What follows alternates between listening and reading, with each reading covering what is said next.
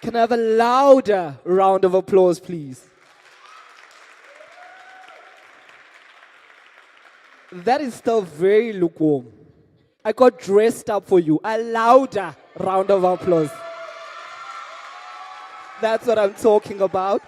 Good morning, everybody. As was said, as Nono said, I'm Came Deeper.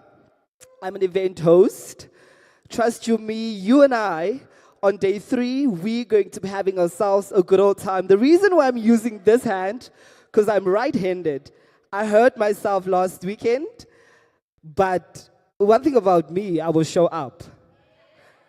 And let this weekend, if anything, let this be a takeaway from this weekend. Show up. This weekend was created for you and I, and the most important thing is, like you all did, was to show up this morning for day 3. So for that, give you guys a lovely and a very loud round of applause.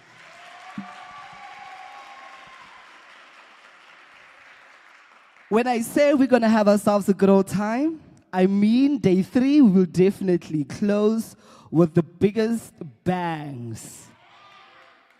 Unfortunately, couldn't make the past 2 days because of my injury. Thank God we are here today in the highest of higher shoes because I want to see all of you. And I want to, listen, when I tell you I want to see all of you, you all better participate today. There's going to be question and answer sessions. I want questions from all of you. Because when you leave today, I want you to leave empowered, because that's what this weekend is about. We all must be connected, and most importantly, we need to be transformed. Because this weekend essentially is about you and I cultivating and creating a space that we can fill up, cement ourselves, and then take over the world. Because the one thing that we have a future. If the previous generation did not have a future, you and I, we're going to have ourselves a good, successful future, right? Right? We are going to be successful people. After this weekend, you are going to take steps, and then you're going to drive your G-Wagons, you're going to drive your Mercedes-Benzes, you're going to drive your BMWs, you're going to live in those mansions, right? Because we are going to be transformed, right? Who remembers what they learned on day 1? Any of you? Oh, suddenly you have amnesia. Anyone who remembers what happened on day 1? What did you learn? What was your takeaway on the first day? So anyone? You see, there's something this guy here did. He has a notebook and a pen. He wrote down things that he learned on day 1. So lesson number 1 for today, always make sure that you're equipped. If you have to use your phone, take down notes. If you have to bring a notebook and a pen like he did, do that. Because the one thing that's going to happen is we're going to be filled and fed with information and you're going to forget. But if you write it down and then you reflect, you are always going to remember it. So, gentlemen, your name, please, and then tell me what exactly you remember about day 1. I remember there was people talking about renewable energies and environmental concerns of mining. I actually noted down things that I found interesting for myself. So yes, we learned about drone licensing, rock breaking certificates that you can create, information that I just noted down that I need to go do more research about. I also learned about information processing, like it's a group, how can I say, a food chain kind of like a thing of that actually shows how businesses works, like big companies, from distribution to storage to cargo handling and packaging and transportation delivery and things like that. Yep. And one thing that I noted down, I quoted it actually, I can't remember exactly who said it, but knowledge is key to unlocking someone's potential. And this course actually unlocked the huge potential inside of me, which I never knew was inside of me. But I always believed that one day, on. Gentlemen, your one day came. Your one day definitely came. Anyone else? Anyone else that remembers something from day 1? Oh, yeah. Hello, my name is Eugene, and I can say that on day 1 I learned a lot about where to go to like apply for jobs and when to apply. So yeah, the first day it was very informative in regards to where you should go if you need something. So yeah, it helped a lot. Thanks. You see why it's important to position yourself so that when the information is availed, you actually hear it. Two people, their potential was fully unlocked. So we're going to move to day 2. Yesterday, well, besides the 50,000s that were flying, darling, it was you getting a 50,000. You were getting a 50,000. What else do you guys remember about the second day of our Empowa weekend? Anyone? Anyone? Is anyone? Oh, there. I'm going to come to you, my darling.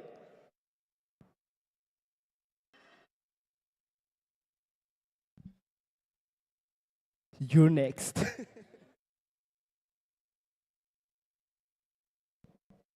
Okay. What I've learned about yesterday is, okay. I'll start from day one. Day one, I was excited, although I didn't get what I was wanting to come here.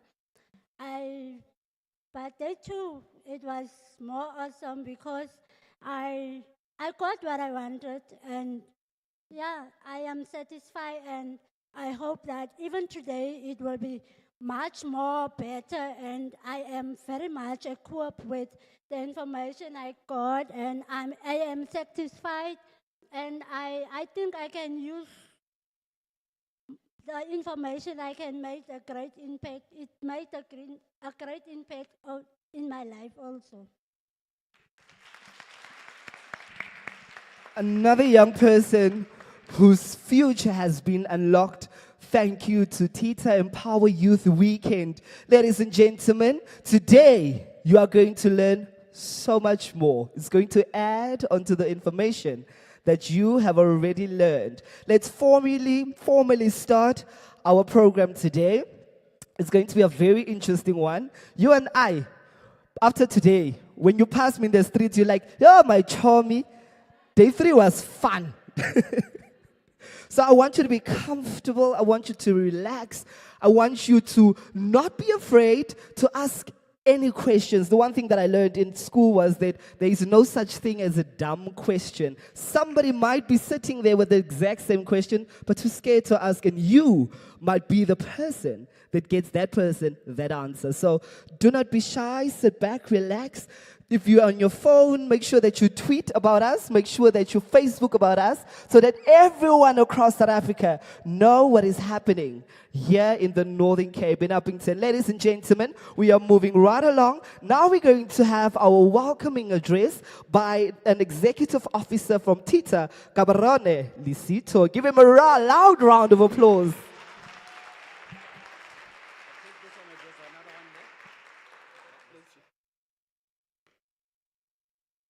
Not gonna fall. Yes, thank you so much.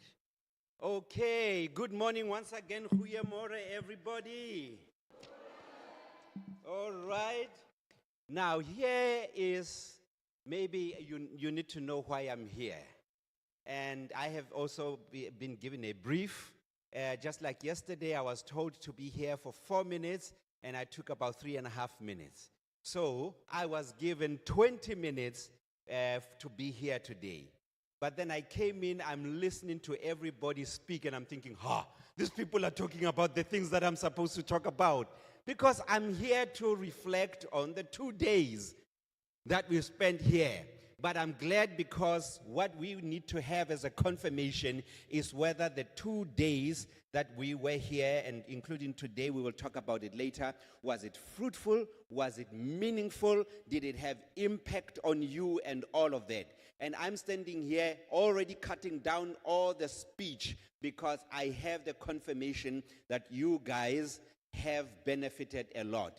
I did hear the young lady who just spoke now to say, although the first day and so on, and I'm glad that this being the first Empower Works weekend, and us hoping that we will have it every year, that we will have learned from you, and what are those things that we would like to do even more in the coming years.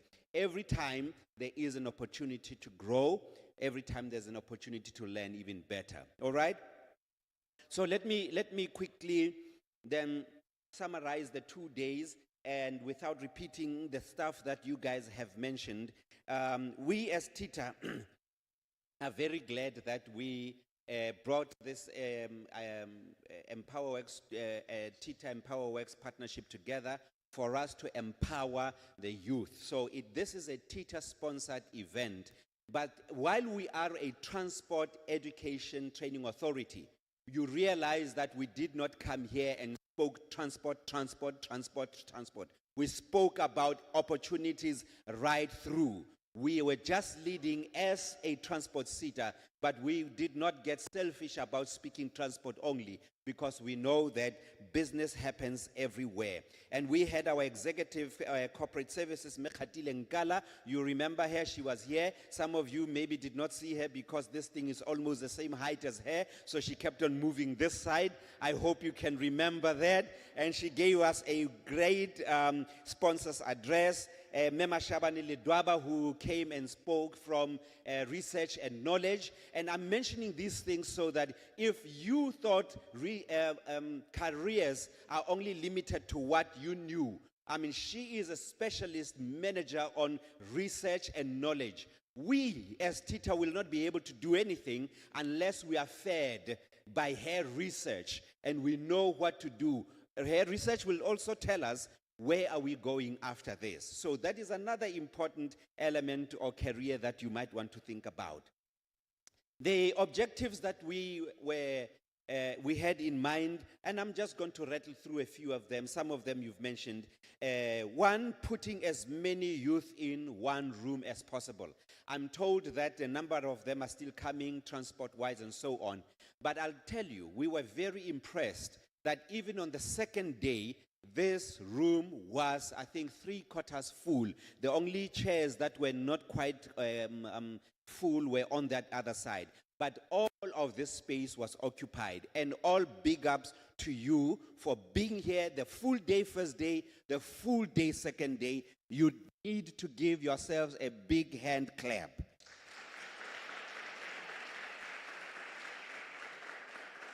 Now, here's another great thing that happened here. I'm sure you realize that you might have gone to a number of youth, either conventions or meetings and all of that. But this was meaningful in at least one big way. That business was here, youth was here, and this was not just talking. Business were connected with the youth. And this is what you guys are going away with. If you are not going to make sure that by the end of today, you have connected yourself to any other business that was here, tips that were given. The biggest aim here was to make sure that the youth with an employment that is so high, you are connected with business people and giving real and meaningful business opportunities. We are going to talk about that later on. Let us move on. But I saw the mayor was here earlier on in the morning. We were having tea with her. I wish she was here, but if somebody can please send a message back to her. Let me tell you something. ZF Mgau as a district municipality and maybe Northern Cape broadly.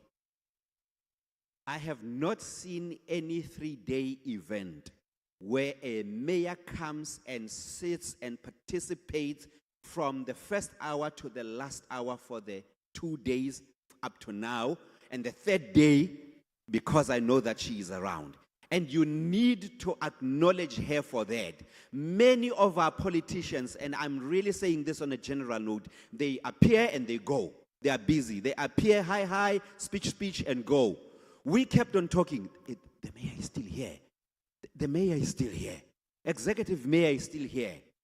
And she has committed to say, if this is about the youth, because the future is in the youth. Some are saying the future is now for the youth. So you need to acknowledge her and do the best you can that you make yourself get as close and close as possible. We've had a meeting with her even after this to say, Mayor, the opportunities that you saw here, This was more on the screen, but let us do work on the outside. Let us now start completing forms. Start applying, Mayor. So you need to be on the lookout for that. Please knock on her door, because we are not going to let her go. I mean, those 750 opportunities for learners placed in various universities, tech schools, TVETs, we need you to be there. 750 is a big number for us nationally to meet, but I'm sure 100 can come from here. So please, I'm just reminding us about those things that happened. So the 2 days was kind of divided into sections. We had a section of dialogues, all right? So dialogues, so there were people sitting in those couches. You remember panels were there and discussions were made. So remember, I'm just here to say, let's reflect what did happen. So we had dialogues, and the dialogues had the topics on logistics. So underline that. Some of you may want to go into logistics. So try and remember what that dialogue was about. There was a dialogue about entrepreneurship. So please remember to go into entrepreneurship. And because today we are not on the lecture about those two, entrepreneurship and business, we have spoken not business so much. We were speaking entrepreneurship. Now, entrepreneurs are not people who come in at a supermarket and manage the supermarket. An entrepreneur is the person who says, I come in, this business is running, but I've got to make it work differently. I've got to make it, if people are carrying stuff from the shelf to the till, what can I do to make their lives much easier? What can I add as a value add in their lives? So we spoke about entrepreneurship. We had panel discussions, opportunities for youth in mining. I hope you remember that. We spoke about culture and tourism. I hope you remember that. We spoke about pitching a business that will attract money, that will attract funding. Because remember, here is like, I want funding. Can you help me? And then you are like, asseblief toch, man. And then we say, no. If you are going to be in business, there's no asseblief toch here. You've got to put your case on the table. You've got to make them believe that if you walk out of there, they have lost an opportunity for funding, so that you turn the things around. You are going there to get the money, but once you are finished, they must feel like, if we don't sponsor this one, we would have lost out an opportunity. That was the part of the panel discussions. And then there was the masterclass portion, empowering tomorrow's entrepreneurs. And these are the people we are talking about. Jobs for youth in the energy sector. You remember there was that portion as well. Jobs for youth in the energy sector. And then the business in a box, where Coca-Cola featured. And then, let me find out, I know you spoke, but let me check. What were your highlights? I know that you spoke, but what was the biggest highlight for you? Did I just say the mayor is here? Did I just tell you? Now give yourselves a big hand clap.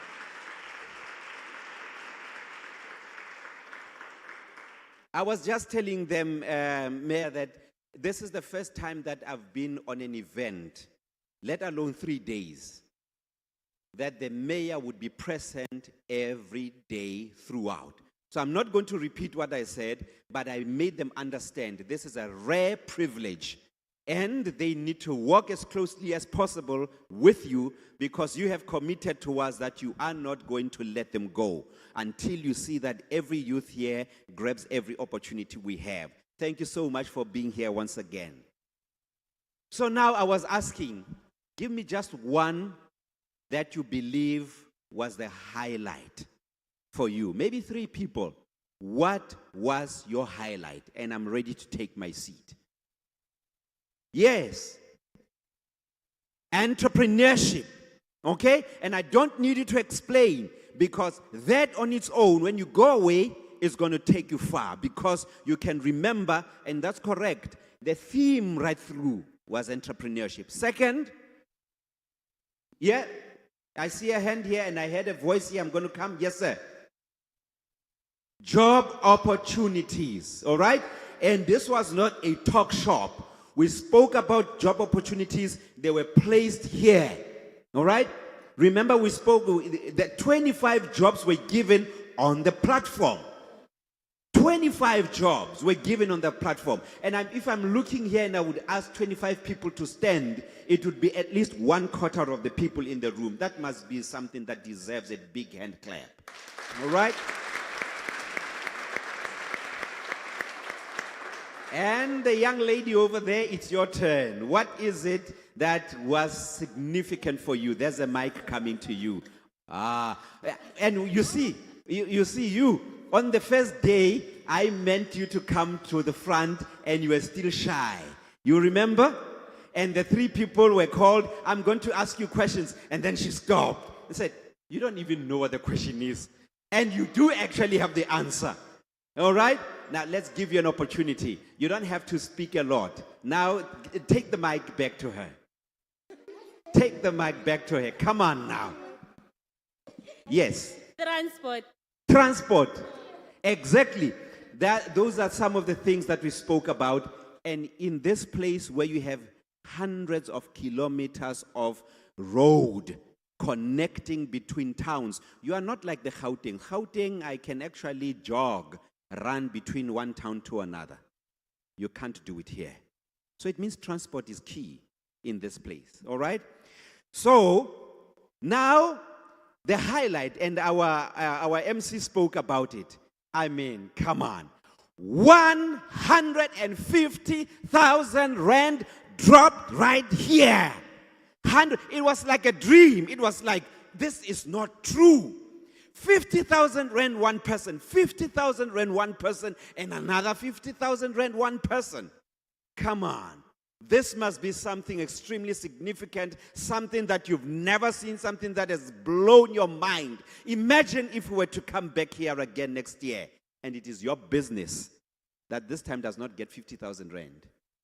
Gets 100, maybe 200, maybe 1 million rand. Who knows?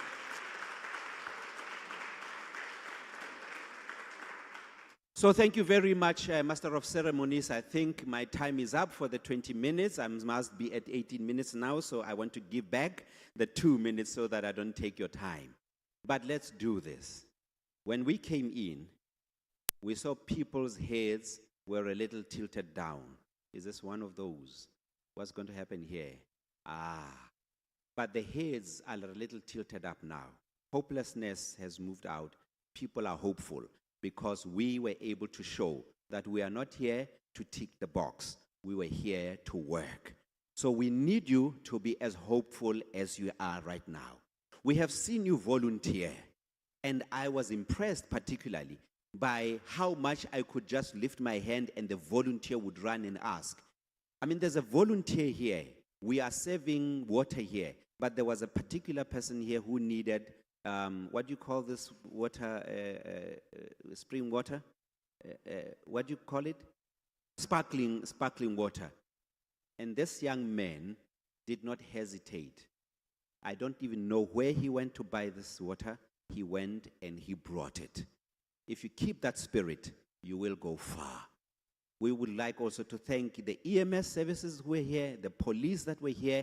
This was organized. And ladies and gentlemen, thank you very much. So this is the wrap of the 2 days that we've had, and I'm sure you can make it even more exciting in the 3rd day. In fact, I'm not a dancer, but you know, when the entertainers came here and the Muruti with the wig started running around here, everything, I mean, that was great. Because this is for the youth. Amen? God bless you. All of the best. Thank you very much. Give yourselves a big hand clap.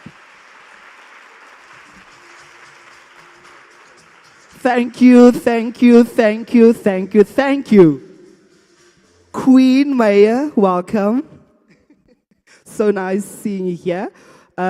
Ladies and gentlemen, a big round of applause for that lovely reflection of the past 2 days. And that, ladies and gentlemen, is just the beginning. We are moving along to our key address now. Our next speaker burst onto our screens years ago by playing a very well, what was a controversial character in a very, very popular soap Generations. He has shared his talents with us on various other big productions. He's also a director. He's our very own. Ladies and gentlemen, please make some noise for Tammy Ngolo.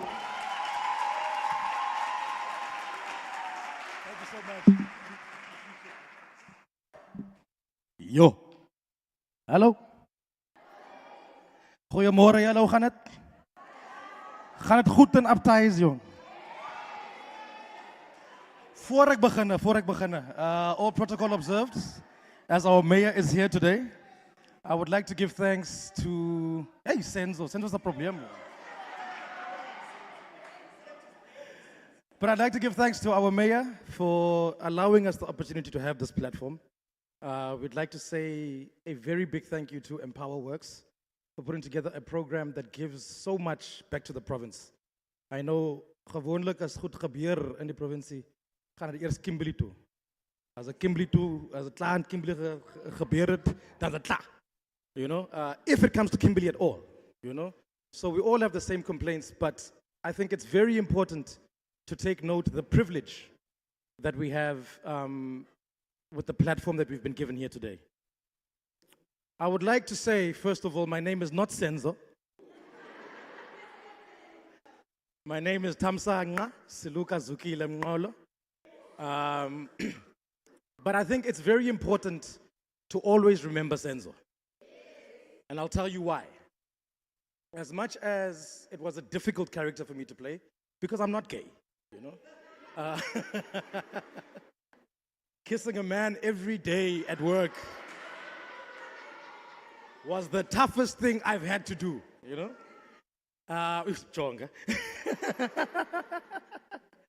But I think the important part for that, for me, was to make sure that in knowing that I'm an actor, it doesn't matter what character you play. It is about bringing your best foot forward and bringing your best ability forward so that the world may know later on that everything that you are doing is because of fulfilling the potential that you've been given. It's about fulfilling on the talent that the Lord has blessed you with. Because all of the things that we have, those are gifts. The ability to be in this room right now, with the people you are sitting with the influences that have been given to you, with the talks that have happened every day. There are so many other young people who are not here today that do not have this benefit. But with that gift comes a very big responsibility. And what is that responsibility? The responsibility is to take forward what you've been given and make the most of it. Because if you don't do it for yourself, no one will. We can stand here and speak all sorts of beautiful, mooi Engels. Klomp mooi Engels. But what are you going to do with that? It doesn't do anything for you, it doesn't feed you, it doesn't feed your family, it doesn't feed your next generation. There are so many people that have suffered, died, that are not here today.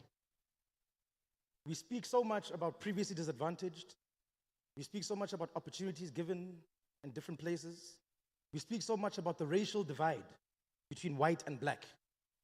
And this is not a racial argument. I don't want it ever to be, because I don't want you to ever make that your excuse. But we have to acknowledge that that's the truth. What do white people have over us? Apart from the economics of the world, of this country, and everything we have done to get to this place, what those economics has given them is the privilege to have access to information, to have access to opportunities. You can have all the education you want. You can speak the best English you can. If you have no opportunities, you can't do anything with your education. If you have no access to information, you don't know that there are programs that run everywhere where you can apply and get funding. If you don't know those things, you can't do anything with your privilege. You can't do anything with your education. And what does that lead to? Crime, hopelessness, despondency. Coming here with the babalas this morning because last night was nice, you know? So give yourself a big round of applause, number one, for being here today.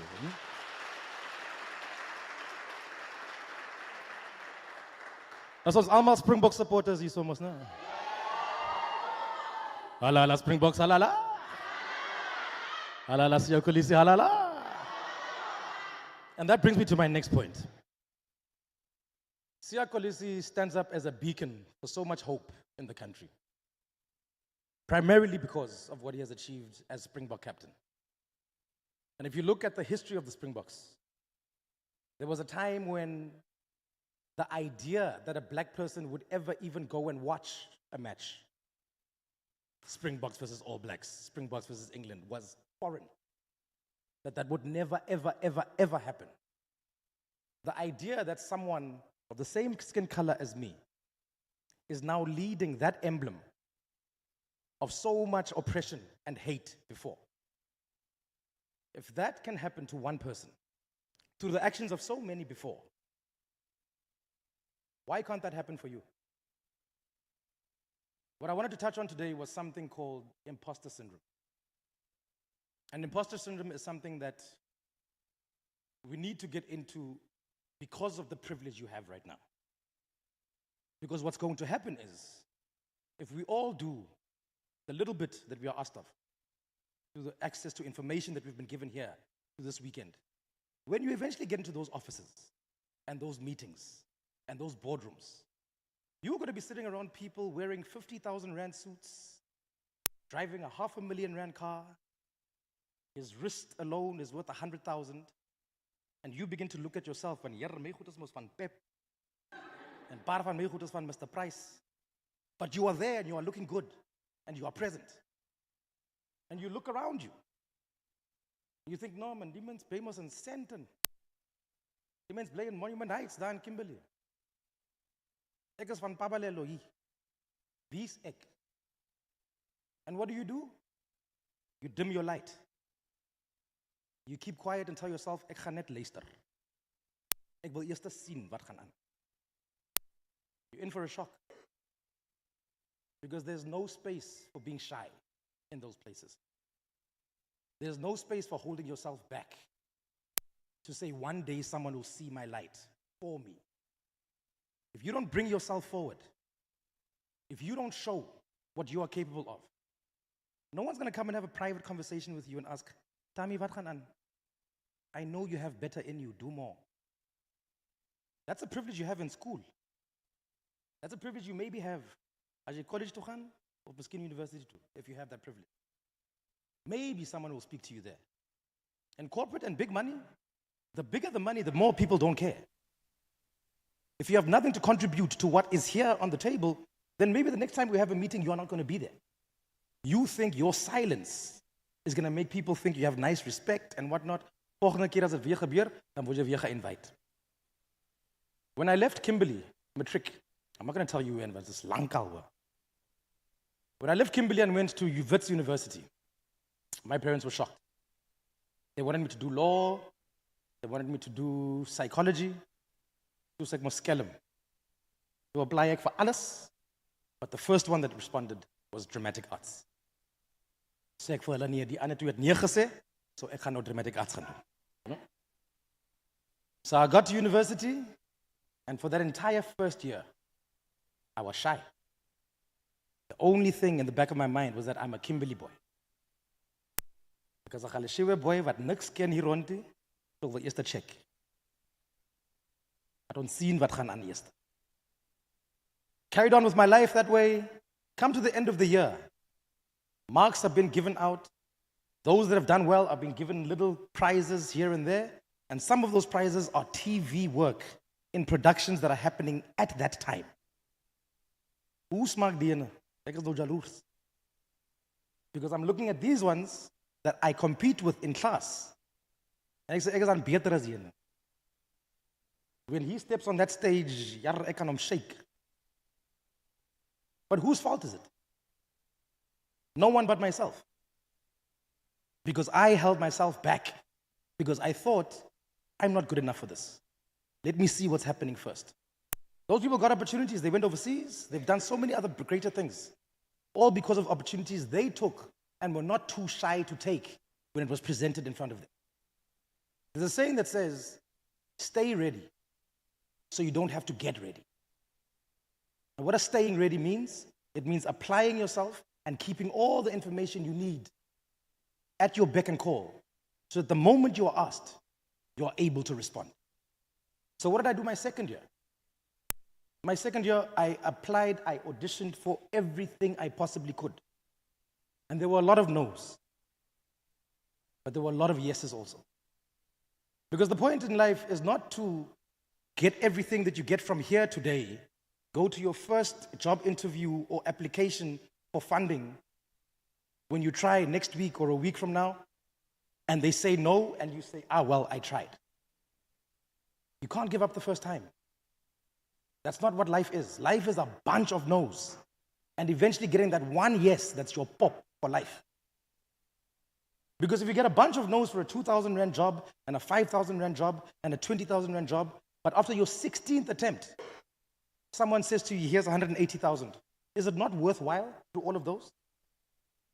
How many auditions have I been to, even to this day, where I wanted a role? As you mentioned, TV, and started TV, I'm like, I don't want to see them. Because I was at that audition. But many years later, God knows what He has in store for you. Because there came an iconic role called Senzo on Generations that, to me, to this day, I might get irritated that people don't call me Tami when they see me in the street.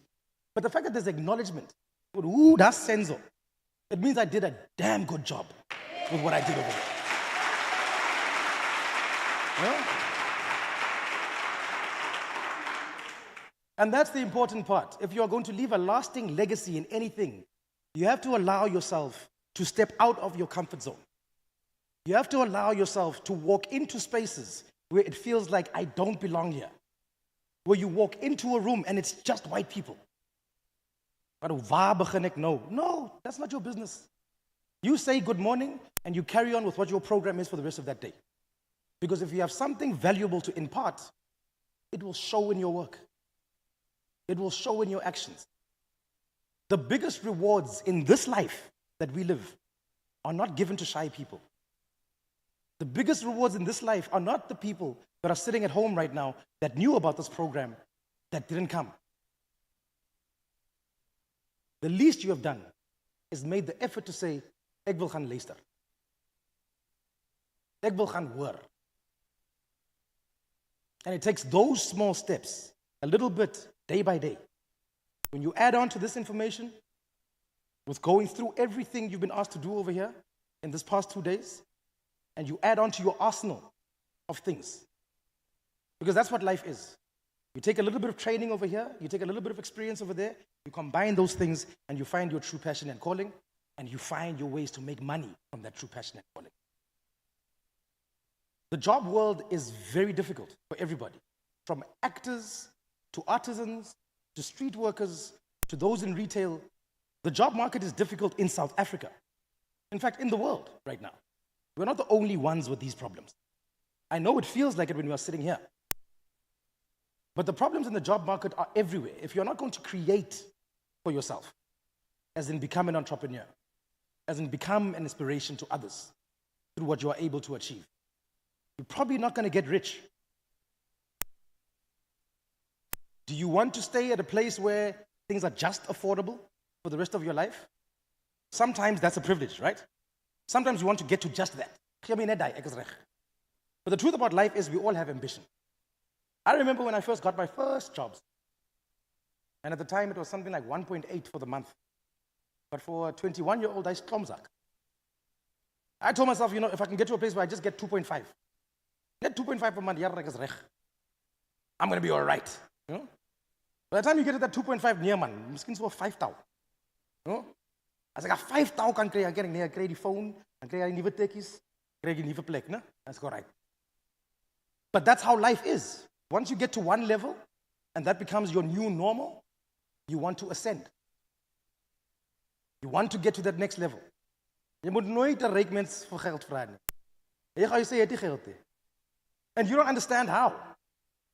You don't understand because for you, hy ry 'n mooi kar, hy bly in 'n mooi huis. As hy nou spurt toe gaan, hy betaal self die bil. But his problems are far bigger than yours in his world. Because how much is his bond in that beautiful house? How much is his monthly payment on that BMW, his and his wife's? How much is that flight ticket that he's using every month? So those things are budgeted for. As jy vir hom nou kom vra vir 500 rand of 1000 rand, ja, daar is 1000 rand iewers. But it's got better uses because his kids have to go to these places that he's going to. So hy het 1000 rand vir jou nie, maar hy het 1000 rand. Can you blame them? It's about you reaching that level for yourself and reaching a point where you are able to say, how am I transcending from this place here? But if you're going to look at yourself as just a little person from Uppington in the Northern Cape, in South Africa, if you don't believe that that can happen, no one's going to make that happen for you. No one's going to believe for you. I still have ambitions to do far greater things. But to someone that comes from my home province, that comes from my street, they look at me and say, "Ek wil soos hy wees." And that's a privilege. And that comes with a huge responsibility. What you need to realize is there's someone looking up to you right now. Even though you might not see it, there's someone that looks to your life and says, as ek soos Boeta kan wees, then I can be something in this life. That responsibility is something you take forward for the rest of your life. You are an ambassador for your family. You are an ambassador for your parents, for all of those people that have done their utmost to raise you and get you to this point. This is not to scare you. Don't let this get in your head and say, the problem van die lewe is te veel. This is to tell you that everything is possible through the opportunities that we are given. And never ever put yourself in a position where you dim your own light and don't take up the space that's been offered to you. Because this is what this weekend is entitled to do. Thank you very much for your time.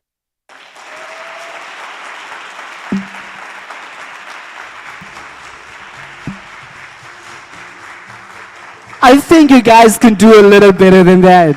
Give a loud round of applause to Tammy. Let's check. Let's quickly check. Thank you, Mr. DJ. Let's quickly check. It's weekend, Mus, right? It's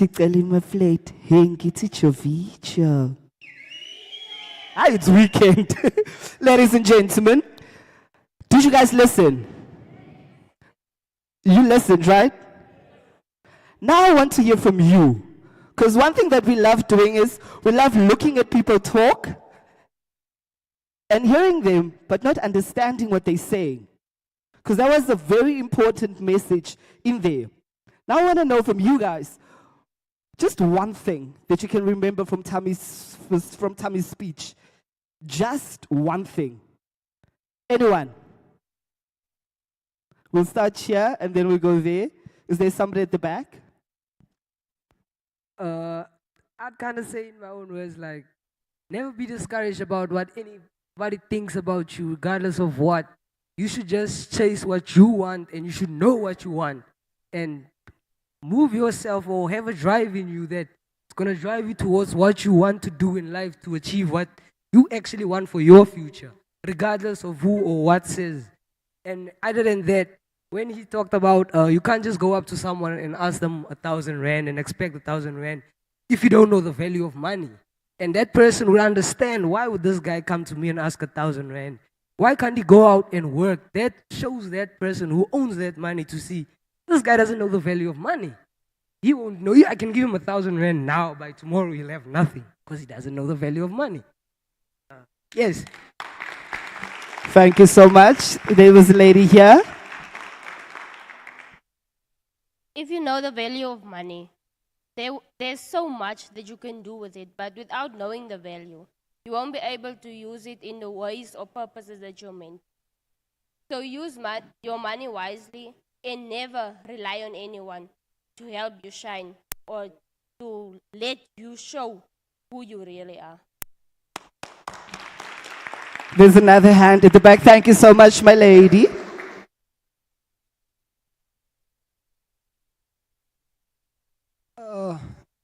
Goedemiddag allemaal. Ik is Shadrik Mowers en wat ik hier actually wat ik doen, wat die persoon nou daarvoor gepraat het is, hoekom kan jy nie jou eie BMW ry nie? As wij nou met elke keer op je export staan, die smaakt jou eie BMW, maar jy kan nie. Hoekom kan jy nie jou eie huis groter bou? As jy moet elke keer nou na die boer toe, sorry nou vir die boerbesigheid, maar na die boer toe moet gaan en eers sy ding loop doen, of om vir 'n werkie vra, nadat jy nog minder betaal as wat jou prys moet gewees het. Maar jou prys kan op jou eie, en jou eie bankrekening kan loop, meer as R50.000, as wat jy nou onder hom moet werk. Die is nou, die werk kom nou wel so, maar hier is muziek. Soos hulle sê, is die youth, en jy moet kan vir jouself opstaan. So, hoekom kan jy nie vir jouself opstaan as wat jy moet nou iemand anders vra om vir jou op te staan? So, actually is, as jy nie samenwerking in jouself gee nie, wie gaan nog samenwerking in jou gee as jy nie jou eie bene lig of jou eie voete stap, pad en stap en sê, hier vanaf hier verder, ek stap my eie pad en ek gaan my eie dinge begin doen om daar te kan uitkom waar ek wil by uitkom. Baie dankie. Thank you so much. Is there another hand somewhere? Is there another hand? Another person that learned something there in the front? You guys are making me work. You guys are making me walk. Okay, this side. Here we go, my lady. Thank you. My name is Shariza van Skalkwyk. Firstly, I want to say thank you to Tommy for his great inspirational, motivational speech. And he actually just reminded me that I was starting to dim my own light. And basically what he was saying in short is that your light should shine so bright that it actually gives people the allowance to also let their light shine. So yes, thank you for that. And it reminded me that I am a queen, I am a goddess, I am Madam President. Thank you. Yes, queen. Yes, queen.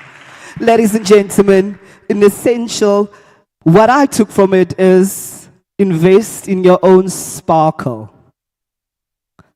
And I think by all of us being here today, especially you guys for being here today, you are definitely investing in your sparkle because every bit of information is important. Like Tommy said, there's no point in being at the right place, but you don't know what to do with that opportunity when it comes to you because you're not informed. So you guys have definitely invested in your sparkle this entire weekend by being here from day one up until today. So for that, ladies and gentlemen, please give yourselves a loud round of applause. Oh, absolutely. Another thing, success definitely is our own responsibility. Thank you so much for making that loud and very clear. Because I think as a generation, we have become so, I deserve this as jy moet my gee. I'm entitled to. And today we were reminded, because Tommy was shy throughout his first year, so many opportunities flew by him. If he had spoken up or stepped up and stepped into his greatness, Charles would have been long gone. Miskien sal ons nie geraad het vandag. States, New York. But yeah, ladies and gentlemen, we're quickly going to have a very short music break as we just touch base. And from there, we'll move on to our panel discussion. We're going to be delving into the agricultural space. So if you're into agriculture and if you possibly want a career, but you don't know what type of careers are in agriculture, yeah, English is leaving me. My mother's money for education is gone.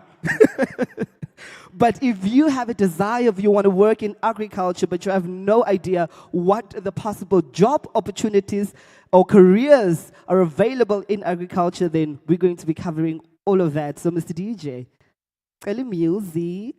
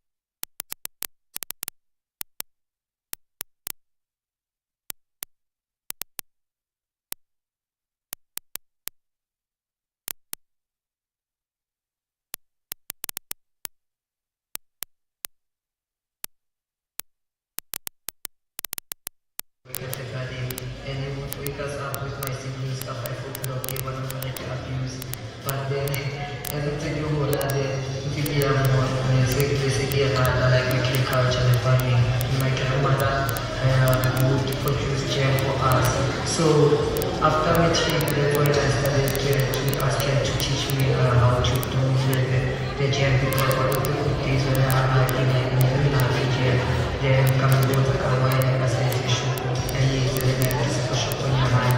Then she told me, oh, I guess I did, and she taught me how to make the jam and the seeds. So I improved on me when I took it to our meeting, like follow me, and then I get on the first one, and then using my own method, but I still keeping the recipe the way, I came to attend one point. So when I came to attend, I met those people again, and I was able to be there. Then I updated what I was from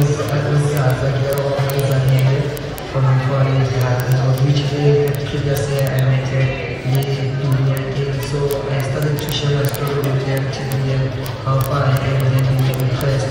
So they once invited me for their session, and they also went to 2016. So it was a good session on which it was based on manufacturing.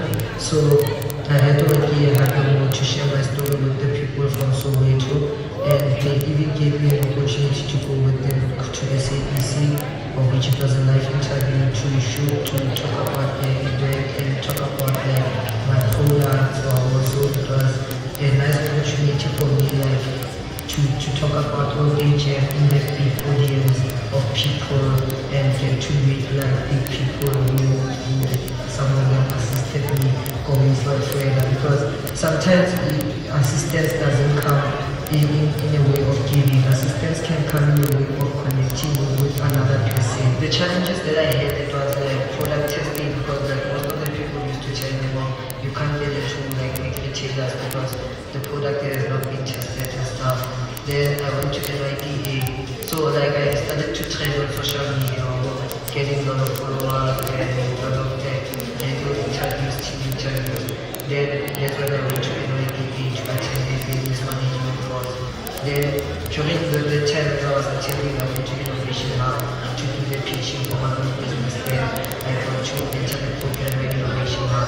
So for NYDA, I'm to start the business plan. So for Innovation Hub, when I arrived, my business of which the marketing materials, the trainings, the financial management trainings, the food safety trainings, the quality management trainings. So then as they assisted me for Innovation Hub, those trainings, that's when I started to work on board. Okay, these are the things that I need to do. Product testing, I have to safety in my facility, I have to renovate my facility to follow those standards. So I went on. Then Innovation Hub this year they introduced me to Wakanda Food Accelerator. Wakanda, then they started to assist me like how far am I in my business. They also they helped me for the better for the overtest test. So Sila paid for the payment for SAPS, then the samples were taken for SAPS for testing. Then they paid for the membership for PSA. Then they also assisted me with the barcodes, the GS1 barcodes. So the show has assisted me a lot, because the show has regular education system, and laptop, and they also got me, they also got a sponsor for me from Contact for the bottles. So I'm getting bottles from Contact where they give me a batch of 1,000 bottles. So whenever I have another production, I'm going back to them and then they giving me bottles again. So what's nice again now, because I won't be really buying like these stickers anymore, because the bottles will come like selling for them already. And now when I started my store, like which I don't start getting money for my products and actually but then it was not enough money. So like now I have business, but then I still love the culture. So can I get my passport starting? And why don't they like market a gem, then they can commission from the bottle of gem that they sell. So right now this facility just needs a COA. So the thing that's keeping us on the COA is running more times right now. So the next step that we want to take now to have they go like more funding, try to source out more funding while we still pushing and selling the product, because we can't always like depend on fundings. We also have to push to sell. The next level, once we have those things, we will start like going to retailers because we are not that far to go to the retailers because right now we're supplying 2 stores in the Western Cape that order from us when they sell. Then here in Gauteng we do not have any store that we provide, but we've got somebody who sells for us, like 2 people in Boxback and in Soweto. They don't have stores, they just stock and then they resell. The top 3 tips, the first one is discipline. I'm going to stretch it out in which way. Never underestimate anyone because like you don't know who you're checking with, and you always have to respect people. Wherever it's either respecting in particular. Then the next thing, guys, whenever there's a session, don't say the guy or if maybe somebody is disappointing, or don't say it's far, because now when you talk about the innovation hub, I met innovation hub, some event that was not even formal, but the innovation hub truly assisted me like don't be scared, don't be scared to start.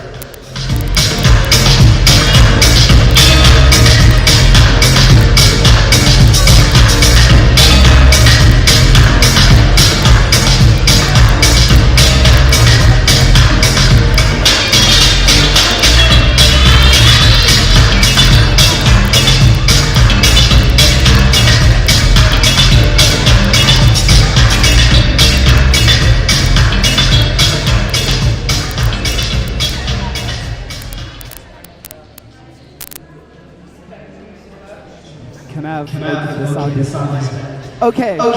We are getting into our panel discussion right now. So if your friends are outside, come inside because this might be exactly what they want to hear or they want to hear because they might be into agriculture. While you guys do that, remember I told you in the beginning that you must, if you're going to go on your phone, that you must tell everybody that we are here, right? Well, now there's a prize to be won. All you have to do is go into your social media, use the hashtag, that is our official hashtag. It's EYW 2023. The other hashtag is TETA, Empowa Youth Weekend. The last hashtag is Inspired, Connect, and Transformed. Use all those 3 hashtags in your post when you let your friends know that you are cooler than them for being here, and you can stand a chance to walk away with a 500 Rand. We all love money, so get posting. Go on your phone and post. The hashtag is EYW 2023. The second hashtag is TETA Empowa Youth Weekend. The last one is Inspired, Connect, and of course, Transformed. Use all those 3 hashtags and you could be 500 Rand richer. Do it for yourself, do it for your pockets. Make sure that you make your pockets grow. Love money, so get on your phone and get that money, right? Right. Ladies and gentlemen, we are moving right along.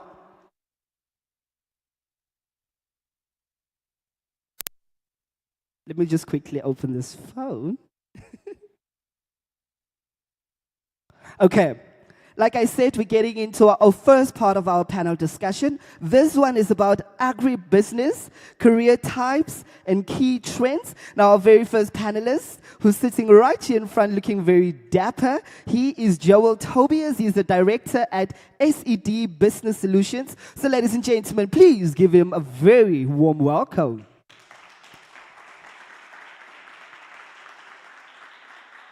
I think you guys can do a little better than that. Thank you. Good morning, everybody. Thank you so much. Our second panelist is unfortunately not here, but she's definitely joining us. She's joining us via video. That's the one thing that people made sure. So one of you can discover the next thing that will make our lives easier. She's joining us digitally. Her name is Agnes Hove, and she is the finance director at African Women in Agriculture. Is Agnes there? Is she alive?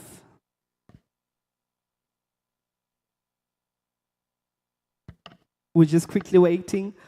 Oh, there she is. Hi, Agnes. How are you?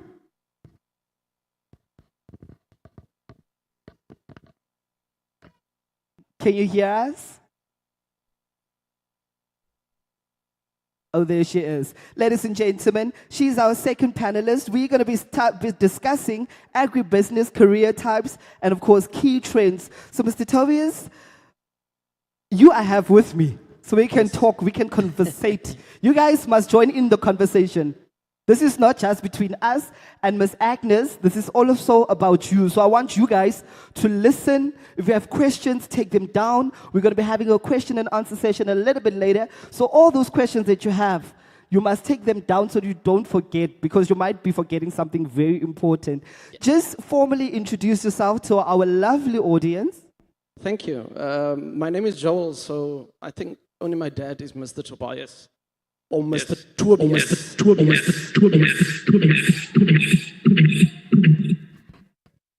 Okay, that's one way to announce it. So I'm actually an accountant by training.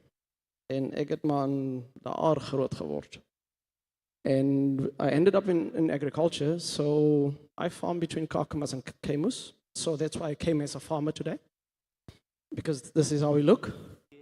So we do table grapes, pecan raisins. It's a 2,500 hectare farm, and we produce about 293 hectares worth of product. So that's my day job.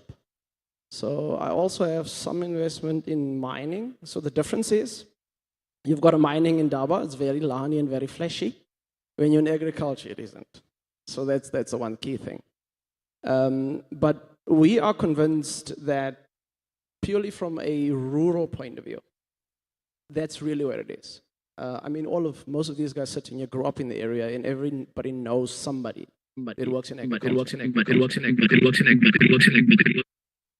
So and our reference point is usually a general worker.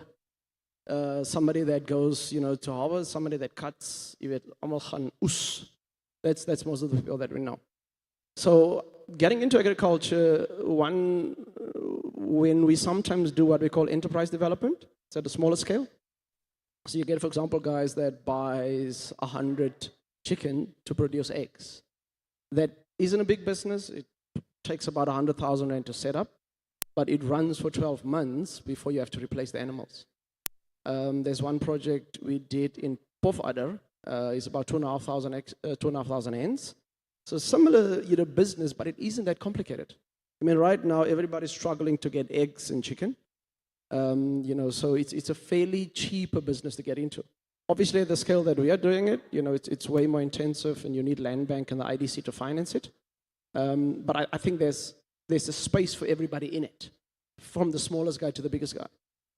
So one of the projects that we running is somebody that has 1 hectare worth of water rights, but he uses that water to plant lucerne, and he uses the lucerne to feed his animals. So it all depends, I think, where you end up, in the industry and in the scale. But more importantly, you need a passion for it, because it's not that profitable. But if you do it right industry, right focus, right scale, it can be. So I think that's really the crux of it. It's I suppose, like most other things in life, you don't accidentally, end up in certain things. You either need to have done it or want to do it, and because it really gets hard. So you need to drive it, and like our previous speaker said, a lot of people will tell you no, and they keep telling me no. I mean, as I'm sitting here, like I said, I'm an accountant. I have a master's degree, but still, you walk into a boardroom and people are just like no. But I think build your partnerships, build your presence, in industry, and that's kind of how, we are making it work for us. Thank you so much. Do we have Miss Agnes back? Do we have her back? No, not yet. We're going to continue with Tobias. You touched on the various career opportunities or the careers within agriculture. And like you said, so many people, or it's a norm, everybody just knows agriculture. You must go into the field and you must work and you must must plow, and that's all we do. In December, there's usually a thing when it becomes this time of the year. People say, "Gaan werk jy ook drywe?" You all know that, right? There's so much more to agriculture, and we are going to dig deeper today to show you guys exactly the different career opportunities there is in the agribusiness. I want us to touch on the different careers you can do within agriculture. No need net gaan oesie. But everything else, yes. So, for example, you know what we do? We export our table grapes to Europe and to the Netherlands. So we have a cold storage unit, right? So we need somebody to run that thing. It needs to be consistent temperatures, you know, over a consistent period of time. So you need electricians, you know, in the farming space. You need, you know, somebody who understands refrigeration. So that's one. But when you harvest the product, we usually send everybody in at 3 o'clock in the morning. They go into, you know, the blocks, they cut the grapes, and they leave it. And then the next group would come, they would collect it, and they take it to what we call our pre-coolers. So you put it in there, you know, there's water dripping, there's wind, so it cools down the temperature. So you need, like I said, you know, expertise to make that work. And in the pack house itself, we've got these conveyors, you know, so you need diesel mechanics, you need artisans to make that work, but importantly, you need lab assistants. Because our product is exported, you need somebody to test the product to see that it's compliant. By the time it gets to the harbor, by the time it gets to Europe, it needs to be certified.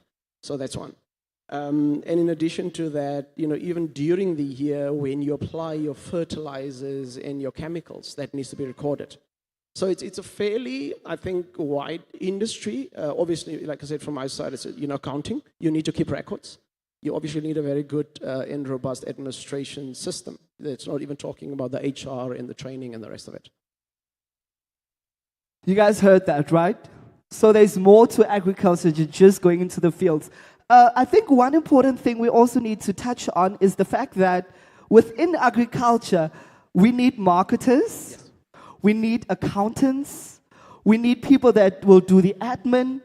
We need so many people in one business within agriculture. So there's so much more, but I want to know, where can young people go to, you know, get the qualification to get into any of these different station of value chains within the agricultural space? Where can they go to equip themselves with the knowledge? And also, if there's places where they can get experience, where can they go to get that knowledge and or experience? So I know quite a few people that have studied agriculture at the local college. All right, so it's either national diploma or, you know, you go to the TVET. But what you then do is you complete your first part of the training, and then you get placed at one of the farms. And it's once you get in there, you know, here one and a half in, 3 years later, when you've been in the industry for 3-4 years, you usually end up at one of the bigger farms. I also know, you know, black people, you know, colored people that ended up at Stellenbosch University, which is one of the bigger, you know, agriculture schools. The only difference is when somebody who is black go to university to study agriculture, they usually don't come back to the farm. They end up, you know, as an investment banker at Investec, at the industrial, you know, corporation. So that's the nice thing about agriculture. As soon as you really go into it, career-wise, study-wise, you basically become an agriculture expert, because there's not a lot of black agriculture anybody's out there, for that matter. Historically, our involvement in agriculture as black people has been at general laborers. So, for example, when I attend a farmers' meeting, I'm usually one of 2 non-white farmers in the room. And I remember, maybe I need to tell you guys this. So I attended one of these, you know, Gravis, and this thing started, and, you know, there's a presentation, and at some point, you know, I interact with the presenter. And when this thing is done, when we leave, so the one guy asked me, met watter baas het jy hier gekom? Meaning, who's, you know, on which farm do you work? So, the problem is you struggle with these on a daily basis. There's nothing wrong with it, because your view is, I'm farming, I'm surviving, I'm putting food on my table. You know, I don't need the next guy's approval, whether it's black or white for that matter. So it happens quite a bit. And same week, so on our farm, the lady that cleans the big house is Auntie Goyce. And it was Auntie Goyce's birthday. So we said, listen, it's for the weekend, let's go and celebrate this. So they've got the workers' houses across the street from the farm.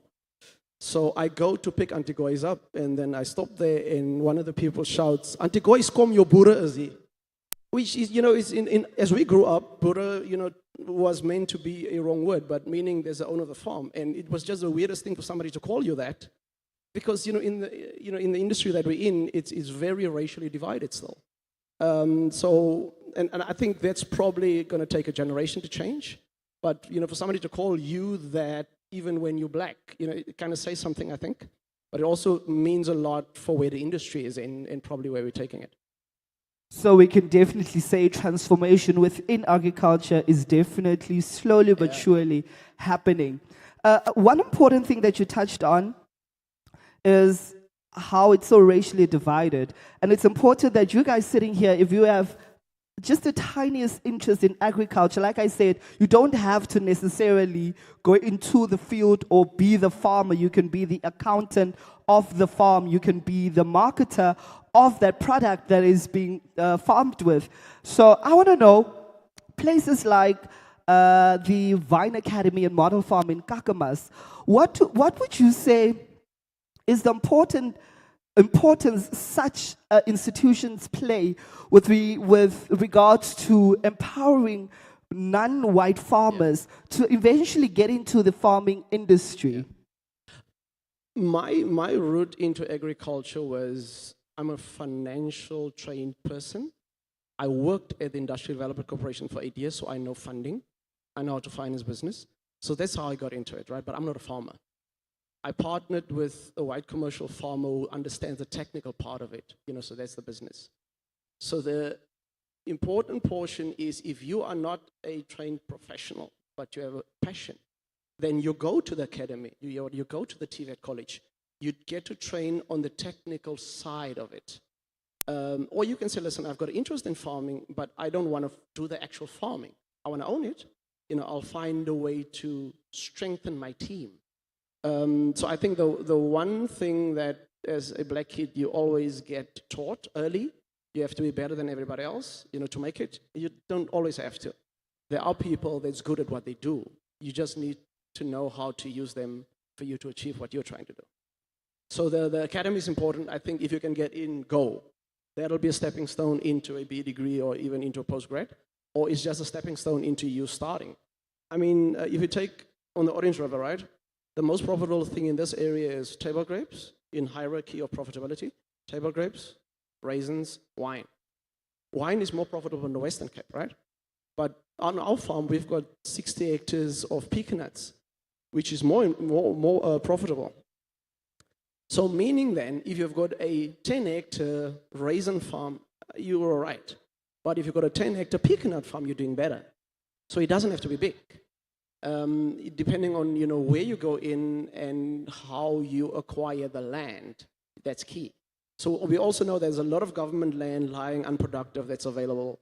So there are areas for us to get into agriculture without having to buy a piece of land, which isn't the easiest thing to do. Thank you so much. Do we have Agnes? Miss Agnes, are you with us? Let's give it a moment. Oh, there she is. Okay, Hi, can you Miss hear me now? Agnes. Good morning. Okay, can you hear me? We can hear you crystal clear. I represent African women in agriculture. We are a group of women who develop women in the agricultural space. We're passionate about agriculture, and we look at the non-traditional ways of going into agriculture. So I'll just explain to you the type of careers that are available in agriculture. So we have the primary space, we have the secondary space, and the tertiary phase. And then we also, I didn't listen to the previous speaker, so I'm not, maybe if I'm repeating what he said, I hope I'm also reinforcing some of the concepts that he's shared with you. So the primary space is where you actually farm. So your gardening, your primary production, So where you go in and you farm your vegetables, your fruit, your grapes for wine, whatever it is, the primary production, which is very hard, labor intensive. You thinking about seasonality, you're worrying about weather, you're worrying about soil types, you're worrying about rainfall, you're worrying about hail, and you're worrying about just the basics of agriculture. Secondary side is the transporting or the aggregation. So these are people who come and collect your produce and take it to the market. So whether it's a transporter, an aggregator, and in this space also you have people who sell tractors, tools that allow you to produce. So people who sell irrigation systems, people who sell solar at the moment, boreholes, all the things, the fertilizers, all the things that allow you to succeed as a farmer are in the secondary phase of agriculture. Then the tertiary is the people who create produce or products from what you farm. So it's the people who, from the basic level, will make achas, amagwinya at the basis levels, but those who also make flour, mealie meal, who create foods that go into the Pick and Pays, the ShopRites, the supermarkets that we buy and consume. So there's space at all three levels, depending on what your passion is and what your interests are. But these are underpinned by accountants, by bankers. So if you think about agriculture as an area, and what speciality do you need? So as a banker, you need to understand the farmer. So it's not just any banker that will understand how farming works. Farming is seasonal. Farming has got specifics in terms of there's certain times when you need a lot of capital, and when you make your money, you don't make money until your next harvest. So how do you keep your operations going? So it needs a bit of fancy financial footwork for you to ensure that you're able to keep your business going. Farming, whether it's primary, secondary, tertiary, is a business. You need to be an entrepreneur. So a lot of us think that, oh, the farmer, oh gosh, all he knows is how to dig and how to water. He doesn't know anything about business. But business skills are critical because I need to ensure that I have enough seed at the beginning of planting season. I need to be able to make sure. Oh, we unfortunately have lost my Agnes, and I was getting into it. Who else was getting deep into it? So interesting. Back to you, Tobias, as I hope the technical team is trying to get my Agnes back. I want us to move on to, we all know farming needs to be sustainable because of the changing environment and stuff like that. What would you say our young people need to bring to the table their innovative ideas? Why is it so important for them to really think outside of the box, to come and help us make farming sustainable? I think the critical thing about young people is, one, everything needs to be quick, it needs to be now, it needs to be, I almost want to say, IT related. It's not like, we're farming with the old tractors, back in the old days. So one of the things that we found with the younger people trying to enter the agriculture industry, it is smaller, there's more agro-processing. So, for example, there's one project we did in Boshoff where we turned shipping containers, 30 shipping containers, into a chip factory, where you take the potatoes, you slice it, you pre-cook it, the entire thing. It was about 1.5 million rand. But it's a cooperative of 6 youth, and they're selling their product to the local market as pre-cooked wholesale product to the restaurants, in the catering industry. So it doesn't take that much money to actually get in there, whether it's primary processing or even on the final prepared product side. And I think that's really what young people do, because if you think about it, the older folk, they wouldn't even want to think of doing something like that. But young people are like, we want to do this. We don't have a big building, but we have the passion to get it done if we can get the support and the money. And I think that's one of the things we pick up with younger people going into the industry. I want to stop here quickly before we move on. Is there any of you that have a question? You guys are awfully quiet. Oh, there's a question. Can we have a microphone here? Is there no additional microphone? Okay, fine. I'll move with mine.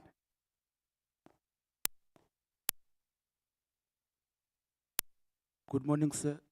Good morning, sir. My name is Tabani. I would like to find out, like in your metric subjects, which subjects you must have to study agriculture. And then the other thing, I'm interested to wine producing. I'm in the tourism industry. I'm working for tourism, but I'm interested also in producing wine. Yeah. So where can I do that course of producing wine, or what must I do if I would like to do that to producing wine? All right. Wine producing. Thank you. I think as you know, in principle, agriculture is a science. And you need to understand soil types and the rest of it. So they usually require you to at least have maths, you know, and science as a beginning. But wine production, University of Stellenbosch is very good at it because it's a wine industry. There's a lot of know-how and a lot of training in the area. We have had a very strong history on the Orange River in terms of wine production. But you guys would have noticed most of these, you know, sites for Orange River cellars has been closing down. And the reason is most of the farmers are taking out the wine vineyards. They're replacing with more profitable stuff, table grapes, pecan nuts. And for that reason, there's not enough volume. So, I mean, Orange River cellars, they used to have production facility all the way from Gobashoop, Groot Drink, and it's reducing. So that's one. So you still get wine in the Northern Cape, but it isn't that.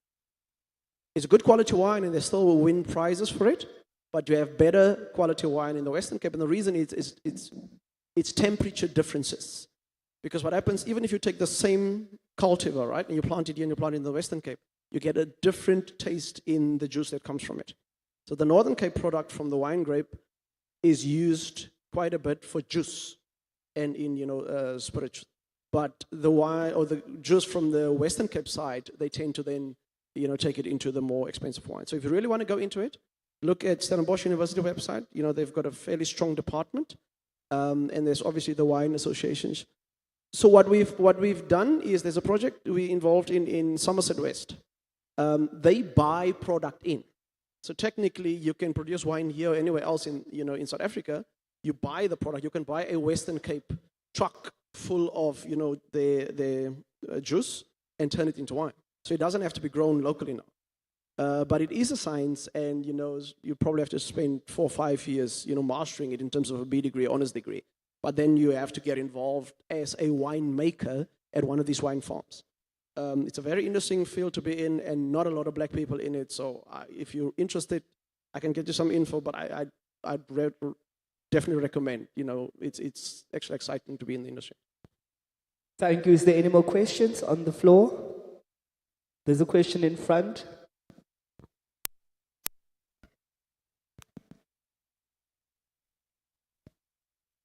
Good day, sir. I actually wanted to ask, what does it take like to make the quality of the wine taste more better or unique in a way?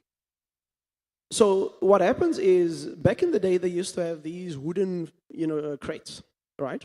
The hout vaat, wat hulle gebruik het. But these days, they use these stainless steel barrels. So depending on the product you want to produce and, you know, the quality of it, you know, there's a certain period of time where it's in the hood and when it's in, you know, the bigger tank. So depending on whether you do a red wine or white wine, you know, it kind of transfers between the oaks and the barrels, and depending on the taste that you want, the different types of barrels, different types of woods, you know, so there's a bit of a science behind it. But they always tell you that the quality of any good wine starts with the quality of the grape.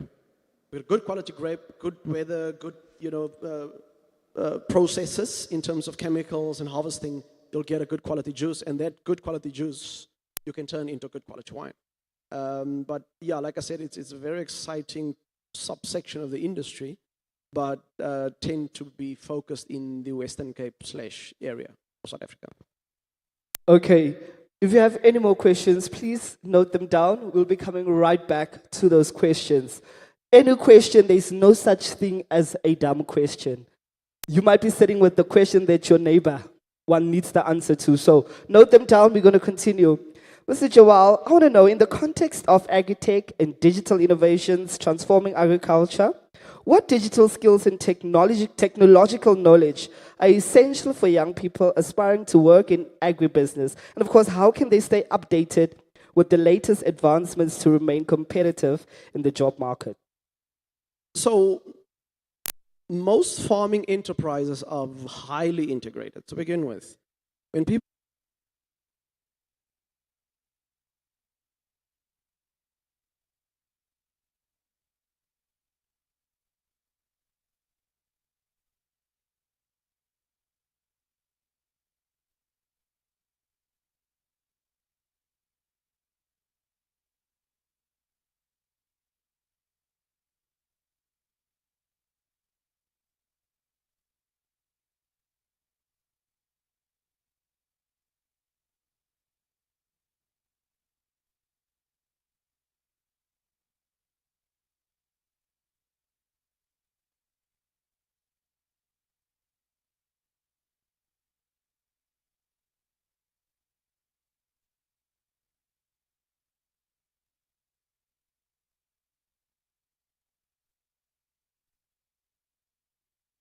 full-time IT specialist, because somebody has to maintain all of those. So I think gone are the days when agriculture was, very manual and very basic. It just has gone into a space where, it's just entirely digital. So we harvest the product, we pack it. In the packet itself, right, in the box, there's a measurement tool in the box that even if we put it into the shipping container, I can stand outside of it and I can measure the temperature inside. So I can sit in my office and then I know the shipping containers now left Cape Town Harbor. I can track it. So by the time it gets to the UK, I know this is a week later, right? And usually what happens is the buyer on the other side would open it, and if there's complaint about the product, you say no. But there's a record of the complete cold chain, for its entirety. So it was born out of having to keep complete record to get the product to the market, but also from my operational point of view is if I know where the efficiencies lie in production cost, in cold storage, in quality. So that's for you to manage the product. There's no use. For example, my harvest period on our farm starts end of November. So all my products are in Europe by the time Christmas comes. And then most of the guys go home. They come in January when we start with, with the raisins. So that can only happen if everything happens. So the last thing I want is before Christmas, somebody in Europe tells me, yeah, we open the crate, and all the, the grapes has gone bad.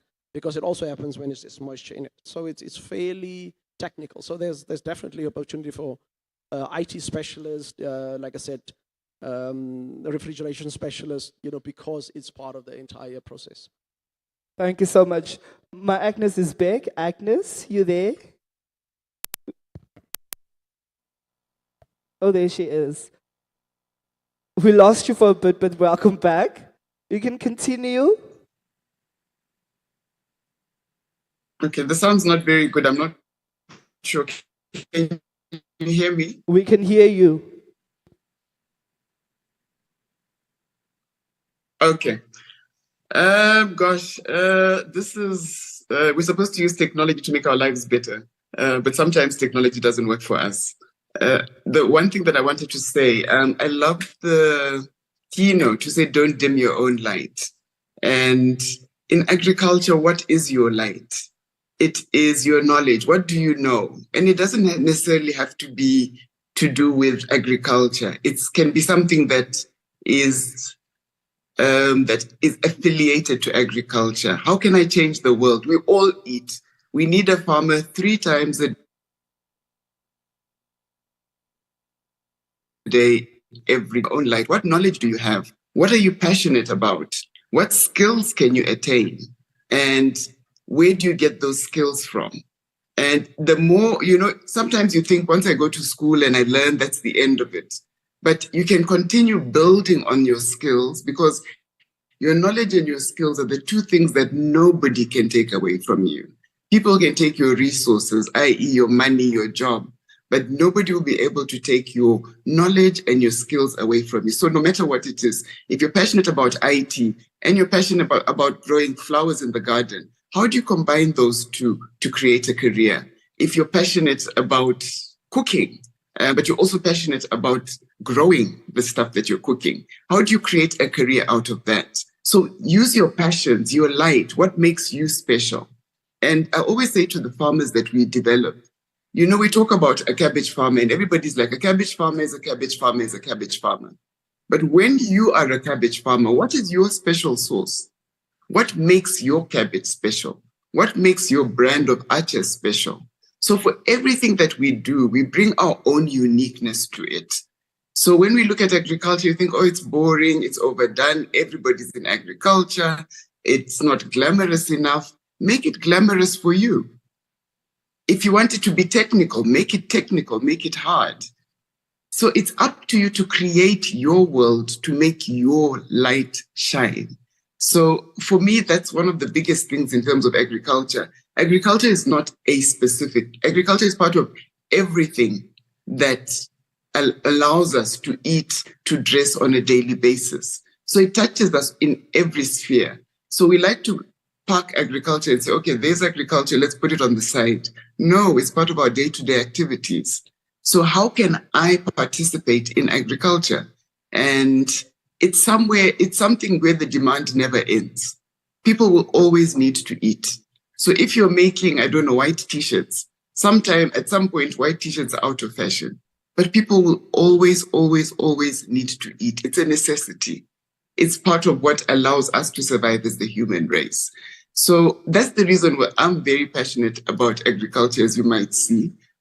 We grow vegetables. As I said, we develop farmers as well, but we also develop entrepreneurs. And I think before I was cut off, I was talking about how entrepreneurship is so important for agriculture. So you're running a business. So whether it's you're the CEO of your own business. I'm the CEO of Agnes.com, and you're the CEO of your own business. How am I managing that? How am I running that? So when I am trusted with a business to run, how can I run it in the best way possible? And the best way possible means that I'm able to make it profitable. I'm able to pay my workers. I'm able to continue to produce. I'm able to supply my networks. And all those things make it a success.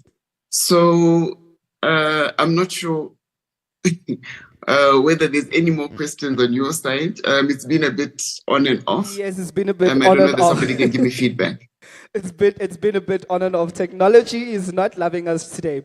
But I definitely want to know, is my Agnes still there?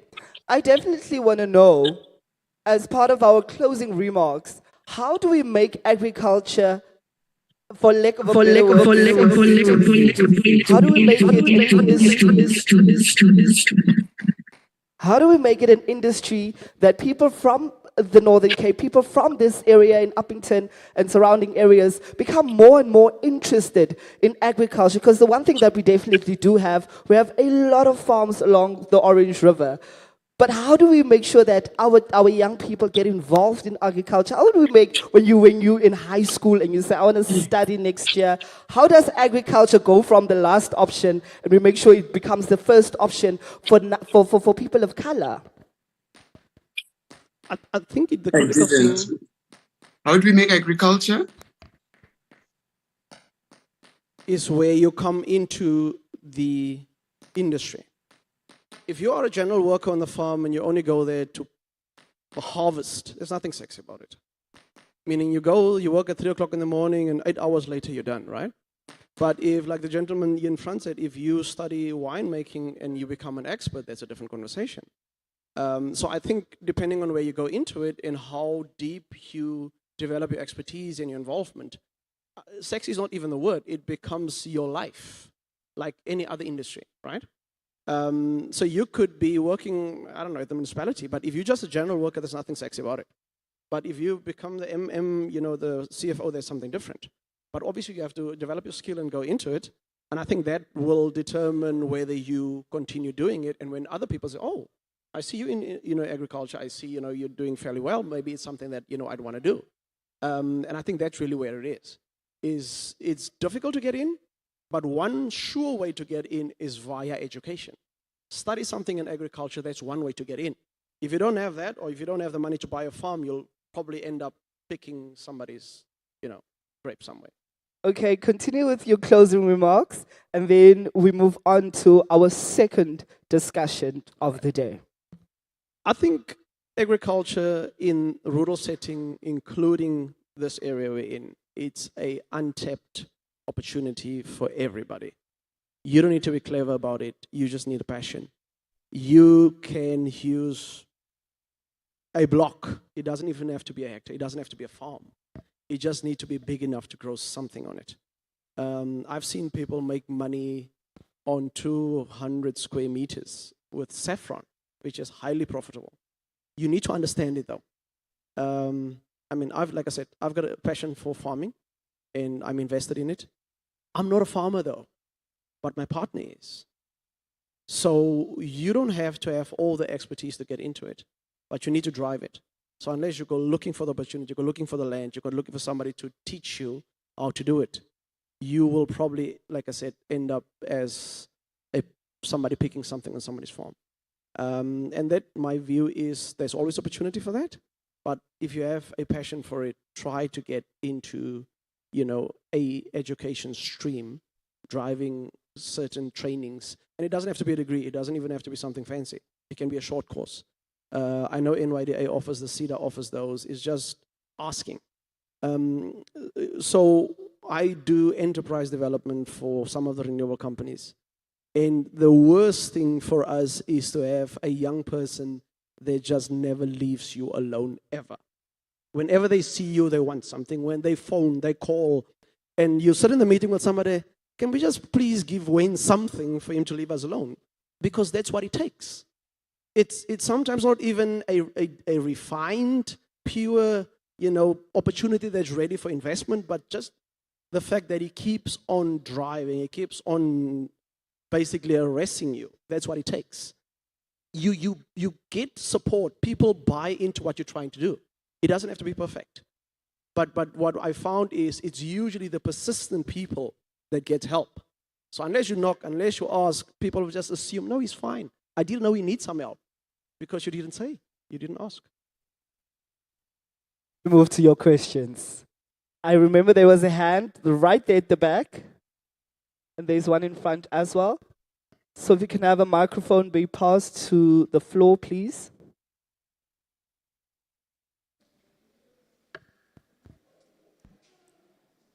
Good morning. Thank you for the opportunity. Sir, I would just like to get into the aspect of land, because if we need to venture into agriculture, it means land need to be available. And unfortunately, previously I went to the municipality to inquire land, and the answer that we always get is that Dasi Khoronte. You understand? It is frustrating. So I don't know because I know this is an initiative backed by our government, of course, but mostly it is private businesses that is collaborating. So if these private businesses can collaborate with the municipality directly in order to more fiercely try to materialize that initiative to get young people, not really just based on skin color, but young people to get into agriculture, into farming, whatsoever, and then they must make land available. We can't find ourselves having an idea, but whenever there is something that we have to do, there is no opportunity in terms of land. Thank you, sir. Reply? Okay. I agree with you, totally. It all depends what you want to do, though. If you say, listen, you want to irrigate, you need water, then you need land with water to begin with. If you say, listen, I need a piece of land to set up a coop to keep hens, chicken, that's something different. So government, all fears of government are sitting with the bigger part of South African, land. So I agree with you. It starts at a municipality.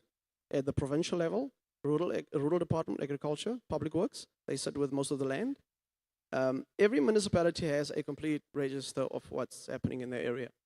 And whether they have it or not, something different, they should. And you are legally entitled to apply for those. You don't necessarily get it, but you can apply.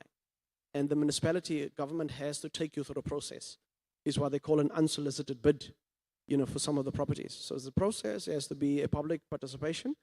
And then in the end, it goes to council where they say, listen, yes or no, you get your land or not. I mean, we've been through some of those. Alternatively, you can approach the National Empowerment Fund. They've got a structure where you can acquire land with a proportion of grant funding. You can go to the IDC, Industrial Development Corporation. They can assist you with it. SIFA, Small Enterprise Finance Agency, they can also do it. But it all depends what you want to do. The critical thing is, whatever the farming that you go into, for them to buy a piece of land has to produce a return in a certain expected period. So for example, peanuts, like I was referring earlier to, it's a 10-year cycle. If I plant peanuts now, I break even in year 13. My first full harvest is in year 10. It's difficult to finance peanuts from a zero base. Grapes, first 50% harvest is in year 3, you're in full production year 4. There's all kinds of grapes. Dates, dardles, 10 years cycle. So that's why I'm saying it depends what you want to do. Lucerne, it's a cash crop, but you plant it, it grows for 5 years, right? So the nice thing about lucerne, you plant it now, by the year end, you're in full production, you can harvest it. So it depends what you want to do and how big you want to go. They are reluctant, when I say they, the funders, to buy big pieces of land. It needs to be something that will be able to basically repay whatever money you put into it. If it's too big, it doesn't work. You can scale it up. But if it's too small, it doesn't work either, because then you make nothing of it. So there are ways to get into, but I agree with you. Land is the big issue.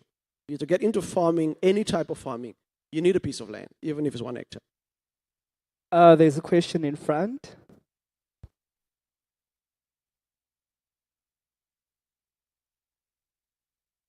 Thank you for the opportunity. I am the founder of an organization called Center of Hope in our area, Rosedale. And when I'm in sessions like this, I do not just listen for myself. I listen to take back information and opportunities back to the organization and back to the community. And last year, I was lucky enough to be in Kimberley and meet up with a private company who was looking to train young people, youth, in pig farming. And we then signed, I partnered with them, and we were able to train at least 58 people from Rosedale and Pabalelo surroundings, etc. And I think about 30-something people, 35 people from Kemus. So in our organization, we have a department for agriculture, department for education, department. So we split it up in such departments or entered such departments so that we can help the country, the different departments, so that they can partner with us and, we try and make things a bit easier for them. But the challenge, though, with the agriculture department, I've sent proposals, I've went up and down for an opportunity for them to come in, sit with us, maybe have a workshop with us. Because everybody has a yard. Most of us, we stay in yards, whether we're staying in a squatter camp or whether we're staying in a brick house. We have yards where we can actually, which we can use to, plant crops, plant fruits and vegetables so that we can eat. And we were trying to promote healthy living and also, alleviate poverty. And all we just wanted was people from the Department of Agriculture to come and train us. Where do we begin? It's not, you hear people that has green fingers. I myself am not one. I wouldn't even know where to start, in how to actually maintain certain plants, etc. So the goal here was to have a kind of workshop where we can start from the scratch, so that they can teach us and train us. How do you prepare the soil? What do you do? When should you plant? All those things, up until the maintenance and to the harvesting process. Take a couple of youth and maybe just also provide seeds so that we can kickstart our our green journey, if I can call it that. But still, you know, at some point I even started giving up, and we haven't had any assistance from the Department of Education, the Department of Agriculture as yet. I wasn't here when you were introduced, so I'm not really certain from which department or from which company you are. Like the gentleman who just spoke now, I wanted to ask, can private sector perhaps assist us in such a way where they can, if you are a private company who's dealing in agriculture, maybe partner with us to say that, okay, we can afford such training sessions or such workshops, maybe for a week, you know, or 2 or 3 days, depending on how long it's going to take for us to start from that process and get the training up until, you know, we have all the information, so that everybody can start growing crops in buckets, growing crops in their yards, etc., and make use of the soil that they have. Because as the gentleman mentioned once again, that it's a mission to get a stand from the municipality for such things, you know. So can private sector perhaps assist in that regard? Tell me, your interaction with the department, was it at district level locally, or was it Kimberley provincial? It was locally first, and then I was assisted from somebody in the Premier's office, who also, you know, took my proposal to the MEC, and he also then asked that the MEC requested that I make a list of people who would be interested, you know, to do this training, which I did. It was submitted, and the person tried to follow up with the MEC several times, up until the point where he also said, you know what, I can't seem to get hold of the MEC to sit down and talk about it or follow up on this, and he also even gave up. And then at that time we continued with a project for the pig farming. All right. Yeah. I think there's two things. One, what I found is it's difficult and not sustainable to train people in vacuum. If you train somebody how to establish something or plant something, so unless they have an opportunity to actually plant something, they usually drop out of the program. So what you might want to do is have a chat with the Department of Social Services, because they've got a program that look at livelihoods. So backyard gardens, seeds, you know, that kind of thing. So it's not necessarily just the Department of Agriculture. So I suggest maybe try to get in contact with social services. It might be something that they are very interested in. I also think we are overlooking the value of SIDA in this process. SIDA do a lot of training. And if you approach them to say, listen, we have quite a bit of people, young people, they can give you access to training. So from my point of view is, like I said, we are a commercial farm and we're fairly sizable. We do accommodate interns. So it would be somebody that, you know, completed part of their qualification somewhere and they need practical training. So then we do accommodate those. I think, you know, like our host was referring to earlier, there's the new academy that was established, you know, recently by the Raisin SA. So that's also a good relationship, you know, to start with. To say, listen, you are training people in, you know, I almost want to say a formalized environment, but they have access to trainers that will be able to give that training to you. So you also might want to have a chat with them. I mean, they are offices here in Uppington. Ferdi Botha is the CEO. So you might have to go about it differently, as opposed to, you know, if the department that's clearly not assisting, by the sound of it. Thank you so much. We're going to have we wanted to have my Agnes to do her closing remarks, but because technology decided to ditch us, she's gone. But thank you so much, Mr. Jovel Tobias, for gracing us with your time. Thank you so much for sharing all the information and knowledge that you have, because ultimately that's what we all ought to do. We need to be tributary in that regard with sharing and passing on the information and the experiences that we have in our respective career fields. Thank you so much for your time, sir. Thank you, guys. Yes, a loud round of applause. Thank you so much, ladies and gentlemen. We're now going to have a video about the energy sector. So while that is playing, you guys can go on your phones while listening, of course. Remember to use all those hashtags. The hashtags are EYW 2023, TETA Empowa Youth Weekend. The last hashtag is Inspired, Connect, and Transform. Use all those hashtags and share the content, share selfies, share pictures, share videos that you might have taken of our respective speakers. And you might walk away with 500 Rand. So technical team, you can cue the video. Thank you so much for your time.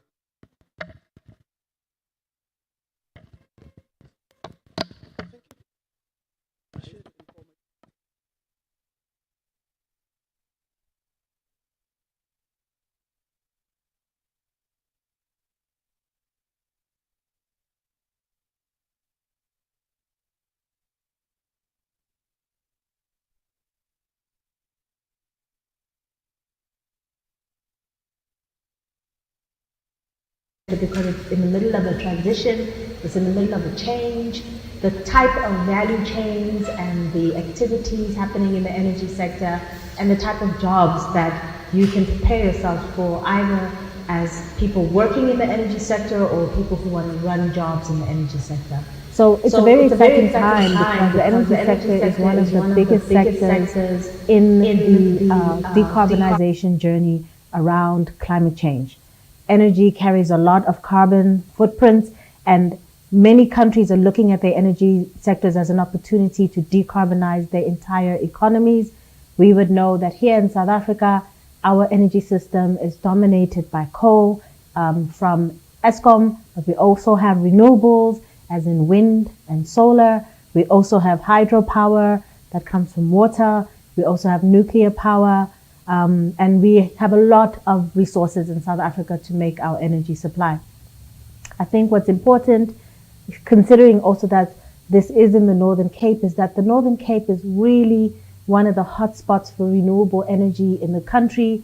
But because there's no transmission network, there's very little renewable development that can happen there until the transmission system is in place. But that doesn't mean that you can't begin preparing yourselves for the renewable energy industry. And of course, when you have a surplus or extra renewables, then you start talking about other energy industries such as green hydrogen. So the first message is that the energy sector is huge, it's large, it's complicated, and it's changing. And in those changes, it's an opportunity to locate where you want to fit. Maybe let's start with the oil and gas industry. There's many different industries in oil and gas. I'm sure you've all seen a petrol station, whether it's a Shell or a Total or a Sasol or a BP. The petrol stations are really at the end of the value chain for oil and gas.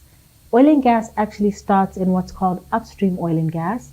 Upstream oil and gas is where the resources, the oil, the deposits are taken out of the ground, either through a process of fracking, which is what you've heard about in the Karoo, where that gas is taken out of stones, or it's taken onshore or offshore. Even within the sea, you get these deposits of oils and gas and other hydrocarbons, and they're extracted from under the earth, and then they're processed into different products.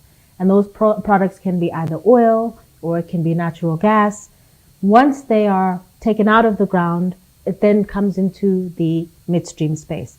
The midstream space is where these oil and gas products, how they're moved, how they're stored, and how they become different products that will go into the downstream space.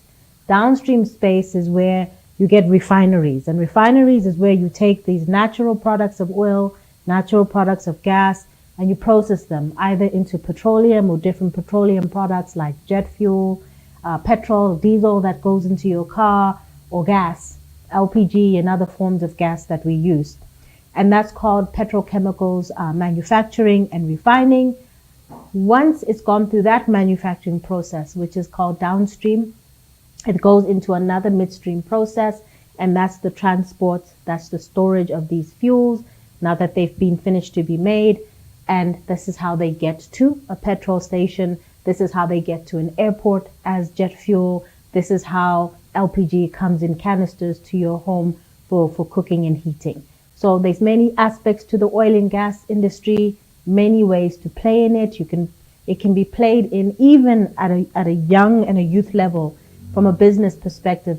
Normally at the downstream level when it's around marketing and consumers. So the selling of these products, selling of LPG in the petroleum sector from the retail perspective in terms of either owning or running or working in petrol stations or working in the companies that actually transport these goods to the end user. So transporting of jet fuel, transporting, you've seen these huge trucks, transporting of the trucks. So there's a whole logistics section, a whole marketing section, and a whole consumer section.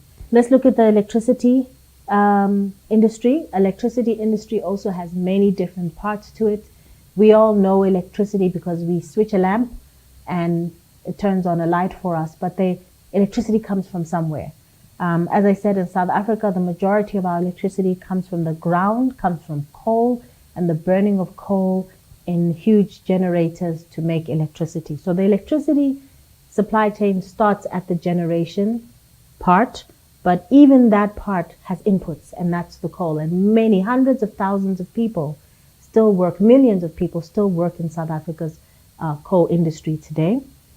The coal gets from the mine through trucks to the generators, which are power stations, and that's where the power stations turn that coal into electricity. But there's two ways of making electricity. You can either make it from coal, or you can make it from renewables. You can make it from wind, you can make it from sun and solar, or you can even make it from water through hydropower.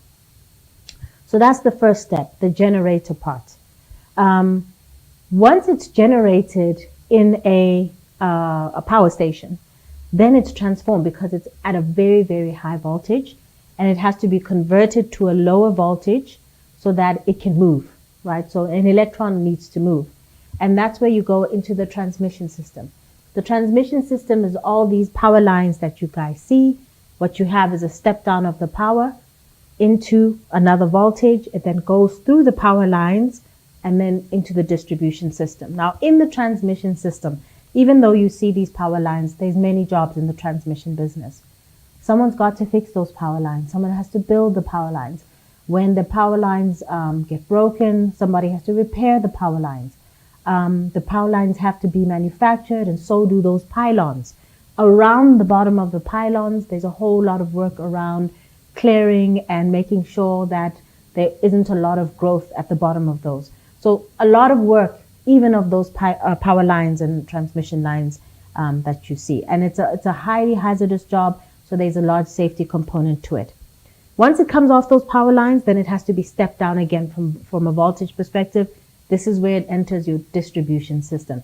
And you should just, when you're driving along the highways, you'll notice that there's two sizes of power lines. There's the very, very tall ones, and then you start getting the shorter ones. When you're getting the shorter ones, you're getting into the distribution system.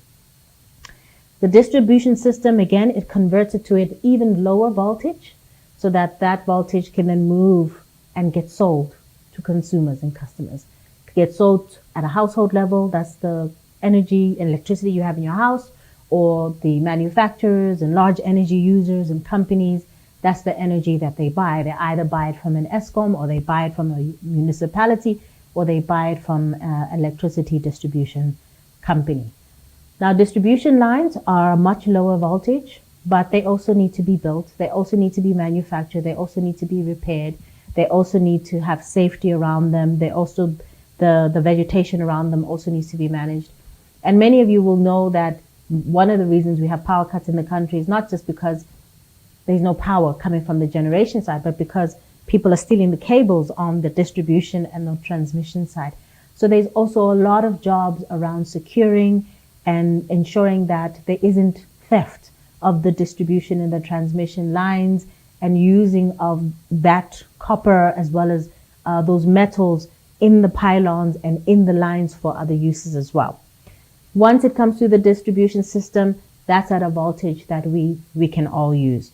And when it comes into your household, or when it goes into a business, there's many other businesses there that you can also participate in.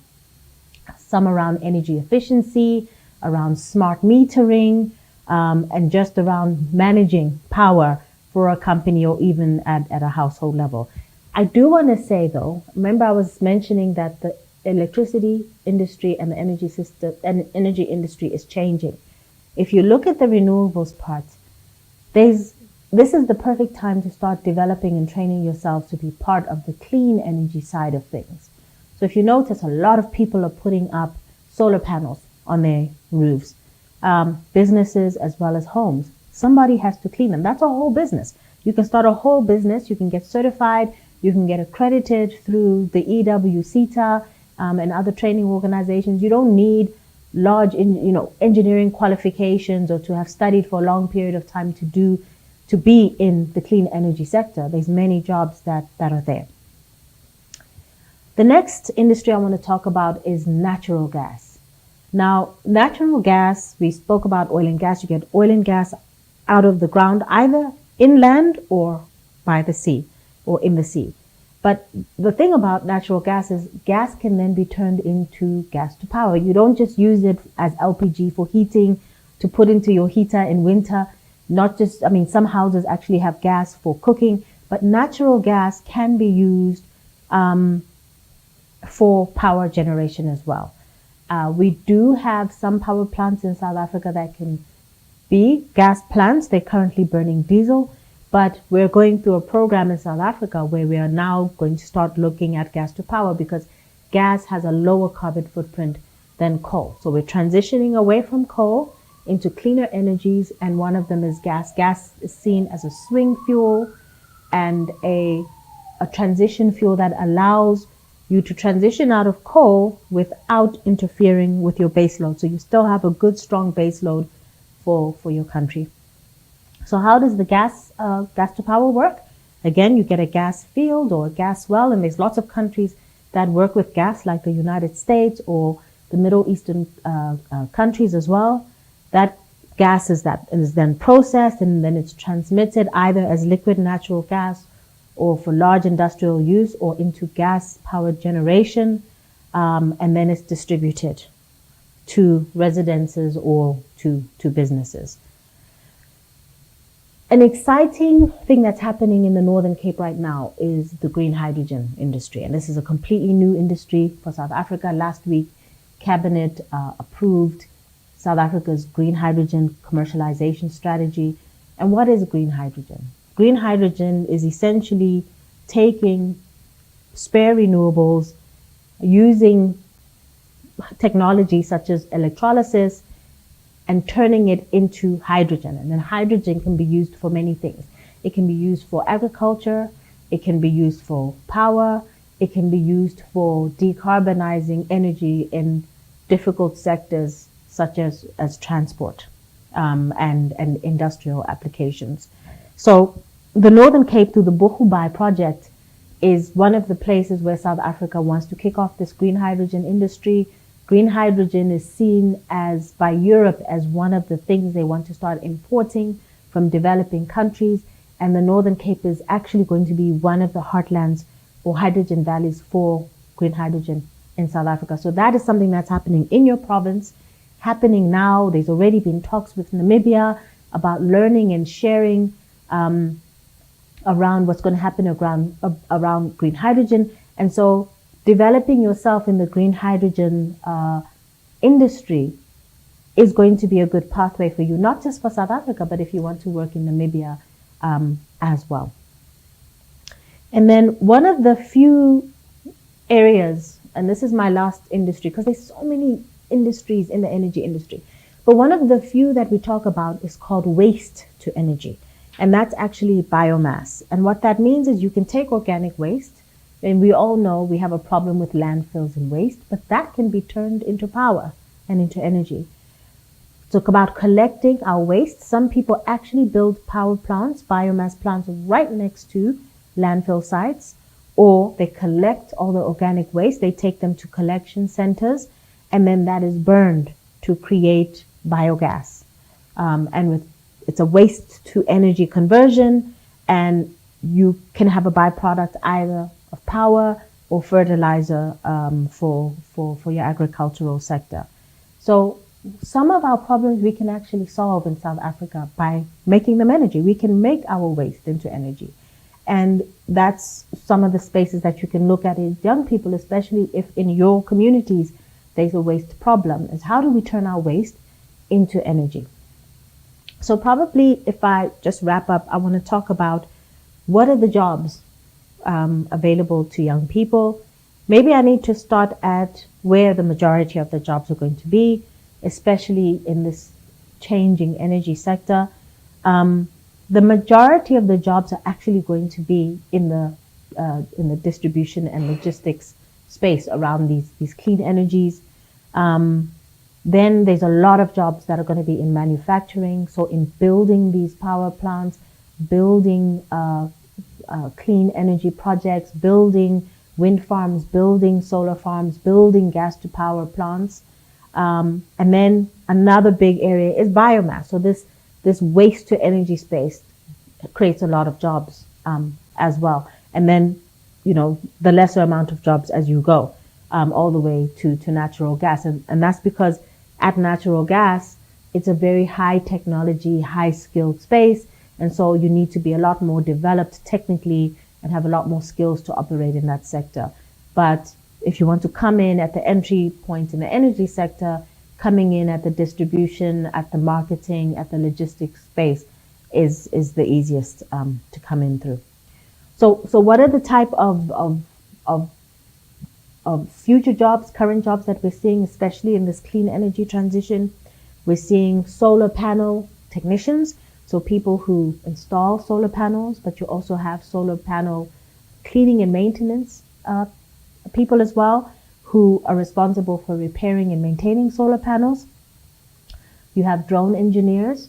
Now this is very exciting because drones are used in the transmission space, distribution space, as well as in some power plants to really understand the difficult data around these power plants. And you can literally be sitting in a room with other drone engineers, and you can be looking and assessing what's going on there from a drone. You don't actually have to be at the plant. You get operators of these energy plants, sustainability supervisors, because of course the environment is still important for all of these installations, recycling plant technicians, environmental scientists, and then of course people who work with smart networks, smart grids. Probably my last few words is to say that there's 6 areas where you're going to find jobs, and think out of the box. Use every opportunity, all your networks, and organize yourselves as young people, because there's resources out there for training and development. There's resources out there for businesses, SMMEs as well, in environment, in energy, in manufacturing, in retail, construction, and material management in the energy sector. So good luck as you work with the energy sector. There's so much opportunity here. It's good to be organized amongst yourselves and to approach all of the resources that are available to you as young people to go in either as jobs or either in starting your own businesses. Thank you very much.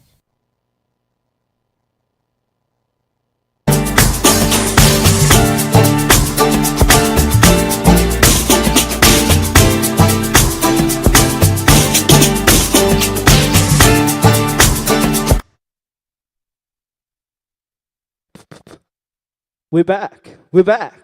How you guys feeling? You guys tired? You are tired on the weekend. This makes no sense. Are you guys still with me? Are you guys here? Are you guys not sleeping? Do you guys want money? Do you guys want money? Oh, they back. They back. Must I bring DJ Maporisa?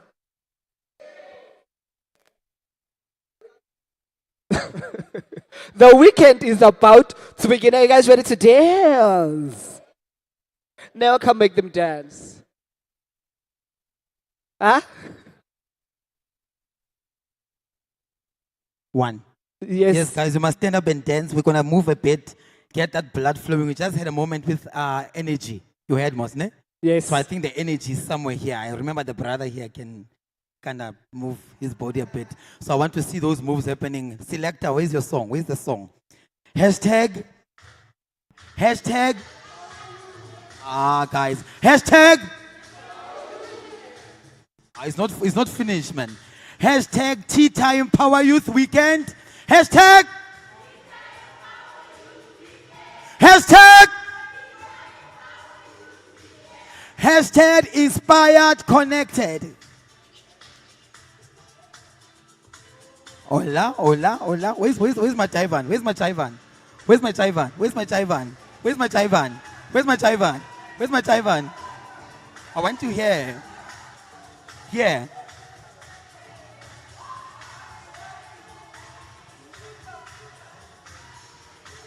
Aye. Aye. Aye. Aye. Hola. Hola. Hola. So he's the only one who can dance. I know, man. Someone can dance here. Come on, go and dance. Come on here. Aye. Aibo.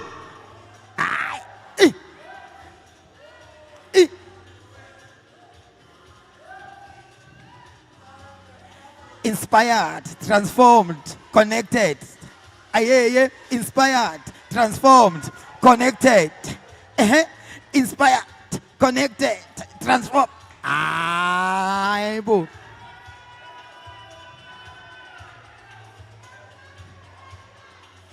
Ayoba.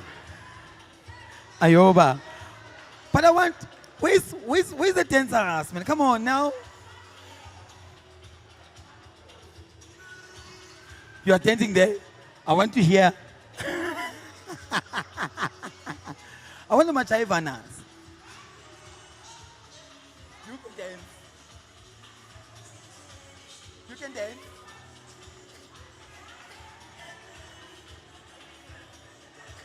Never. Hashtag TETA Empowa Youth Weekend. Hashtag inspired, connected, transformed. That's what we are here for. So you're going to have a good time. We're still going to move on and have a wonderful time because I see people don't moving. It's the weekend. I know some of you went out yesterday and had a good time. So I want to see those moves. Come on now.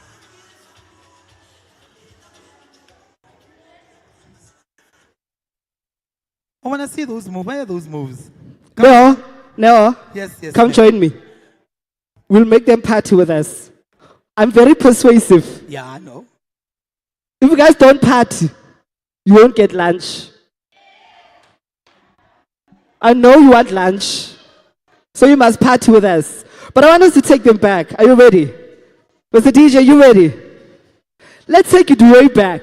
Remember when, well, some of you won't remember because you weren't there. But let me tell you. Let me tell them. Our parents, if you remember this, our parents used to do, everybody saka. Now I want you to get up and do that with me. Come on, get up, man. Come on, get up. I don't be lazy. Uppington. Come on. Come on, guys. I know you do this when you Come go out. on. Come on, stand up and let's have a good time. Come on. Don't be shy. Come on. Get up. Get the blood flowing. Let's get the blood flowing. To the joints there. We've been sitting down too long. My selector, let's go. Everybody saka. Everybody saka. Everybody saka. Everybody saka. Everybody. In heat. I saw you in. Come on, guys. 1, 2. Everybody saka. Everybody saka. Everybody. Okay, now we bring you to our times. New generation. I hope I don't fall and break my ankles. New generation. They used to go, everybody saga. We don't do that. My selector, let's show them the vosho. Want me to vosho? We must do the vosho. Vosho. We must do vosho. Hey, 1, 2, 3, and Vasha. Hey, 1, 2, 3, and Vasha. Come on. Hey, 1, 2, 3, and Vasha. Hey, 1, 2, 3, and Vasha. Hey, Vasha. Hey, Vasha. Hey, Vasha. Hey, Vasha. I can still oud now. Thank you, my selector. Now, if you go to church with your mom, you know once they go, hey, no, yana. Doyana. They go, right? Okay. My selector, let's do Noyana. You ready? I know, are you ready? I'm very ready. I'm always Haneo is ready. When somebody says there's money, Neo and myself will be there first. You guys must join in. Why are you guys sitting down? Why are you guys being lazy? Wow, but guys, come on. Let's Hey, these kids. Man. Come on. Hey! Let's take it to church.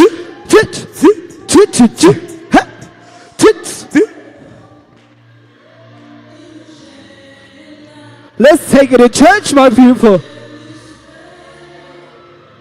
Bomi.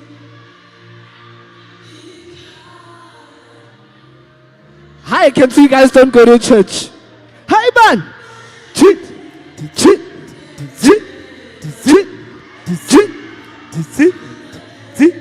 Hi, Bo, Pastor. Hey, Pastor. Hi, Bo. Hi, where is the enthusiasm? Where is the power? Where is the energy? Doyana Pezu. I know you know it. Come sing with me.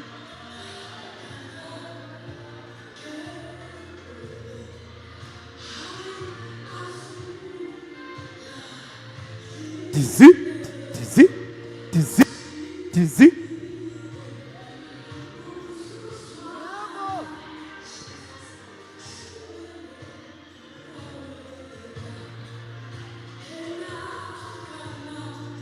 Hi, Bo.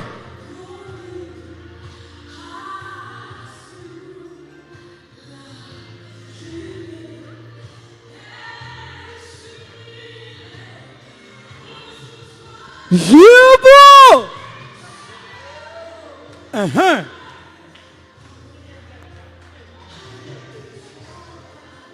Doyana. Doyana. Doyana. Doyana.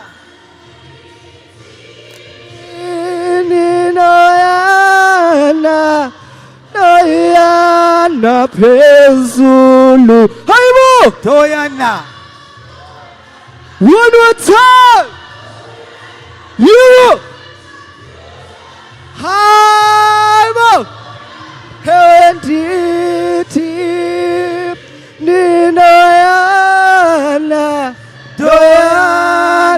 you, Mr. DJ. Thank you, Mr. DJ. How you are alive? They are now alive. So this was some church. This one. Yes. Yeah, I can see them.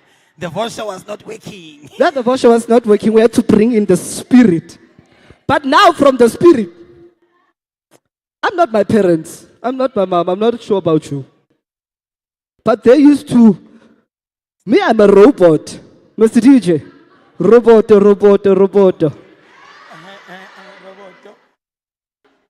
Anyhow song, Mr. DJ. So you're gonna robot? Robot. Must I give you? Must I teach you? Yeah, teach them. Show the robot. You want to learn? Yeah. Ch. Here we go. 1, 2, 1, 2, 3.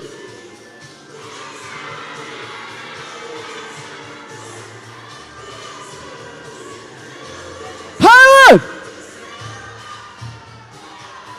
Now I want to see you do it. Hit one. Higher!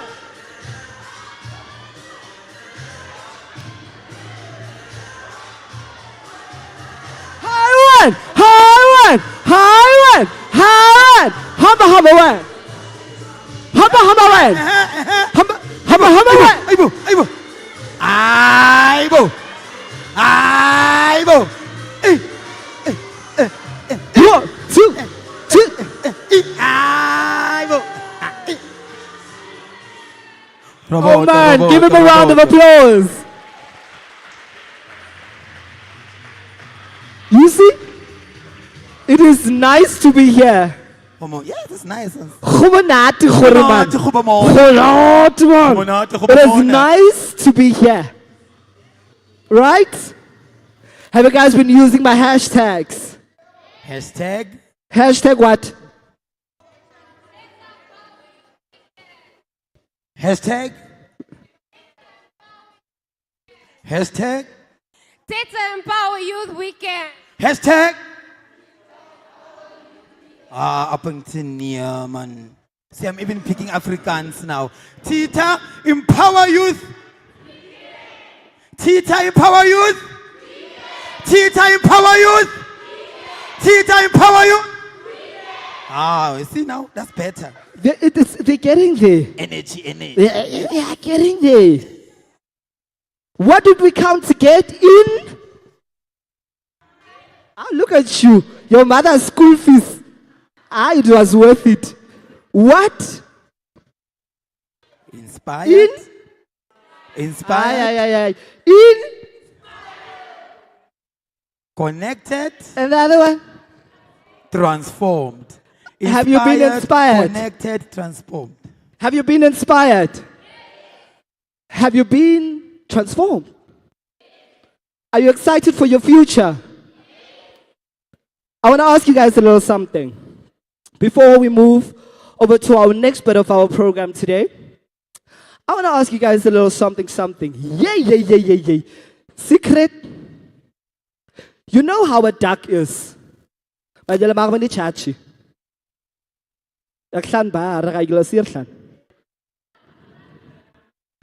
Don't judge me. But you know how a duck is? Like on the water, they look like they're gliding, right? You understand fair. When you just see them gliding on the water, underneath, problems. They're busy there. But on top, they look like they're gliding. That is me right now with these shoes. It looks like I'm gliding. But yeah. They're not killing me, they've killed me. But for the Springboks, I'll stay in them until they win. Are you guys ready for the Springboks to take the World Cup? Are you guys sure? Are you sure? Are you double sure? I want you, when I say empower, when I say TETA, you say empower, and I will say youth, you guys will say weekend, right? TETA, youth, TETA, youth. Now, where are my first sopranos? Here we go. Same thing. You guys ready? TETA, you. There is an alto there forcing to be a soprano. We want all the sopranos to soprano. We know somebody's boyfriend is also a soprano. Please share your talents and your gifts. TETA, yeah. TETA.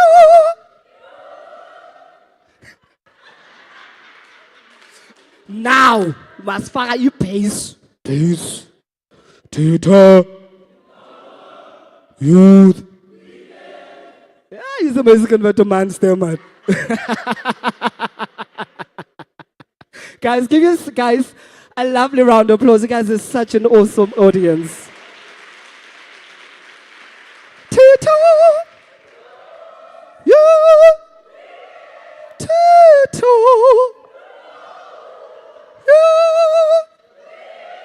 TETA, youth. Yeah. You guys are with me. I love that for ourselves. But now we're gonna get serious. We all have relaxed now. We've stored the information that we've received since this morning. That lovely speech by Tammy, our guest, Mr. Joval, and my Agnes, all the questions and contributions you guys have made. We all have locked and stored that information away, right? Now we go to our second part of our discussion. Ladies and gentlemen, please help me. Sorry, this thing of thinking you're young. In my mind, I think I'm a 2000. But the truth is, now we're not going to expose my age. Please behave. We're going to get into our second part, which is about mental wellness. Very important topic, very important a topic that we need to discuss because it's such a taboo topic, especially in the black communities, of the people of color. So open your mind, take it all in, listen attentively, because who knows, you might be suffering from some sort of mental illness or disorder and you have no clue because we've called it all sorts of names. Our parents have probably told us a stoordai of whatever, and meanwhile you've been very sick and you've allowed this most importantly to our topic, you've allowed your mental illness to derail you from going after your future. So I want you guys to really sit back, relax, take it all in. We've had some fun, but now I want us to really pay attention because this topic is very, very, very important. Now here to do our, my eyes left me, I'm sorry. Here to give our opening address, she is a director from FAMSA Uppington. Ladies and gentlemen, I hope I don't butcher your name. Joanne Fraser. Jeannie Fraser. You see I butcher people's names, I'm sorry. Ladies and gentlemen, please give them a loud round of applause.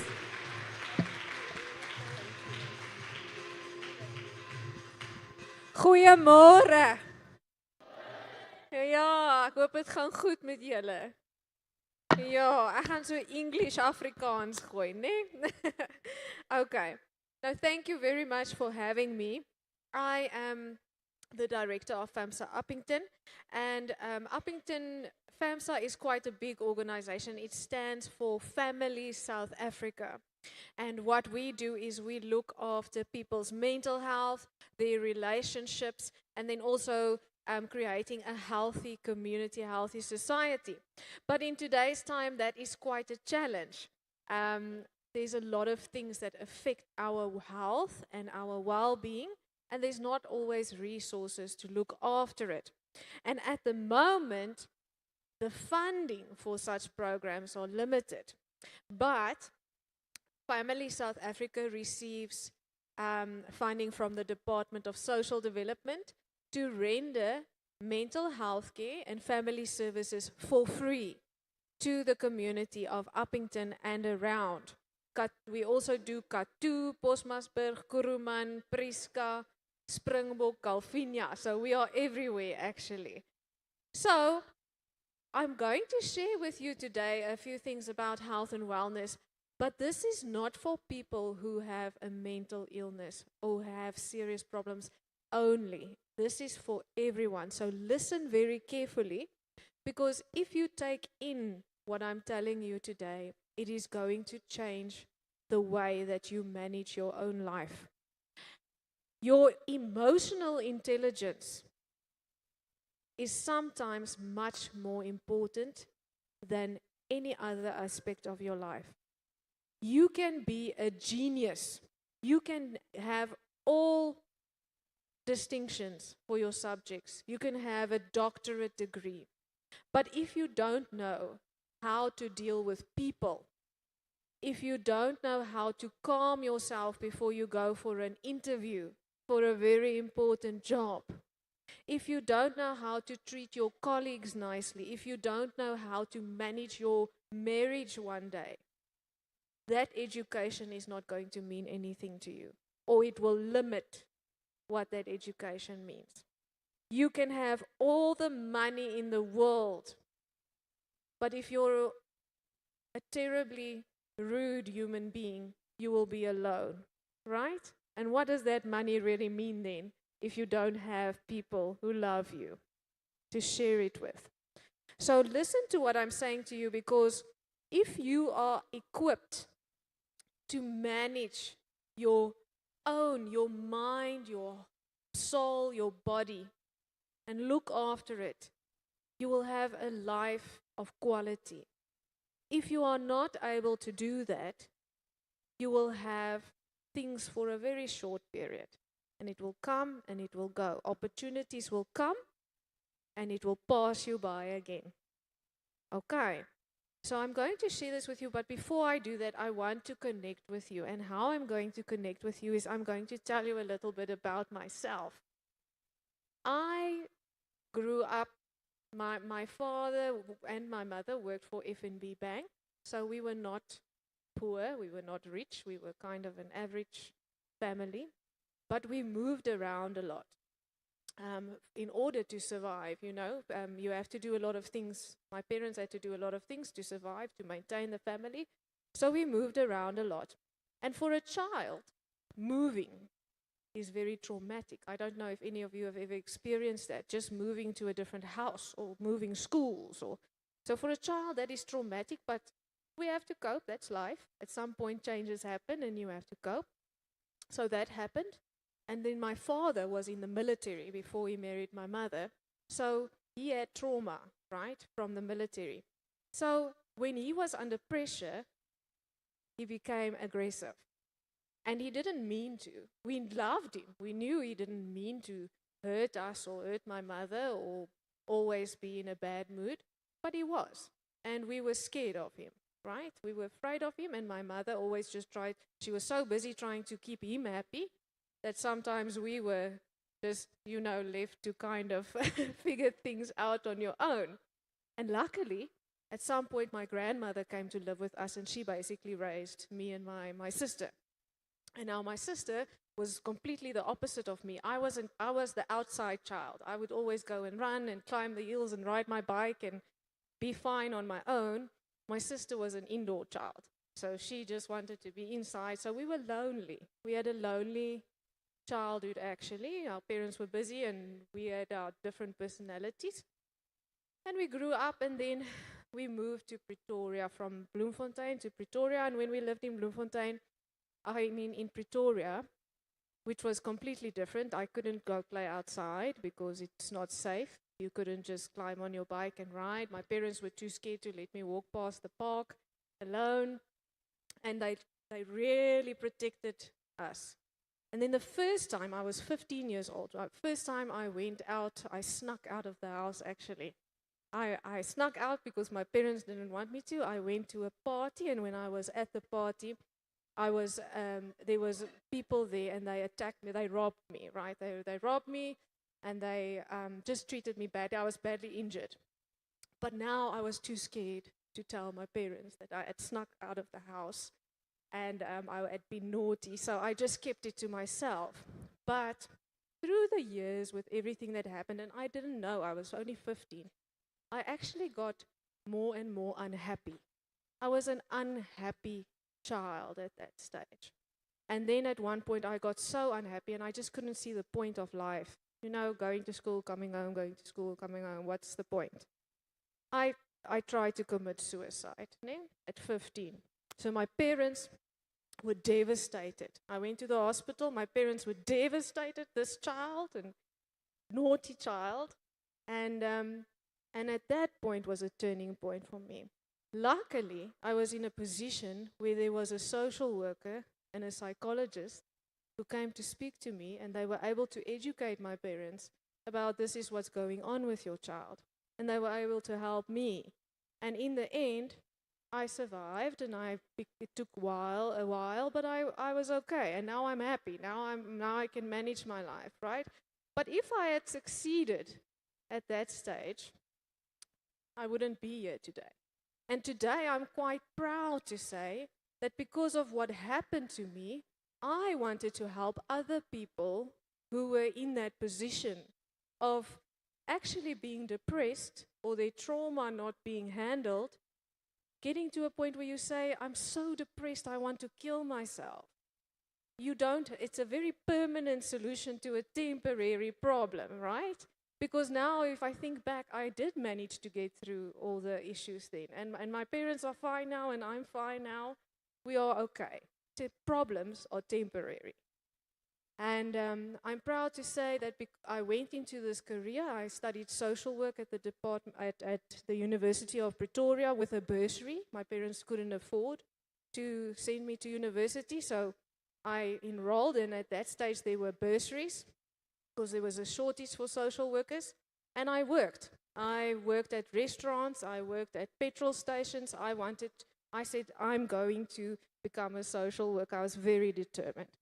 And I went into child protection, where I did child protection work, and then from there on I grew my career, and today I'm the director of Family South Africa, and I'm also on the national management of Family South Africa, and I love my work. So I'm sharing this with you because I want you to know that when I speak to you, I'm coming from a perspective of, I know that it doesn't matter who you are, what your background is. It doesn't matter if you grew up in poverty, or if you grew up in a middle-class household, or if you are growing up in luxury. Everyone at some point in their life feels overwhelmed by their circumstances, or out of control, or scared. And if you are able to manage that, and managing it sometimes means help, asking for help, right? If you are able to manage yourself and your abilities to cope, you can overcome anything. And your life can still be turned around and become something maybe different than what you thought originally, but good. And every experience that we have shapes who we become at the end of the day. So let me tell you this very important thing. About 2 years ago, I was the Employee Assistance Program practitioner at Sishen Mine in Katu. So it was my job to look after the well-being of the employees, and I was very busy. I saw about 150 people a month that came there for sessions all the time with me. And I realized while I was there that even if you are earning a salary that we can't even imagine, even if you are highly qualified, you need balance in your life, right? Okay. So I'm going to tell you a story now. If we take what they were saying about agriculture and having a piece of land, and if I can just get a piece of land, think of your life as a piece of land. Imagine when every person is born, you are given a piece of land. And that piece of land is all you get. And everybody gets the same size. That's your life, right? And what you do with your piece of land is all you have to show at the end of your life. When you die one day, what you did with your life will be all that's left. Okay. So, as you grow, people invest in your life. Your caregivers teach you things. You go to school, you get taught things. You plant those seeds in your land. And some people get more investment, and some people get healthy investment, and at some point you get unhealthy investment. There's some weeds growing there, right? Okay. But when you move out of your childhood into youth, into adulthood, you have to invest in your own land. And everything that you do, every information, just being here today, is investing in your land. You are maybe let's imagine you are building a house for yourself on your piece of land and a driveway, and you're putting a fence around your little yard that you've got. And now there's crops growing from your education and from what your parents have taught you. And if you are smart, eventually you might think, okay, I want these investments to grow, so let me put irrigation in, and it can water itself, it will keep growing. But I still have to keep my house clean and make sure the roof is not leaking. There's always work to be done on your piece of land. But sometimes someone will drive by, because remember, your neighbors also have their piece of land. Everybody has their piece of land. And one day, someone might come by and they see, oh, okay, there's nice crops over there. Those look like export grapes. And they are jealous, maybe, or whatever the situation might be, or reckless. And they're driving with their bakkie, and they come and make donuts there in your crops.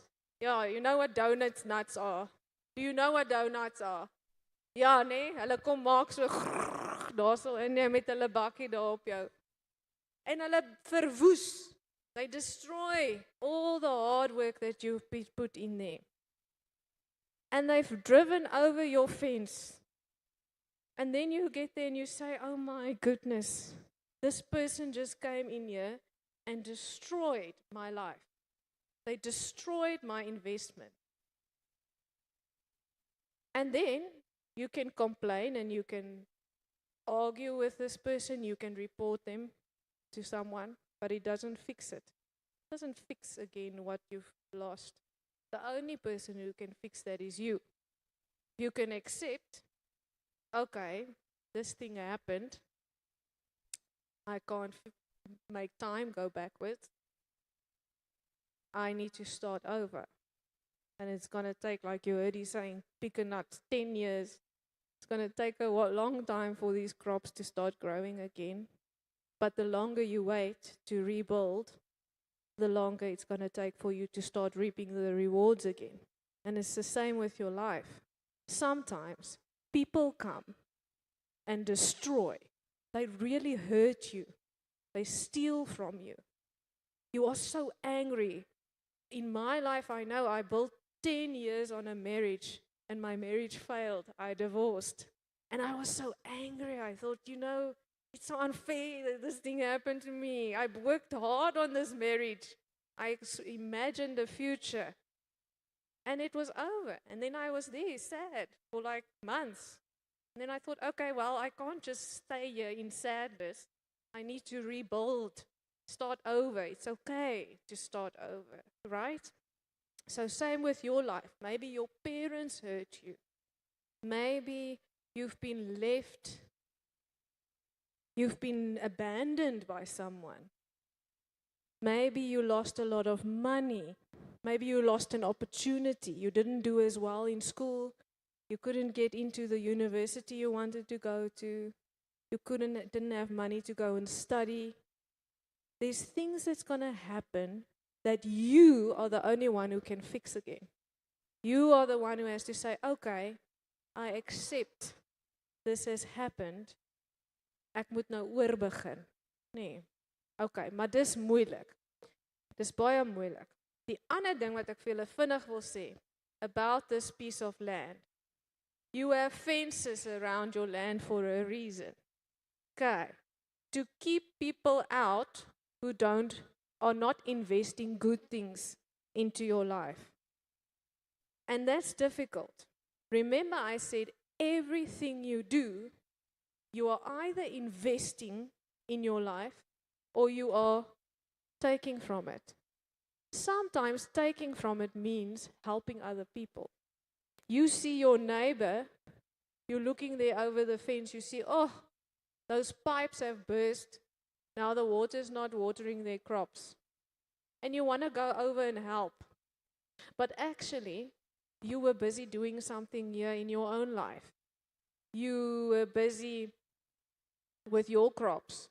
But now you're going away from what's going on with your things, going to your neighbor, telling them and helping them fix their problems, spending time there, and when you get back to your place, it's dusty and the crops are dying and things. You can't be angry with your neighbor then. It was your decision. You didn't have something to go and invest there. You can only help other people around you when you have your things in order and extra. Nee. Otherwise, you're stealing from your own life. Just like, and sometimes people around you need help, that's true. But you got to really think, am I stealing here? Or am I allowing someone else to take what I can't afford to give? Because fixing that is going to be your problem. You can't be angry at the person, right? So why am I telling you this? Think about who you allow to invest in your life. You are not going to take advice on how to build a house from someone whose house is falling apart. You take advice from someone who has got their things in order. So there's 5 people. If you want to succeed, if you want to be balanced and supported, a business coach will tell you there's 5 people that you always need to have in your support network. The first one is a mentor. Okay. Someone who's going to guide you to become the business person or the professional person or the human being you want to be. Okay. So find a mentor, someone who you really look up to and is going to give you good advice. Okay? And sometimes it takes looking for a mentor. Okay? The second person you need is a supporter. That's your best friend. The person you can tell anything, you can cry on their shoulder, you can go to them when you have failed, and they're going to say, you know what, it's okay, we'll try again tomorrow. That person who's there no matter what. The third person you need in your network is a fan. That's the person who supports you no matter what. Even if you're going in the wrong direction, they're saying, woo, go. You got this. They're the person who says, you're doing the wrong thing, but I'm with you. You need someone who's going to back you up no matter what. Okay. So I hope you are thinking about who are these people for you. And maybe you are missing someone. Ne? Okay. The fourth person you need in your life is a joker. Okay. Humor always helps when you start taking life too seriously. Okay. Problems are temporary. They're going away again. So you need someone to remind you of that. You were on your way, you tripped, you fell. There must be someone who's going to say, yeah, I'm going to post that on Facebook. You need that person, okay? And then the last one, very, very important, the devil's advocate. Ne? The person who's going to ask you the difficult questions and who's going to argue with you. Okay. That person is you're making a plan. You say, I'm going to do this and I'm going to do this and I'm going to do this and I only need to do A, B, and C, and D. And then that person will say, did you think about, where you're going to get this? Or what do you think your mom's going to say about that? Or they might say, is that university really the best one for you? Because I don't think you're going to get in. Right? So you need that person because that person challenges you to think of other solutions. That person grounds you. When you are up there dreaming and in dreamland, that's reality talking. Did you think about A, B, C, D? You need to think about A, B, and C, and D. And sometimes someone needs to bring you to make you think of the opposite. You know, there's a very, very successful mega farmer in George. One day we were speaking, I met him by accident. I was very honored. And then we spoke, and he said, you know what, we take 2 days around the table, the management of that farm, and they will argue, should we buy something? Let's say, should we buy 10 new vehicles for the farm? Because they're very big farmers. Then they will argue to say, yes, we need the vehicles for 2 days. Is it worth spending this money? And when they finally reach an agreement to say, yes, we're going to buy Toyotas, the next point on the agenda is to say, let's talk about why we should not. Okay, because if you think about the opposite, why should we not think of it from both sides? You come up with a solution that is the most effective. Okay, so you need that person. The other thing you need to know when you've got that support system in place is that thinking about your farm again, the best thing you can do for your neighbors, the ones around you, is to keep your farm in order. If your farm is looking good, they don't have to worry about you. They don't have to take from their place to give to you. And that is doing the people around you a favor. So, it's okay to be in a position where you need help. But think about where you ask for help from. Sometimes it's not money that you need.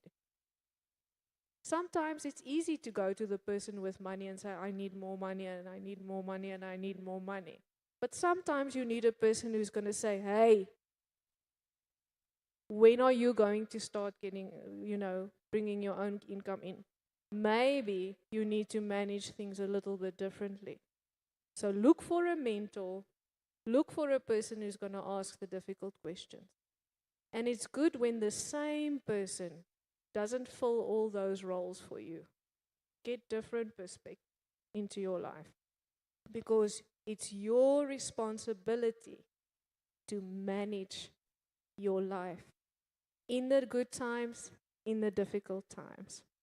And if you were listening to me today and you are worried, you know what? I don't think I'm managing my life well. I don't think the examples I've had around me is helping me. I need to broaden my network. You can call FAMSA. Our office is there in Robinson Street, here in Uppington.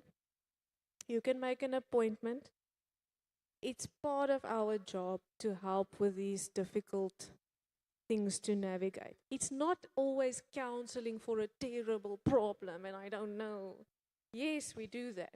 But sometimes being in a place in your life where you have to make choices is already very stressful. And sometimes you just need another person to listen, a neutral person who's going to say, okay, let's make a plan together. And that's okay. That's also a reason to speak to someone. And social workers are very good at problem solving, not just at telling you what to do.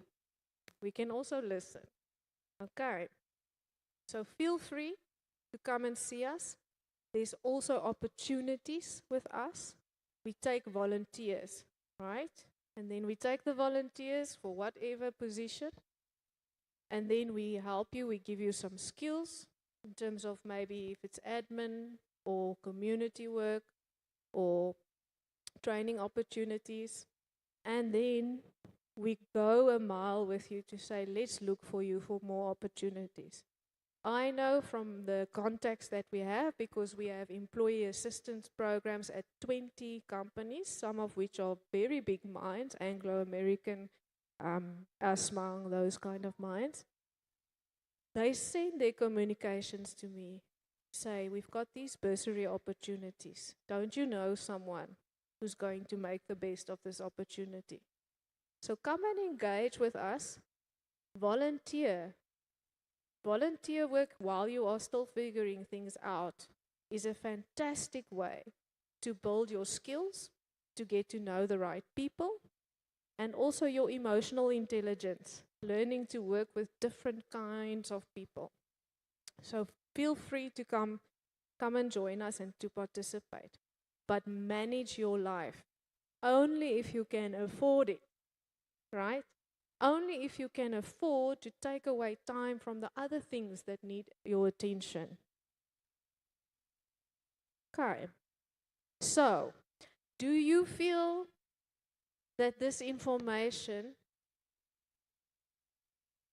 inspired you to transform certain things in your life? Okay.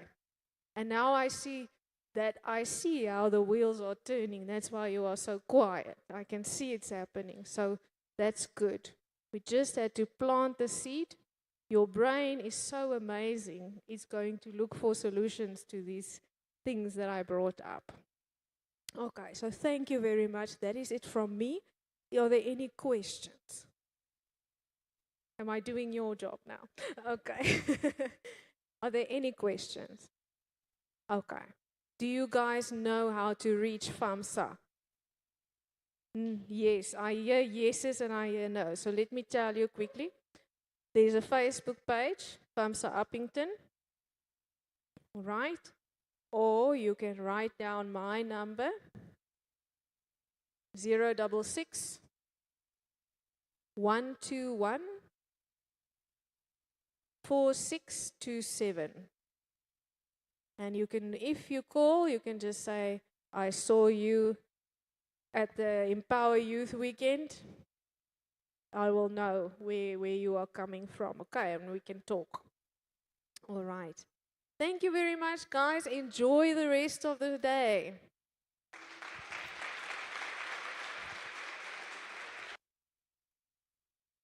Gentlemen, ladies and gentlemen, oh, we're back.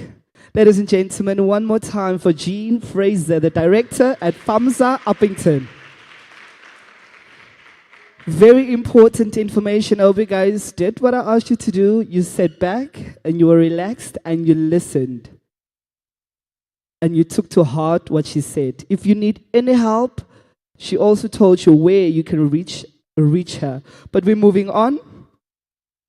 Our next speaker, ladies and gentlemen, is going to conduct a workshop about the same topic. Now he is a manager in the office of the MSc. He's also from the Northern Cape Department of Health. Like I said, he's going to conduct a workshop. So participate if he needs you to participate. Ask questions if he wants you to ask questions. Learn more, because what's the point of getting up at whatever time you got up this morning to come here if you're not going to walk away with something that you can use and something that can help you in the future? Ladies and gentlemen, please help me welcome to our stage Gershon Tario Boster.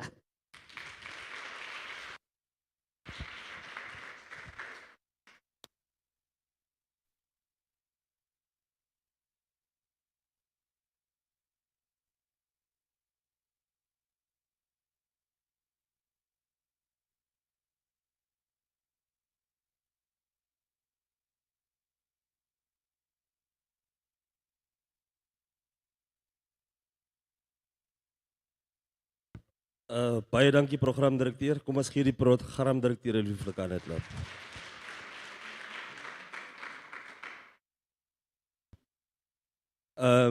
Ja, ek wil net gou eers iets establish. Ons gaan Engels praat. Moet ons Afrikaans ook praat. Ons moet meng. Okay. Now, my name is Gershwin Buster and I'm from the Northern Cape Department of Health. I'm working as a manager in the office of the MEC. But I will not conduct a workshop like where you have to write any exams afterwards. What I want us to do is to have an interlinked type of conversation where I've I will explain to you some things and then you will interact with me. Ne? I will also ask questions. So dat is belangrijk dat jullie moet nou luister. Nee, dat ek nou nie alleen hier staan en praat nie, because om van mental wellness te praat, ek sal terms hier gebruik wat ek self nie sal verstaan nie. Nee? Ek sê altyd dat, soos ek werk saam met dokters, slim mense, baie slim mense. As hulle saam jou praat, dan kyk jy hom eers so, sê jy, dokter, is jy klaar? Sê net dit wat ek moet hoor, los hierdie ander klomp slim goed. Nee? So ek sal probeer om 'n interactive type of conversation te hê saam met ons, sodat ons kan verstaan as ons uitgaan, because we will not do justice as ek nou hier praat van terms wat ons nie verstaan nie. Nou wonder ek altyd oor mental health conditions or anything related saam met jong mense praat. Is dit vir my of utmost importance to give a background of myself, sodat ons kan verstaan dit wat ek wil sê. Miskien van julle ken my wat vandag hier so is. Miskien van julle ken my nie so lekker nie, maar miskien van julle het my al gesien, omdat julle hou van TV kyk en julle hou van koerant lees. Né? Van daai platforms waarop ons beweeg. Of hoe, Mr. Bajila.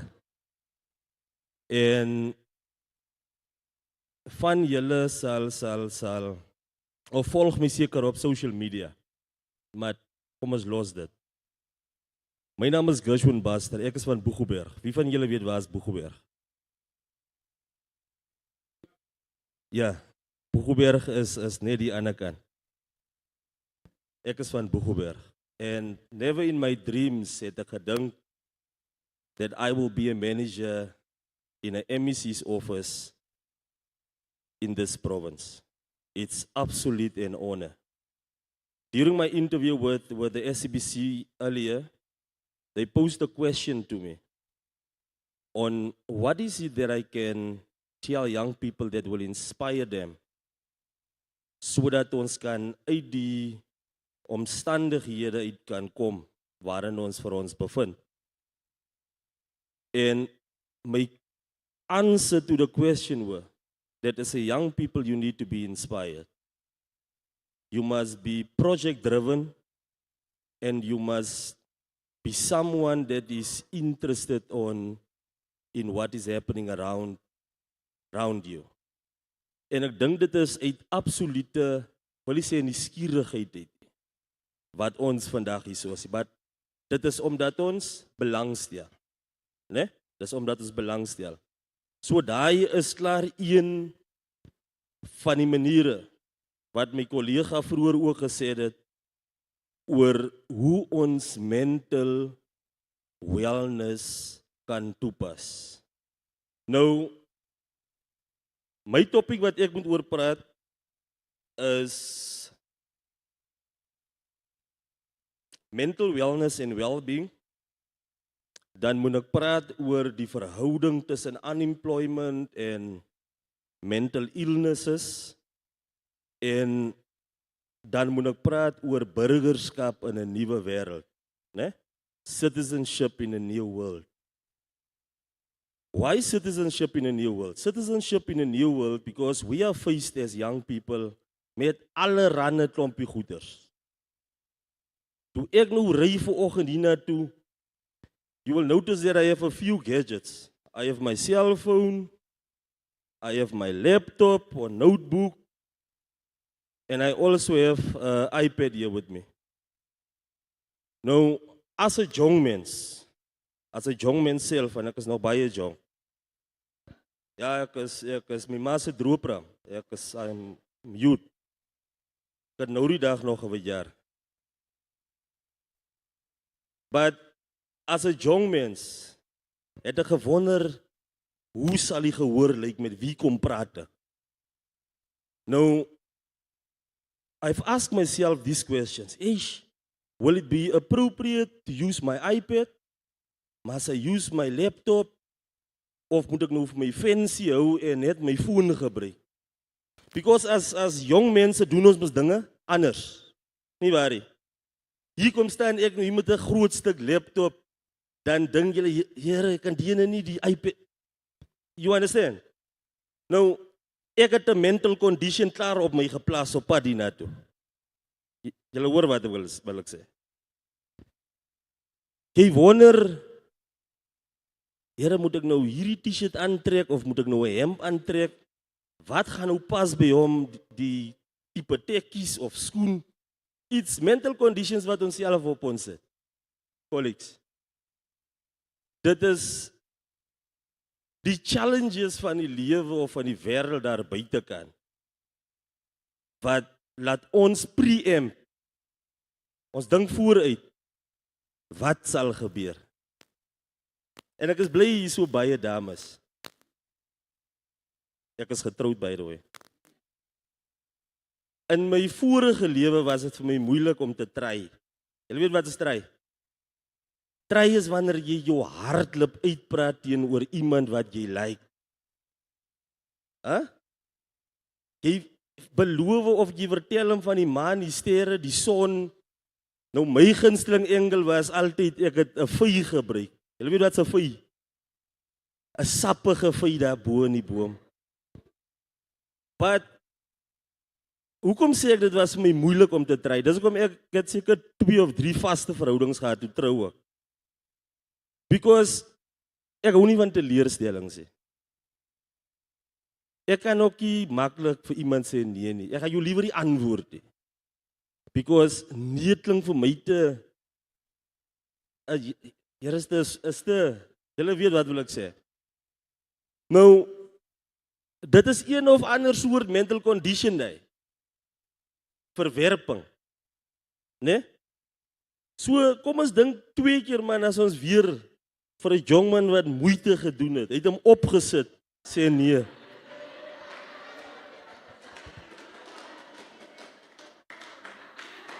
Now, program director, thank you for the opportunity and allow me to extend warm and revolutionary greetings to all of us here present.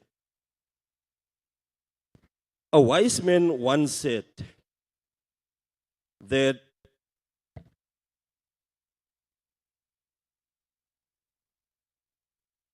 die omstandighede waarin ons vir ons bevind is 'n direkte weerspieëling van besluite wat ons self geneem het.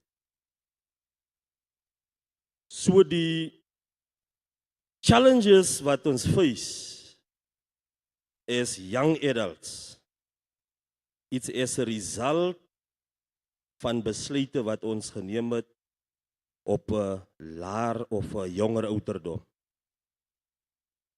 En dit wat ons beleef gaan determine die type of world wat ons envisage om in te wees.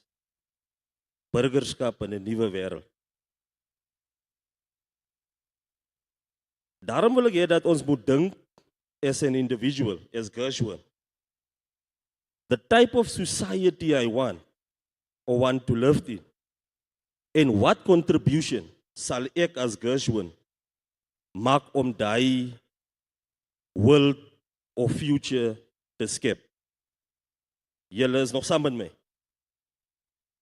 Because, soos ek vroeër gesê het, we are confronted with all sorts of difficulties. And the question remains, what type of community, region, province, country, and world we envisage as young people to live in. I can say the following without any disclaimer, that almost 90% of not all of us was al iewers in ons lewe gekonfront met 'n mental condition. Ons was konfront met 'n teleurstelling van watter aard ook al. Ons was konfront met bang wees vir die interview waarna toe we gaan, vir die omstandighede by die huis, is daar brood as ek nou uit die skool uitkom, en of het ek geslag. Daarom commemorate ons Wêreld Geestesgesondheid Maand in Oktober om bewusmaking te kweek rondom mental health. Daarom sou u gesien het die afgelope maand en weke het die Departement van Gesondheid met partners soos FAMSA programme gehad om mental health 'n global priority te maak. Maar ek dink ook dat ons gaan nie justice doen as ek nie vinnig die twee terms aan ons miskien net moet verduidelik, because by ons is almal is miskien lekker bo nie. By ons. As jy iemand sien wat net so halfie reg kykie, dan vind ons ook sommer uit die ene, hier's 'n probleem hier by ons. Né? Nou, dis die diskriminasie wat ons van praat. Teen mense met mental conditions or disorders. En partykeer hoe die lewe daar buite vir jou aanvaar, gaan bepaal hoe jy deel met jou mental disorder. Jy kry anxiety, jy kry verskillende personality disorders, jy kry al die klomp siektes wat saamgekluster kan word as mental illnesses. Daarom het ek gewonder toe ek die eerste invite kry, ek moet oor mental health praat. Nou mental health is wanneer jou geestestoestand alright is, op die oog af. Jy is, daar is nie matatas met jou nie, jy is goed.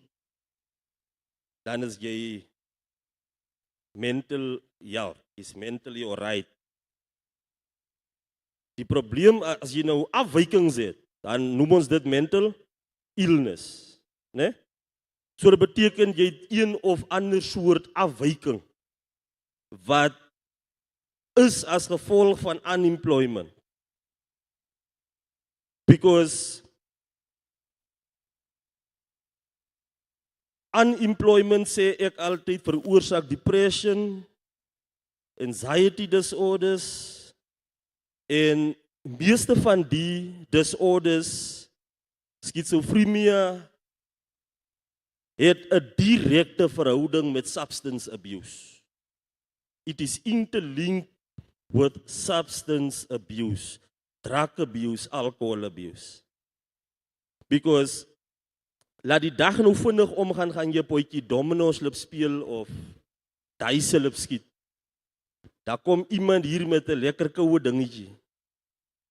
Die koue dingetjie lei na 'n koue dingetjie toe. Later kry ons, jy het nou 'n rooklusietjie, né?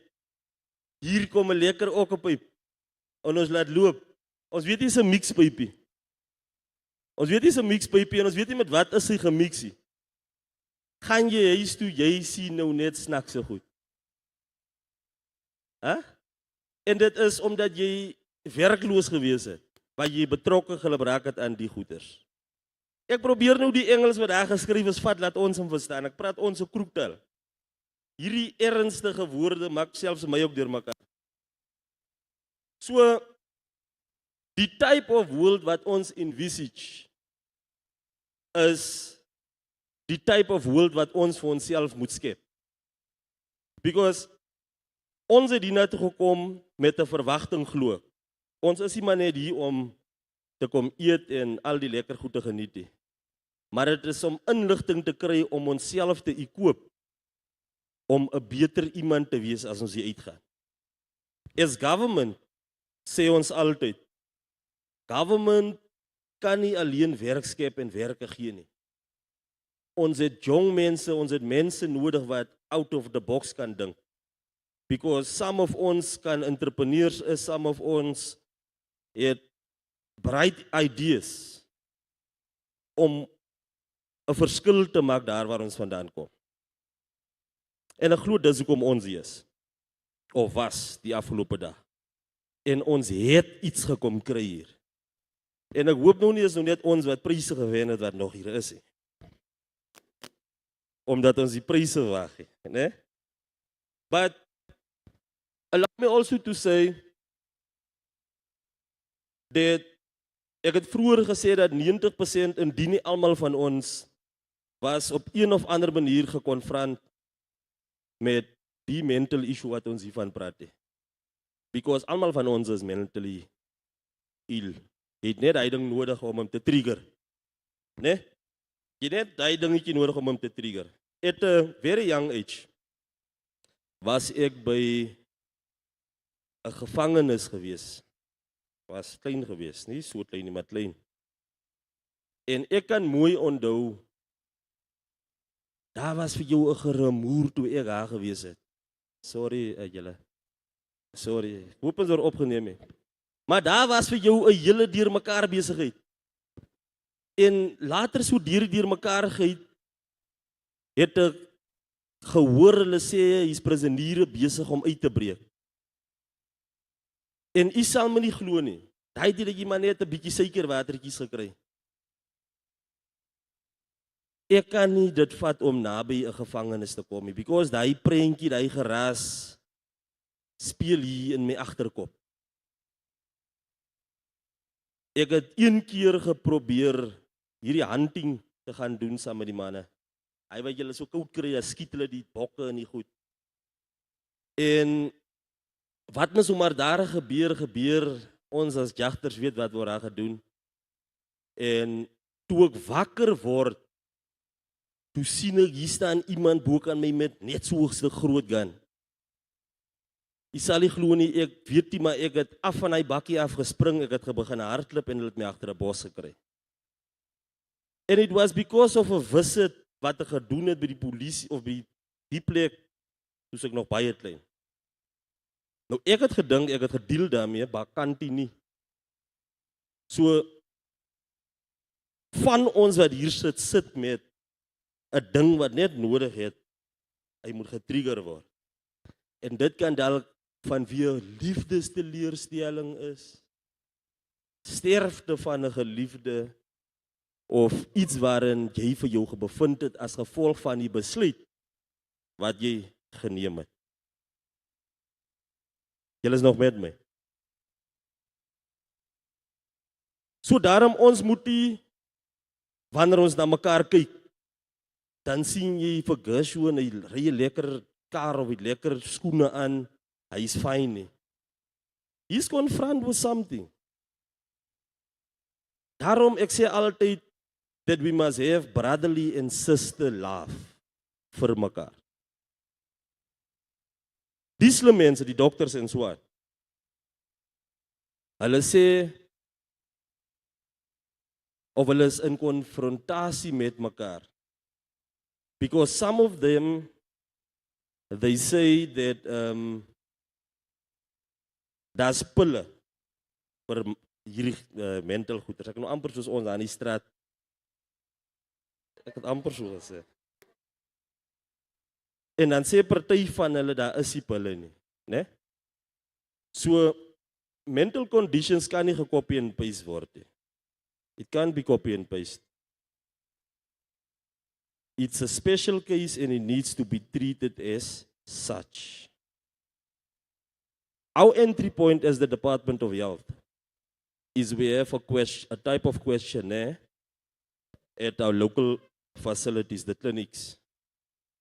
But ons screening doen, we call it screening. Ons doen screening, ons vraag vir jou, dit klink so snaakse vraag wat ons vraag. Dan tik ons. Nou die mense wat ons nou slim is, as hulle daai goed loop kyk, sê hulle, okay, Gershwin het 7 jusse, hy 3 noue, hierdie ene, hom moet ons hierdie soortie toestuur. Dan transfer ons vir jou hierdie soortie toe. By hierdie soortie gaan jy kom kry 'n psychiatrist, of wat is die ander woord? Wat?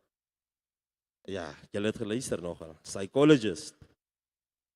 Nou daar by die kliniek al, gaan die suster vir jou uitsort, Maar as ons sien is nodig, gaan ons 'n social worker inkry, né? Van die NGO's wat saam met ons werk. Om net 'n assessment. Ja, kom ek vertel die hele proses, laat ek so jump hier. Jy gaan kliniek toe. As jy voel jy het hulp nodig. We will do an assessment. The assessment tool will determine wat se tipe hulp jy nodig het. It might be jy net iemand nodig, soos die kollega voor my gesê het om mee te praat. Dan stuur ons die social worker. Jy kom sien die social worker by die kliniek. Ons praat. Ons stuur jou huis toe. Social worker will go and conduct some visits.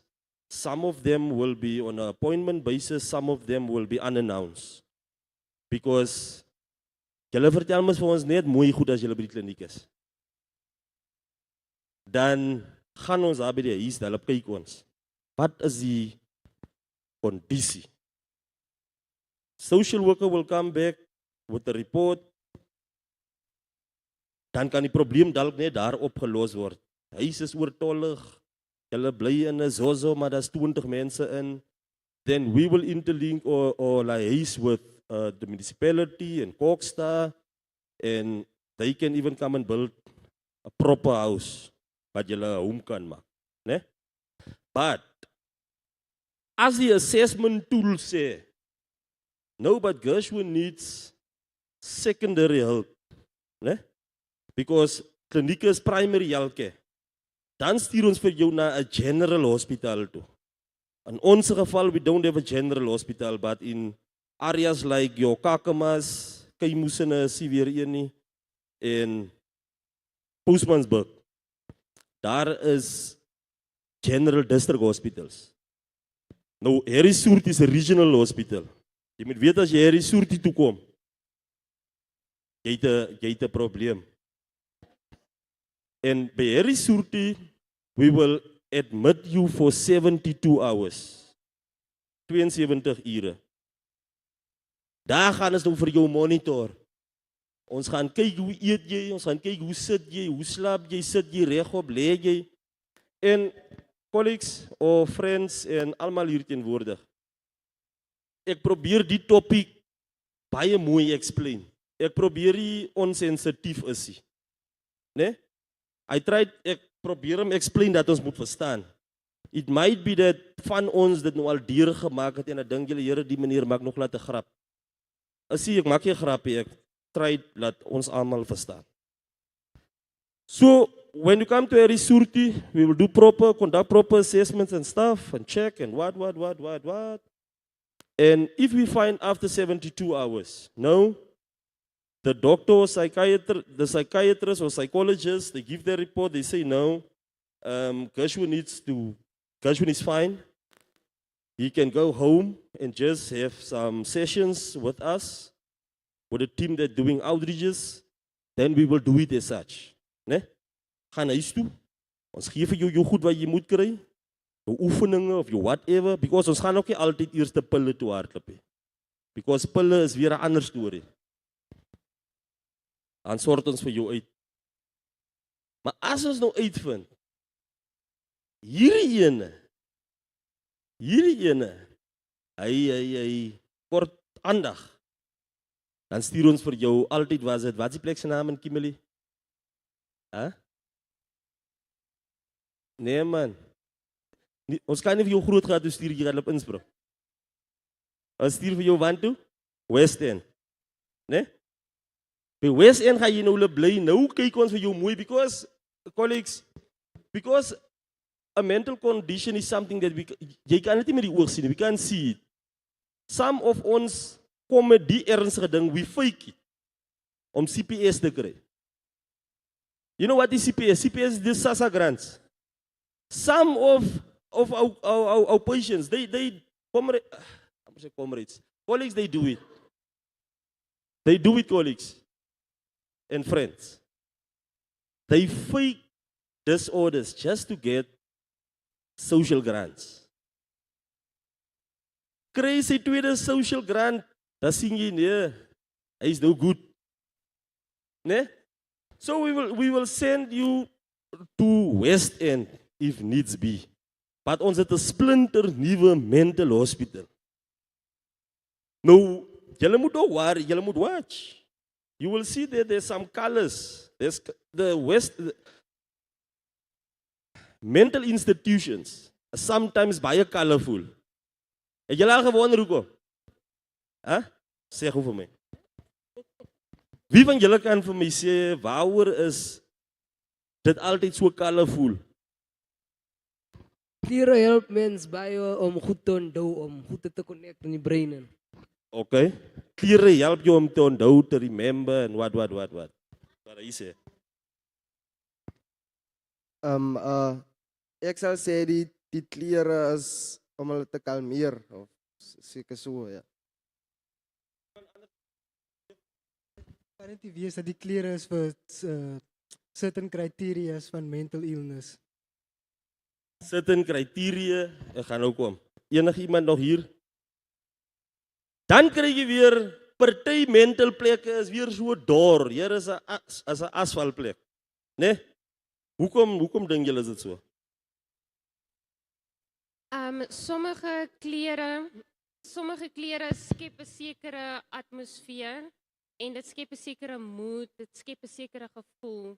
So sommige, soos die ou nou genoem het, kan vir jou kalmeer en sommige klere trigger weer sekere goed in jou mind en so dit afhangende van seker watter toestand jy is, wat werksaam met jou gaan hulle nou vir jou in so 'n area dan nou sit. Yes. Enige iemand anders? Nou, when we deal with mental wellness, there's no right or wrong answer. Né? Because ek het nou gepraat van hy teleurstelling. Wat ons altyd sommer hier met die voet skryf. Né? Dan weet jy nie wat hulle doen hy mannetjie nie. Of dame nie. But almal van ons wat nou gepraat het, praat die waarheid. Of ons is baie na in die waarheid gewees, of ons het die waarheid gepraat. Maar ons het die waarheid gepraat. So, you will only understand once jy in die situasie is. Julle verstaan? All these colors, each and every one of us will have our own interpretation of it. Ne? But we will understand it best once ons in die omstandighede beland. En ek glo nie een van ons wil in die omstandighede kom nie. Because ons was al gekonfront saam met so 'n tipe van situation waarby iemand in 'n disorder lê en ons het dit snaaks aangekyk, né? So die psychologist or psychiater, they will determine what type of interventions moet gemaak word. Because julle gaan nou sê, as ek nou sê, as jy julle, die meneer het gelieg, hoekom is hier so val, as jy nou daar kom? Of jy sê, die meneer het uit die waarheid gepraat, hier is al so klomp klere, wat se goeders is die? So that's dependent van jou condition, of wat se type of interventions jy nodig het, sodat jy gekalmeer kan word, deur whatever environment will determine wat se treatment jy gaan kry, wat ons gaan doen, of hoe die plek sal lyk, waarna toe jy gevat word. Nee. Nou, al die goed, al hierdie mooi goede wat ek nou hier vir julle explain, hoop julle verstaan. Dit moet mens gecontrole word. Nee? Dit moet gecontrole word. Because all of us are aware of jy weet wat is die constitution? Grondwet. Nee? Die grondwet is the supreme law of our country. En die grondwet sê dat almal van ons eerste het die reg op wat? Op lewe. Nee? En dan gaan hy verder, dan sê dat almal van ons het die reg op gesondheidsorg, free of charge. En hy praat van decent, né? Nie enige manga gesondheidsorg nie. Daai human element moet gekoppel word aan die type of service wat ons rende. So jy moet met absolute dignity gebehandel word, van die kliniek af, Harry Soortie, tot binne in West End. Because die grondwet sê, dat jy die reg op quality healthcare. Nou, omdat mental health so spesiaal is vir ons, het ons nog die Mental Health Act. The Constitution is supreme, but you have the Mental Health Act, wat deal met die specifics. Wat vir jou sê, hoe moet jy getreed word? Hoe moet jy wat gedoen word? Hoe moet jy die moeds en die moenies? En dit derive uit die Constitution uit. Ek hoop ons verstaan. So wanneer ons weer 'n kliniek of any healthcare facility gaan besoek, dan moet ons kan vir hulle sê, nee, hierdie vrou, jy gaan nie met my so praat, nou dis my werk. Ek volg hierdie tipe goeders op. Wanneer julle nie lekker gebehandel word. Dan is dit hier by die deur al, het my so 'n lys wat ingevul word. Nou hier word jy nie eens gesê môre nie. Hier sit so 'n nors mens wat jy nie weet wat sit en maak hierdie. Jy sit en wonder of Here het hy matriek. Nee. Hy sit daar so. Dan skryf hulle daar die name, hy kyk ook vir jou net so. Dan moet jy sê môre, hoe gaan dit? Because hy of sy kom ook maar met sy eie pyne van die huis af. Almal van ons kan nou nie die goed skei nie, né? En ek is besig om nou klaar te maak. As jy van hy persoon af gaan, hulle sit jy op 'n bank waar jy gaan wag dat jy observasies moet kry, né? Bloeddruk, suiker, daai screening wat ek van gepraat het, al daai goeders gaan gebeur in 'n private consulting room. Né? Private. Because hier praat ons van patient, doctor or sister or whatever confidentiality. Al het mis daai ding, hier by die kliniek, kom jy in. Môre, alle bloeddruk mense staan so intoe, die mental health staan julle so intoe, ander staan deur en ons help nie vandag swanger vroue nie, julle kan gaan.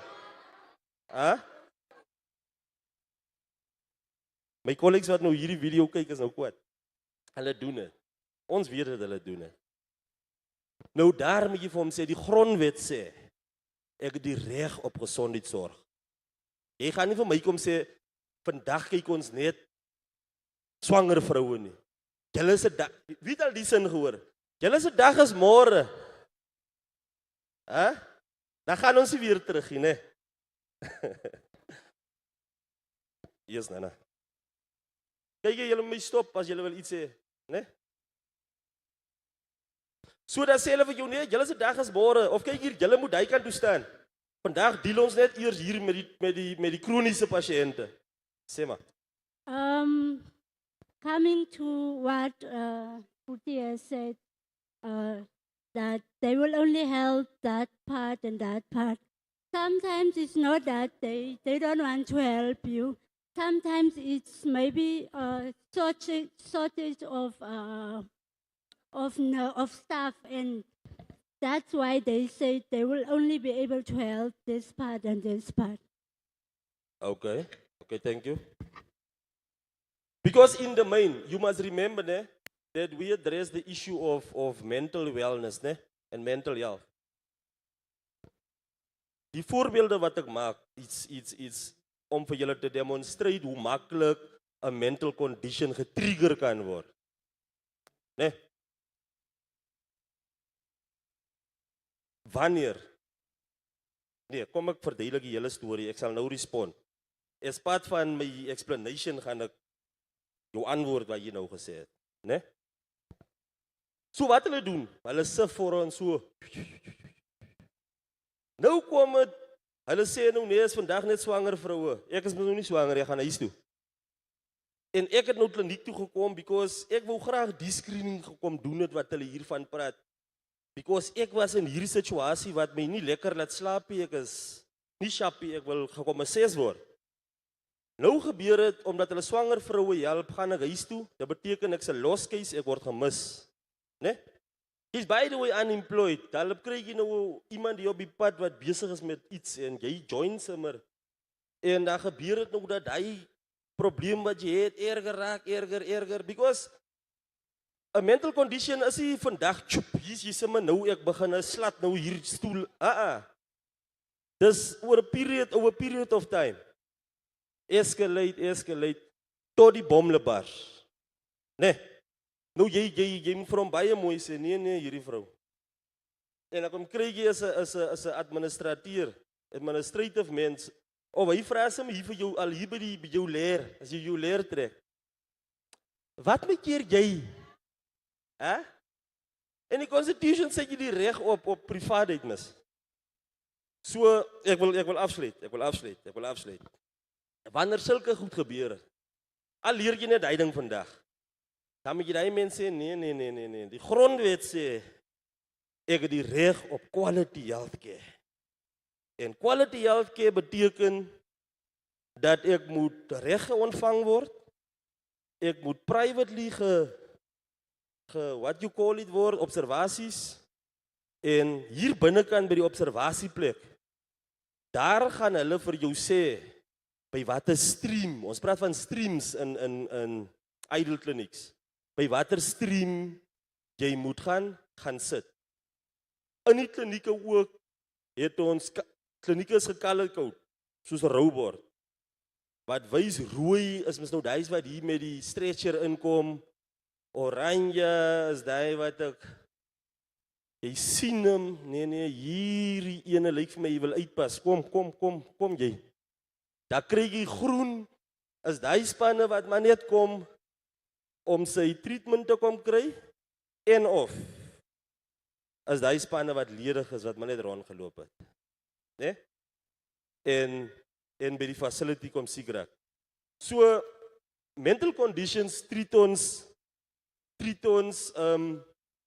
elkeen op sy eie basis, because elkeen het 'n different outlook en approach wat ons moet gebruik. Nee? So, jy sal nou nie weer, en jy moet vir hulle sê, die reg om gehelp te word, is ook so vervat in die Mental Health Act. Mental Health Act van 2002 is baie klee. Ek gaan nou vir jou gee, Magila. En ek stry baie met die polisie. Die polisie, as ons vir hulle bel, of nie as ons die ambulans bel, vir iemand wat sy condition getrigger is, hy moet hospitaal toe gaan of kliniek toe gaan, dan is daar 'n stry oor wie moet die patient, jou broer of jou suster, na die kliniek toe vat. Die ambulans sê, hulle kan nie, jy moet die polisie bel. Die polisie kom, dan sê die polisie, die is onze geval. Hierdie is die mense se geval. Nou die Mental Health Act sê, beide die polisie en Department of Health are responsible to transport patients with mental disorders. Die polisie moet hulle se goed wat hulle geleer het by die college kom gebruik om vir jou te manhandle, om vir jou by die kliniek te kry. Maar in die proses sê ons jy moet die dignity van die persoon laat verslap. Dankie.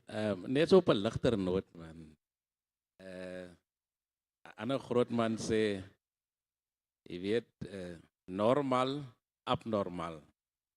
Ons is almal mal. Verstaan jy? Yes. Net so op 'n ligter noot dat it's also individually that the decisions that you take determines your condition as well. So as moenie net altyd dat jy moet getrigger word in, as jy net die besluit kan neem, of normal of abnormal, maar mal is ons almal. Dis net die besluit. Dankie. Absoluut so. So, kom ons gee my lieflike aan 'n klap. So weer eens omstandighede waarin ons vir ons bevind is as 'n resultaat van die besluite wat ons geneem het, né? Ek wil net gou vra, sê byvoorbeeld nou, die kliniek is nou toe, is nag. Sorry gou, dis nou die Q&A session sommer. So vir 5 minute waar julle my net kan vra, né? Dis nou nag en dis mis die tyd wanneer ons mis nou tyd het met ons gedagtes. Wanneer ons mis nou lê en moet slaap, is daai tyd wanneer jy dink en jy oordink en jy stres en al die gevoelens kom is nou op en dit is nou nag en die kliniek is nou toe. En ek het nou byvoorbeeld nou nie eens eet om die ek kan voel I'm at breaking point right now, verstaan? En ek het nou byvoorbeeld nou nie iemand, my familie verstaan nie, ek het miskien nou met hulle al probeer praat, maar hulle verstaan nou nie vir my nie, en jy moet net you must just get your shit together, something like that. So, dit baat nou eens, ek sê nou vir hulle nou, dit is hoe ek voel, en is daar miskien 'n noodnommer wat jy kan WhatsApp, want sommiges van ons het miskien nou WhatsApp bundles, het miskien nou nie eet om te bel nie, maar ek het nou WhatsApp bundles. Is daar miskien 'n noodnommer wat jy miskien uit met die departement of tipe 24-hour line service kan in kontak tree om jou situasie nou te state of net advies te kry of net om dit met iemand te kan praat, want jy's mis nou op by oomblik. Ek ken either mean, want as jy eers in hy donker, ek het experience met mental health, met depressie. So is wanneer jy by die donker punt is wat jy soms voel wat jy kan even selfmoord kan commit. Kom ons hou vasgou, ouses. Kom ons raak net kalm en ons luister. En dan steek jy net die hand op en gee ons jou geleentheid. Sê maar. Ja, soos ek gesê het, dis wanneer jy by die donker punt is wat jy voel jy kan nie meer, wat sal determine of jy die next dag sal kan sien. So miskien 'n outreach soos daai, miskien 'n WhatsApp nommer of iets soos daai wat jy miskien nog gou iemand kan, mense wat die situasie verstaan, wat vir jou kan professionele advies kan gee in hy oomblik. Is daar miskien so iets? Baie dankie. Enige ander input? Daarso. Ek gebruik nou die foon om die notas te maak, né? Amalo, actually ek het 'n vraag op die dames se vraag. Gooi. Sy het gesê van nou en dan is dit die miskien die personeel is te min of iets. Oké, nou het ek 'n goeie mooi vraag wat ek wil weet van hierdie klinieke af in Appington actually. Oké, ek het nog net 1 keer aan 'n check-in nog aan Appington se kliniek gekom en ek het gesê ek sal nie weer gaan nie omdat hulle ongeskik is en ongemanierd is. Hoe kan as voordat ek nog ooit my voet in die kliniek gestap het en net kom vra vir iets of enige inligting, dan antwoord jy my klaar vooruit of vertel vir my van nee, ons het nie sulke ding nou klaar nie, maar jy weet eens hoekom is ek onnoodwendig hier of vertel vir my van as jy leer om weg te bly van seks af, jy weet eens hoekom is ek hier vir hierdie ding nie? En nou en dan het ek dit nodig. Soos okay, nee, ek gaan nou nie 'n ding maak hier van ons, ek is so jong dame en outomaties het ek 'n ouetjie so dinge happen. So outomaties moet ek myself beskerm en gaan vir voorbehoed of so aan. Nou kan jy nie vir my wil vertel van, as ek om vir voorbehoed vir my kom vertel van, jy moet wegbly van seks af voor ouds jy wil dik raakie. Kan mens my so verantwoord nie? So nou wil ek weet. Ek het gesê ek sal nie gaan nie. En ek letterlik gesê ek gaan nie in enige kliniek in Appington raak weer nie. So ja. Nou wil ek weet hoe moet ek 'n so 'n persoon antwoord van outomaties weet ons mos. Nie alle mense sal luister van die wette van wie en wat goeders is. En ek sal hom ook nie luister noodwendig as dit nie nodig is nie. Baie dankie. Kom ons kry nog 1. Kom ons kry nog 1 en responde gou vinnig. Dan gaan ons aan. I see much of a question. Yes, man, it's something like a proposal, something like that. Okay.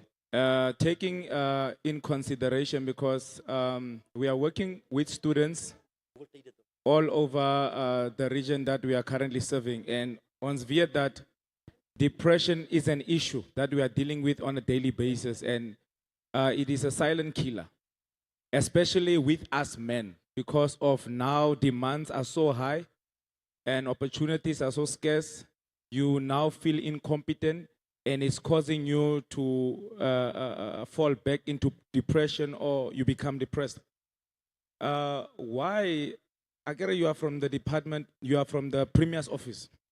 The MEC's office. The MEC's office, sorry. So why can't you guys try from maybe primary school, try to create offices at schools that will deal with this issue? Because jy kom kry dat ons raak groot from primary, ons het issues by die huis that is affecting us. And then we are now growing. So it means the problems and the troubles of life is actually watering this thing that is called depression. So when we are now exposed to life, we find young people, our brothers and our sisters, they are killing themselves. So why can't the department now decide to take this initiative and Bosaka mobile offices where young people can go and interact, or even take this matter so serious that within the any locaties, soos die sister gesê het, hulle word geskel van voorbehoed wat. Because the other time het gesê ons is almal mal. So basically, when you get there and you tell them you are depressed, we don't have confidence to go and talk to these people because we know that they lack professionalism. Understand? Because we know that as a Clara said, I get issues with the haze, my fro, my zali, whatever. They're going to take that issue and fatam lokasi too. Understand? So why can't you guys now make something that is going to specifically speak to the mental condition of people? Thank you, sir. Thank you. Hier daar kom je voor toe. Is net een proposal wat ik wil graag gee, is dat ik wil graag hê dat ons moet die klinieks omskep na daghospitale toe. En dan ons het 'n probleem met die hospitale, dat sit jy daai lang te hier daar. Verstaan jy? So ek is maar net 'n proposal en wat die department oor moet dink en aandag gee dat ons die klinieks daghospitale maak.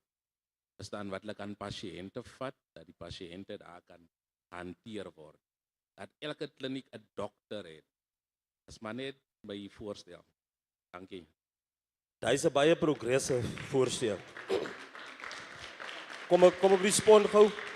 Ek gaan gou vinnig respond en dan kan jy inkom, né? Hier se hand en daar was nog een. Die helplines gaan ons nou probeer.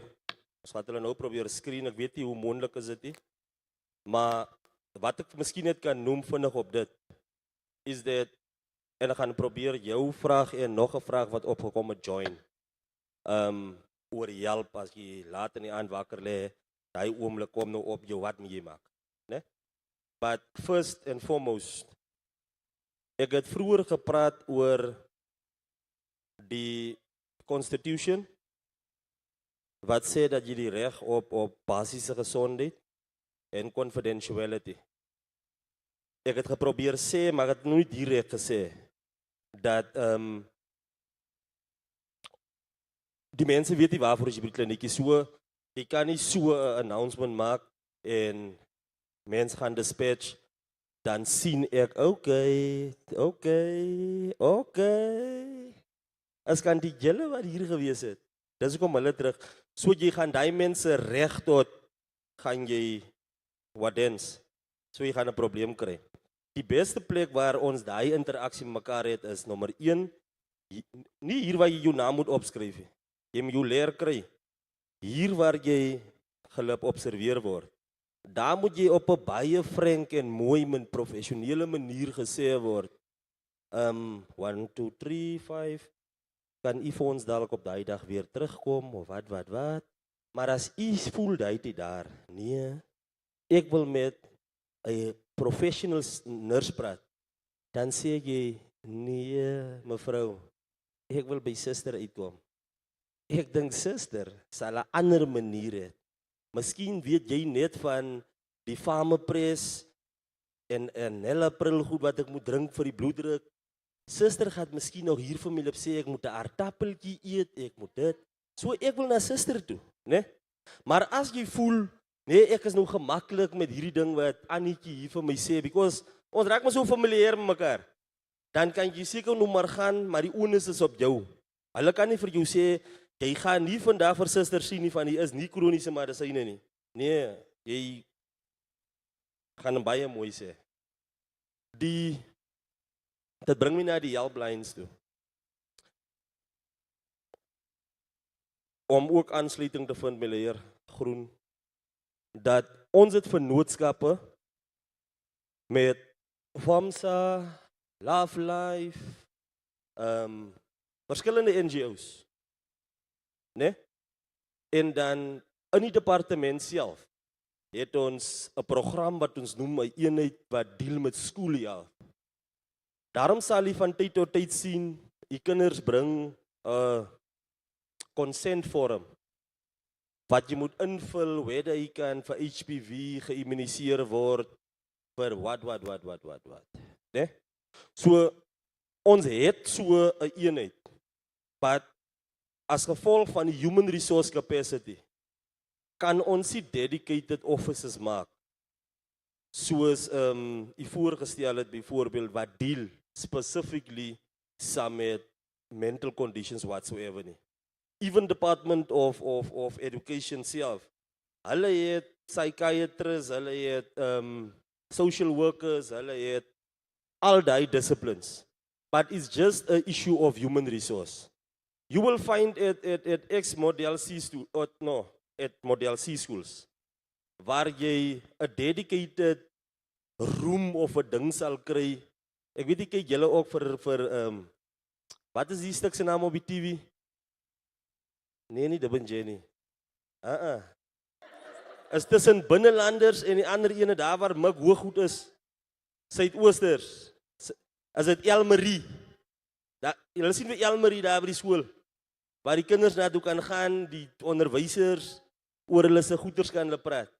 Daai is die ideaal, is die droom waarna toe ons streef. Elke skool moet 'n social worker daar hê. Jy moet nie nog vir meneer March of 'n Gorba bel en nou hoor jy meneer Majila, hulle is nou in Kakamas met die kar, daar sien nou 'n kar. Ons soek dedicated homebodies.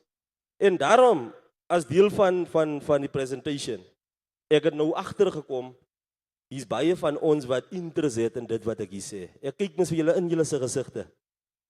Julle knik die kop en ek sien hy belangstelling. Ons het sielkundiges het ons nodig. Psychiatrists het ons nodig, social workers het ons nodig. Né? Kyk na die premier se bursary fund wat uitkom. Apply vir daai bursaries. Currently ons as die department, ons train net EMS personeel, sisters, en ons stuur vir julle Cuba toe as julle moet dokters raak. Ons train nog nie in die field van psychiatry en psychologists nie. Maar as almal van ons aan hy velde kan gaan, my ma hoor my, as ons terug weer kom, dan gaan julle hoor, ons het 'n change gemaak. Kyk hoe vinnig. Ons het nog so 5 minute. Goeiemiddag. Ek wil net vra. Volgens op die grondwet van menseregte, gaan na verantwoordelikheid maar ook saam, né? Sê weer? Met die regte gaan ons verantwoordelikheid ook saam. Baie belangrik, nee. Yes.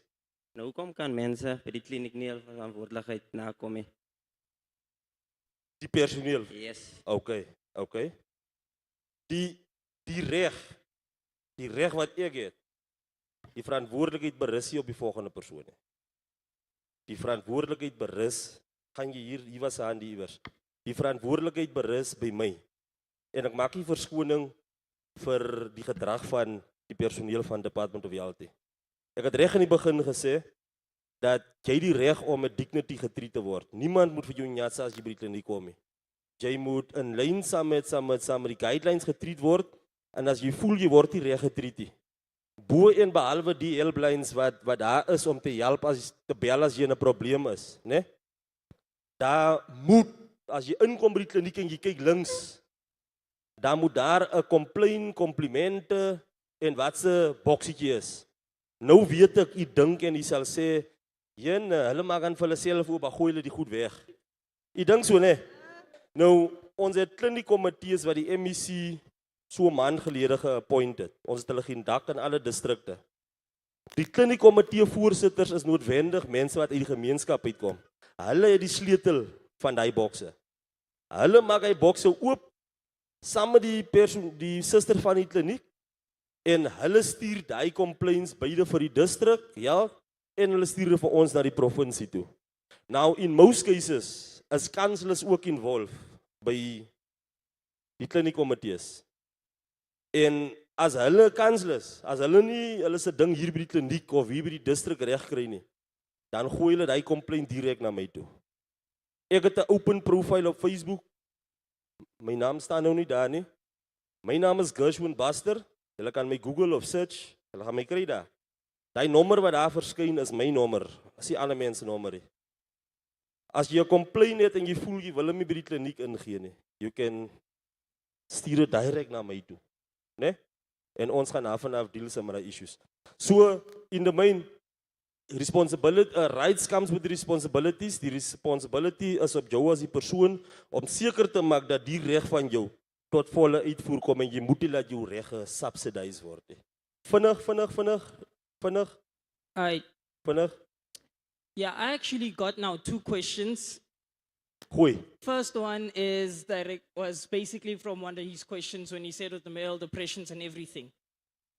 But basically, I have done a few of my own researches on this, and with some of the mental problems that some males or anyone basically face in the school times when you're a teenager or kid, even in primary, it's not necessarily the school that can help it, because not all the teachers are professionally trained to handle that. There are schools that are trained to handle that issue, and not all the schools can actually apply that, even if it's in the suburbs or in a small town. Not all the schools can, which comes back to the disorders you've mentioned. Now, on that case, due to that, I actually have my 2 nephews. One of them is in Gauteng, the other one is here. Now, my one nephew that lives in Uppington, he actually has ADHD. Now, due to that, not everyone actually knows about that disorder. That disorder is actually very, very rare to some people. They're not actually educated on that. They would see a child have it, but then again, they would say, it's just a child that's too hyperactive. It's a normal thing now. When that child actually isn't original, his hyperness is above the normal than an average child. It preaches there and then it confuses them in classes, making them look like they're a bad student, but they're actually not. And also, not all the pills that they provide for ADHD helps them actually. It calms them down, but for a certain time. That pill doesn't actually strengthen him, it just calms them down to a certain extent. That thing can wear off probably in the next 12 hours, and then that kid is back to being the hyperactive child you know now. And then it comes to the other cases with, I'm not sure if this is quite a disorder or whatever. I have to still ask my sister for how it is now. But basically, in the schools that he is now in, he's actually trying to figure out they're trying to find out how can we help him, because it sounds like he's slow because he's only 4 now. It sounds like he's slow, but he's not. His problem is speaking. He can't form his words correctly. And that falls under for both of my nephews. And I would like to know, how else can the Department of Health amplify this on either preschoolers or on other things, besides trying to get them to a school which they probably can't afford, which are like those special type schools? How can the Department of Health actually help with that? Thank you. Kom ons vat gou die laaste hand. Die laaste hand. Ek probeer push nou ons tyd. Yes. Even het gevra. Jou in jou ook, my sister. Okay. Baie van ons, elke mens het miskien calling. Wat wil graag in medical ingaan, maar ons almal is nie so goed in wiskunde nie. Nou wil ek gevra het, as daar miskien learnerships in pharmacy assistant wat onder 60% wiskundige geletterdheid vereis. Want baie van ons sukkel met wiskunde en jy wil graag in die ding ingaan, maar baie vereis, soos ek nou al navorsing gedoen het, soek hulle meer 60% by wiskundige geletterdheid, en ongelukkig, as daar miskien dalk en hy self wil field en wat onder 60% wiskunde. Yes, ek het hem. Okay. Om vinnig te respond. Every mental illness word getreat as a priority. It means you cannot substitute any type of mental illness or condition. Soos reeds genoem, we have a very good working relationship with the Department of Health, Education. It means that as government, ons praat van intergovernmental relations. Whenever schools have challenges in terms of mental health, they will contact us as hulle nie die capacity het. We will go in, we will go and assist and do screenings randomly so, en ons kan die probleme oplos as ons hulle optel. But as a person feel that he or she needs a screening or they need assistance, entry point clinic. Begin by die kliniek, doen die necessary screenings en goed. Die tool gaan determine what type of intervention. Whether the huis toe gaan is met oefeningen of whatever, of because sometimes jou brein kan sien wat is hier, maar die boodskap wat hy stuur na jou hand toe om te skryf, jy skryf hier klomp snaakse goeders, né? So jy word nie altyd net uit jou environment uitgevat om hulp te gaan kry nie. Sometimes jou hulp bly in die environment waarin jy vir jou bevind. Nee. En om te kom by opportunities within the department. As ek nou kan vir julle goeie raad gee, en ek hoop die ding is hier live gerekord he. Word he? Dan moet ek nou my woorde mooi kies nou. Ons sê as health, that prevention is better than cure. Nee? Om die dergelike dinge van die lewe liewer te prevent, gaan veroorsaak dat jy of succesvol is of minder succesvol moving forward. Dan gaan jy nie met goeders gekonfronteer word nie, maar ek sê nie jy moet vir jou toesluit in 'n donker kamer en nie die lewe face nie. Elkeen van ons gaan een of ander tyd gekonfronteer word met die evils daar buitekant. Because ons lewe in 'n sick society. It's just that jy moet ownership vat. Because die besluite wat jy neem, nou vandag, gaan later 'n effek hê op jou. Né? In terme die geleenthede van die departement, ek en Tico Tabo, het ek nou hier gesien. Ons het saam begin by 'n learnership lang terug. En dis hoe ek by Department Education Gesondheid gebeland het.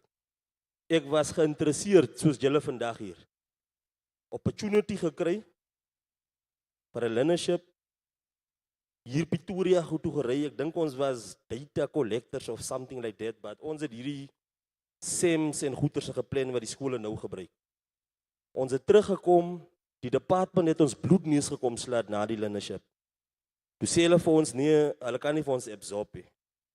Hy is toe gegaan, kwaad, maar omdat jy 'n verhouding gebou het met die department, Education and Health, het hulle vir ons genooi om te werk by die skole.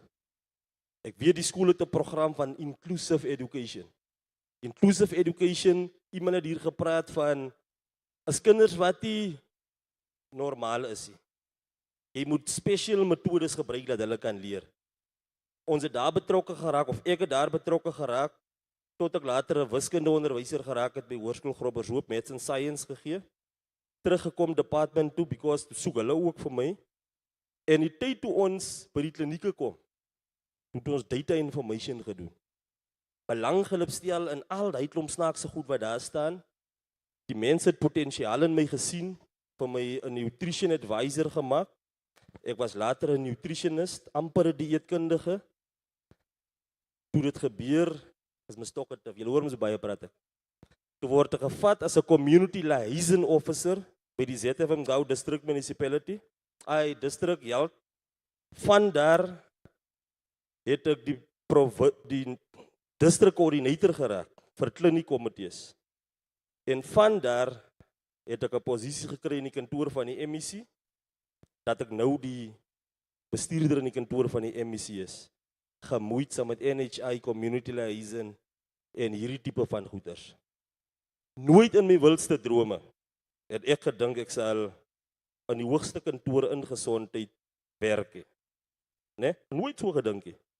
Maar omdat ek belangstelling getoon het, omdat ek gewonder het wat aangaan hier in Department of Health, het ek die ranks geklim en in die highest office in the province die position gekry. So my aanmoediging vir jong mense wat die droom het, wat die calling het, soos hy dit genoem het. Start volunteering at your local clinic. Ga na die local clinic toe, vra om te volunteer, jy wil hulle net shadow. Miskien is daar iemand wat jou potentiaal raak sien.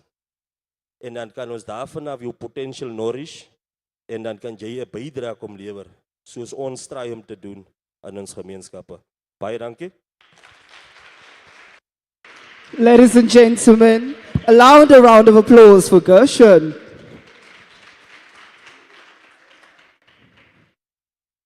Gershon, before we let you go completely, I'm trying to flip the script because I said then I was wondering if I can actually also ask a question.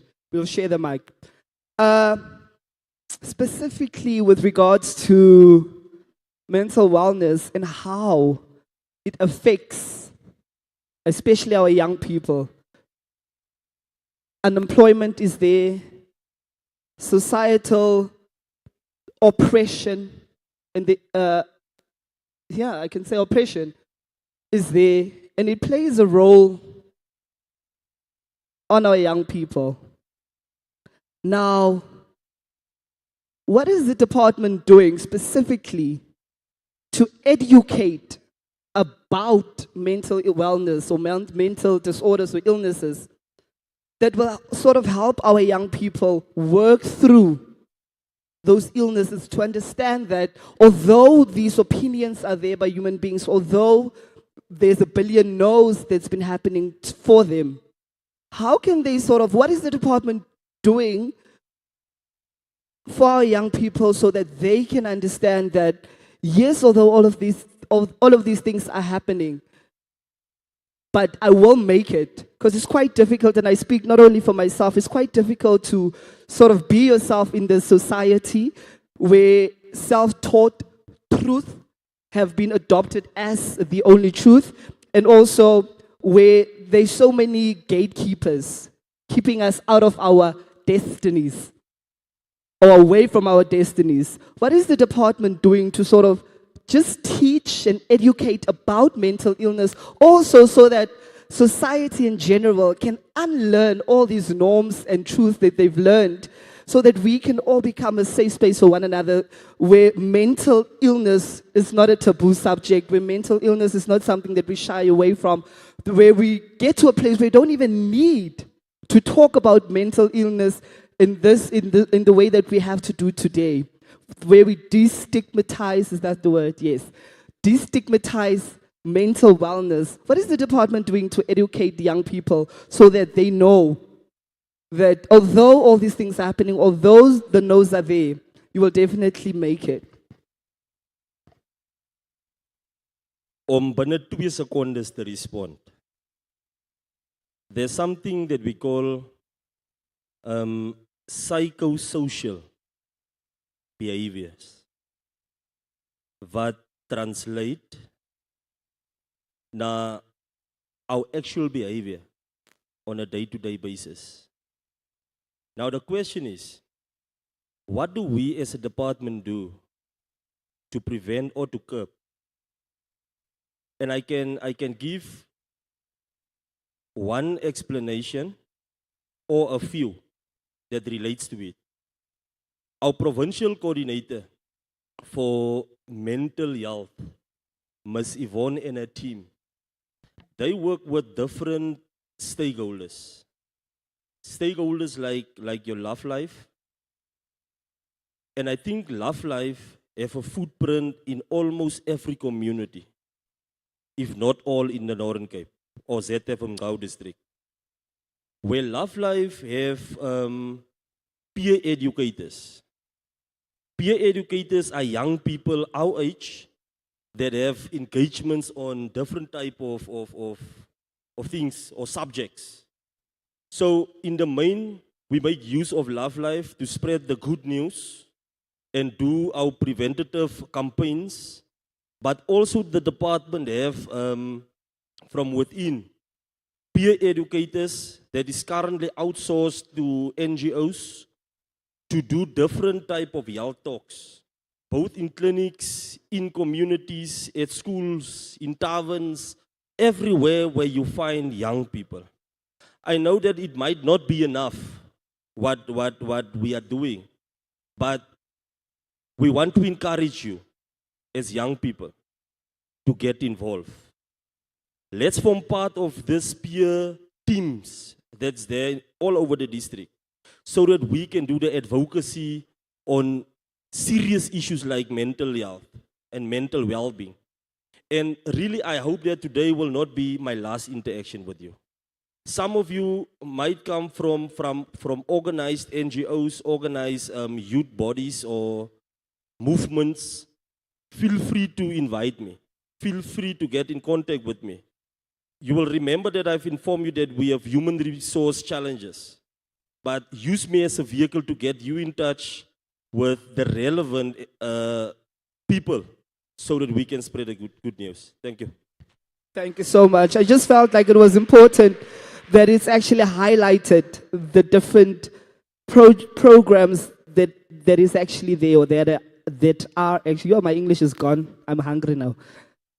But it's important that we know about this, that we are informed. So when we have to reach out or bring in somebody to come and talk about these things, that we know exactly where to go. Also, it is about transformation. It's about being inspired. It's about being connected. I'm challenging all of you to go out and to transform and to connect others. By connecting, I mean to go share the information that you've learned, the knowledge that you've gained over these 3 days, to go share that with everybody else. But before I go on and on and on, ladies and gentlemen, I'd like to call Tabiso to quickly come and do our vote of thanks. Thereafter, I will see you guys again. Tabiso? Tabiso's on this side. Give him a round of applause. Sorry. Ek het net vergeet om die een ding te sê. Ek weet nou nie van die ander nie. Maar ek is doodseker dat die Springbokke wen vandag.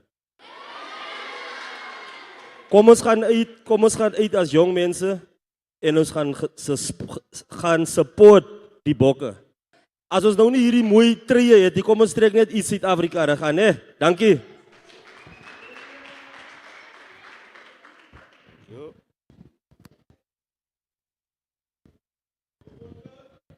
Good afternoon. I suppose now I'm the guy between you and lunch. I hope I don't keep you any further. Ne? My job today is very simple. Is to give a word of gratitude on behalf of TETA. But what I would like to start with is something interesting or something very simple that we as a people, we as a youth, it's something that we should live with. I'm going to say it in Afrikaans just to see if my Afrikaans is a bit touched up. Die gelukkigste mense het alles nie. Okay. The most, my Afrikaans is not good. But it means, what I was trying to say is the most luckiest people don't necessarily have everything, but they make the best of what they have. The reason we stand here as TETA is to bring that hope, that awareness to you that for a fact that you still live, you still can wake up, you can still dream. That's what we might all have, or that might be the only thing that you have. It is not the end of the world. That's where you can begin. So in my start tool, I'd like to thank people who made this possible. First of all, my thanks goes towards Empowa. The reason for that, Empowa had a vision of empowering youth, and they wanted to run this program all around the country, and they approached us as TETA and showed us this program, and we were happy to be aligned with and run with it. So on that note, I'd like to give us a great applause to Empowa for the great thought and vision of empowering the youth of South Africa.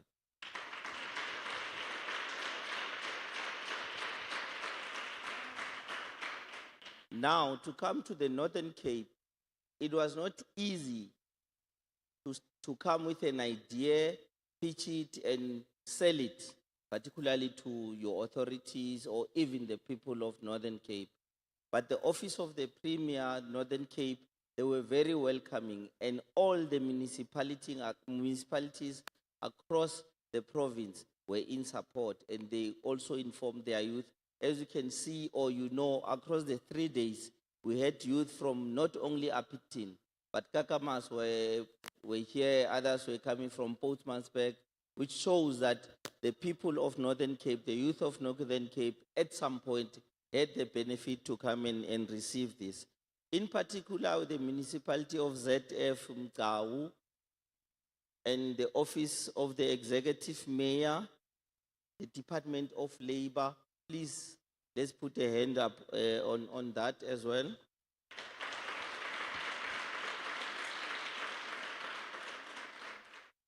And we also had other supporters. We had to sell this to our private sector as well. You saw Standard Bank was here. There was Evotel was here. Those are private operators in our communities.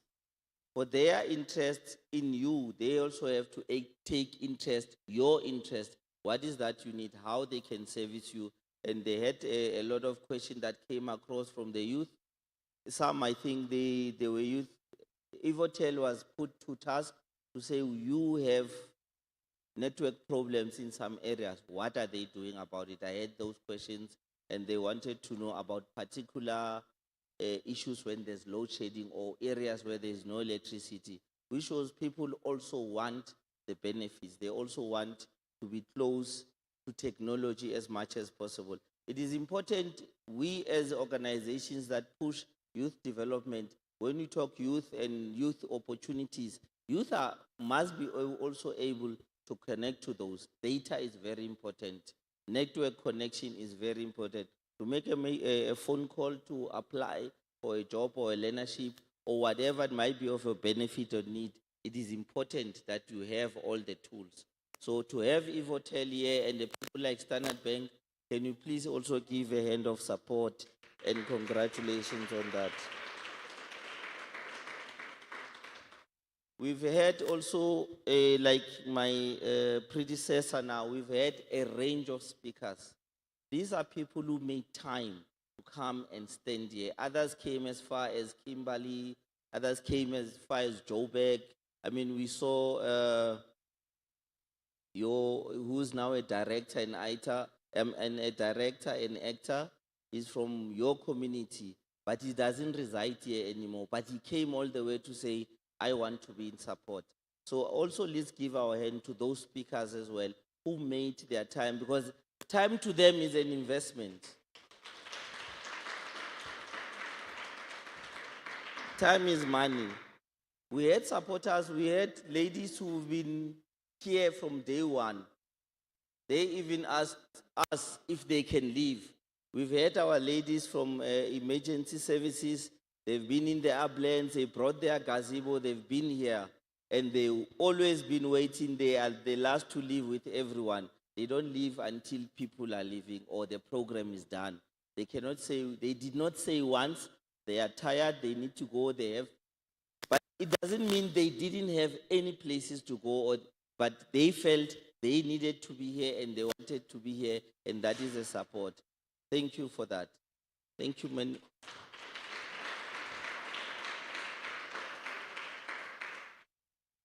On the part of service as well, let's thank our SAPS, who's been visible all year and all 3 days. They've been here from start to end, came in, check on us, and they rotated. There wasn't a time when they did not attend to that. To us, can you also give a hand to that?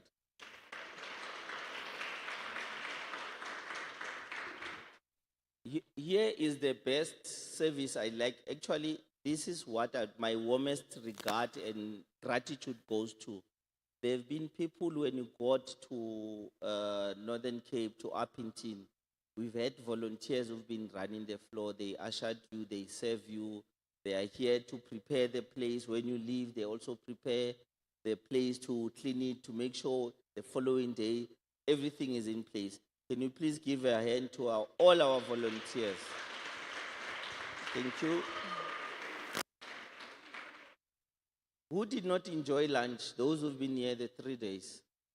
I know you're going to enjoy today as well. Who hasn't? So let's give a hand to our local suppliers who have served us with food, decorations.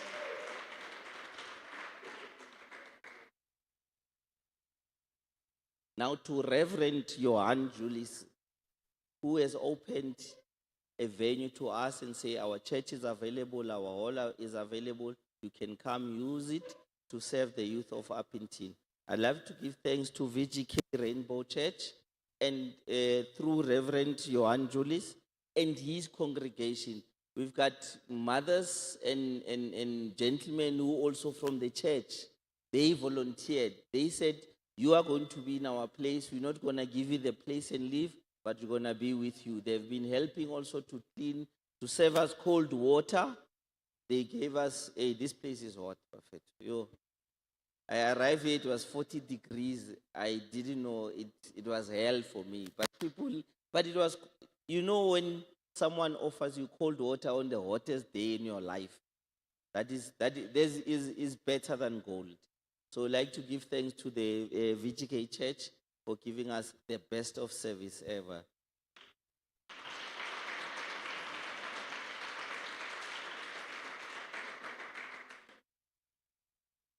The SABC, Kimberley, they drove all the way. They've been here the first day.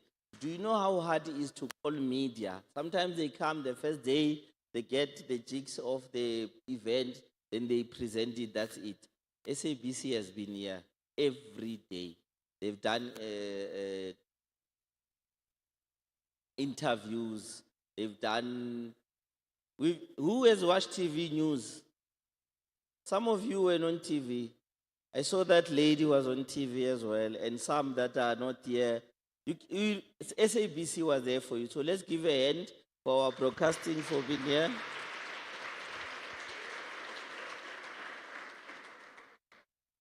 Now here is the people who had nothing, but they are the luckiest of the people, and I know they're going to make the best.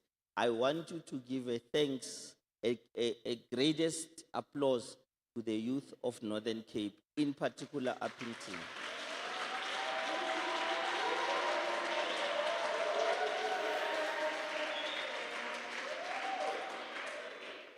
Big ups Uppington, big ups Northern Cape. When we come, we've had questions since this morning. When are you coming again, or where are you going again? Because some of you want to be there, some of you want to follow. But this is what I want to leave you with. Whatever was shared from the day one when the Empowa Works team was here, doing the activations up to the first day, second day, and today, we've imparted information that you can assist yourself. We've imparted information that we try to also assist you.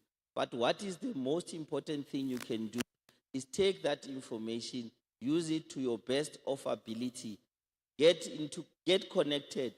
The help is gonna come, the opportunities are gonna come, but when that come, be ready. Let opportunity find you ready. That's what we are here about when we talk about youth empowerment. We want youth to be so self-developed and empowered that even when opportunity comes, they don't have to look, when can I go, and they just get on the airport. So big up to Northern Cape for showing up. Thank you.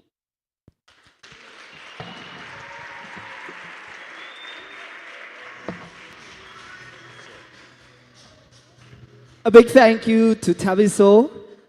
Now from myself and Nell. Are we partying again? I'll give it to Mr. Patty himself. Away, are we all here? Ons is almal hier so, né? Jy weet mos die tyd is verduiding. Machankura time. Where's my selector? My selector, what is that song? What is that? Machankura. You remember we were running a competition, eh? You remember we were running a competition? The competition is you post, you hashtag,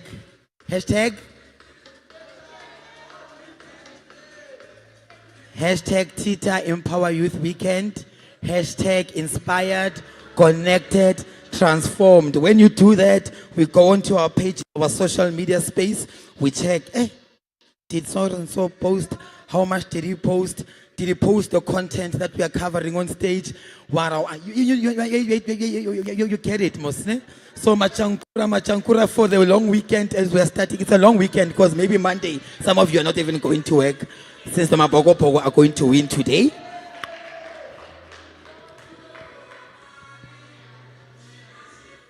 Mali.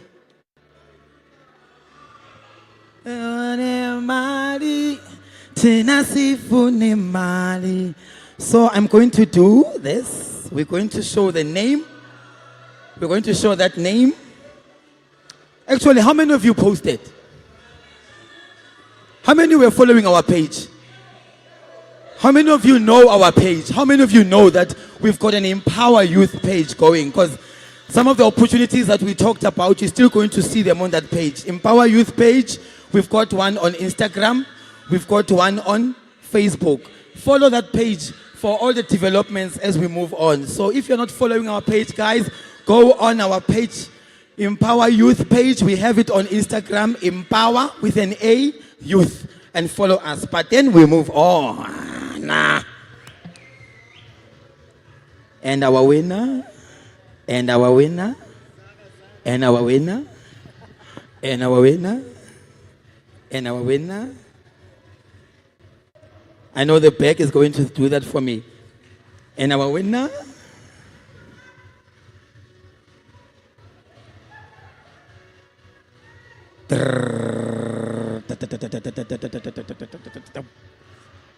It's coming.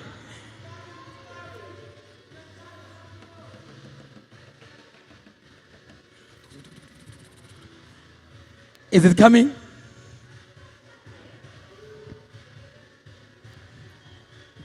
Impact.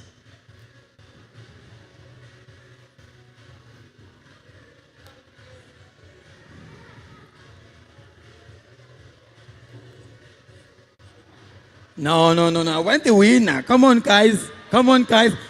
Where's that truth? Where's that drum roll? Where's that drum roll?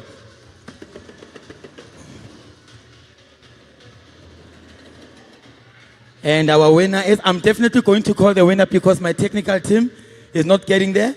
I'm going to call on stage. Our winner is official underscore Dodo 101. Official underscore Dodo 101 on stage. Come on, put your hands together. A round of applause for official underscore Dodo. Machankura. It's Dodo. Okay, I'm being Come on.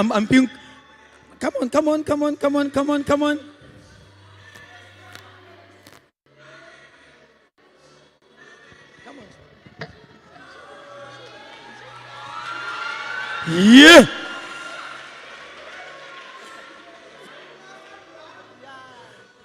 Say it. Title is called Official Dodo 101. Official Dodo 101. Come on, give him a round of applause. A round of applause.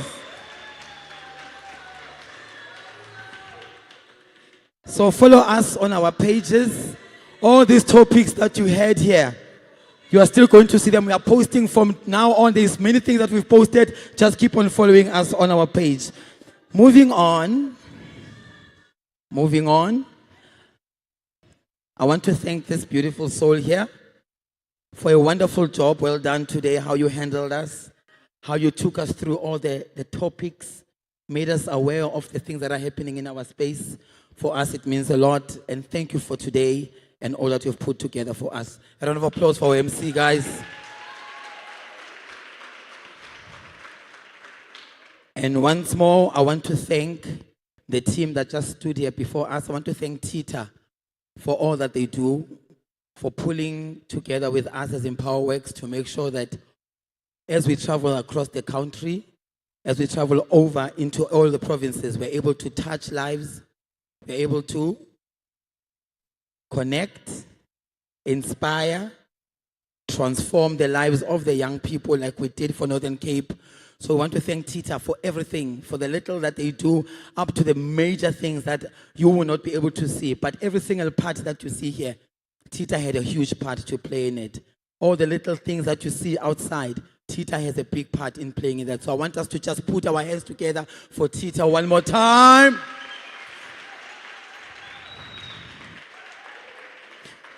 And now I want to call every single member of my team to come on stage as selector. Selector just hit us with a beautiful song. All the volunteers, Empowa Youth, can you come on stage for me, please? My selector, Dar. Can we get all our volunteers outside to come and join us on stage? I'm not chasing you away. I want you to go and take a seat there. Just a minute, so that you don't say, hey, man, they're forgetting about me now. Wena sifuni mali. Oh, tina sifuni mali. My volunteers, Empowa Youth Team, volunteers, Empowa Youth Team, on the stage, please.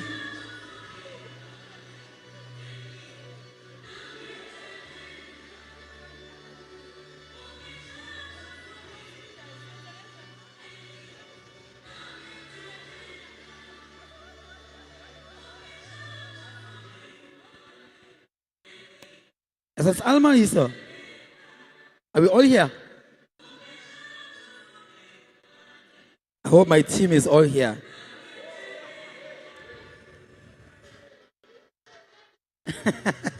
Now my whole team is here. My volunteers. Allah, Allah.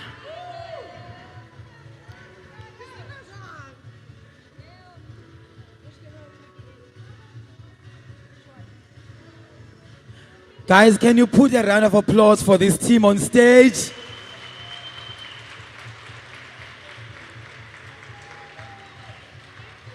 I want to first and foremost thank the volunteers.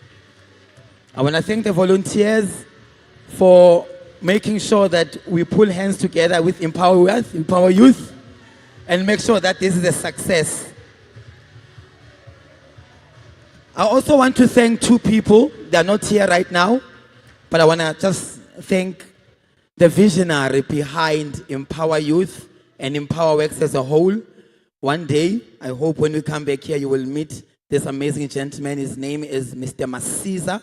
He's the one that has made sure that everything has come together as is, that I'm able to stand here today and be able to provide what I can for my own space. I want to thank our head, our leader, Tomisile Leroux. She's also not here for now, but also because of her, we are able to drive this work that we are doing. I want to thank my whole team, from Nono to Mbali to Lesejo to the people that are helping in the VIP space. I want to thank our social media, Kashifa there, doing an amazing job for us, making sure the posts are posted and the winners are winning. And beyond that, I want to thank Northern Cape for welcoming us and giving us an opportunity to give back to young people and making sure that we transform, inspire, and we bring change in this space. One more time, a round of applause for all of you. And we hope that next time we come in this area, you will be part of us to celebrate. We'll be serving lunch We'll be serving lunch. I know most of you are now. Yeah, let's buy a hunger. So we'll be using that exit. You'll be guided out, and you're going to have enough today. There is enough.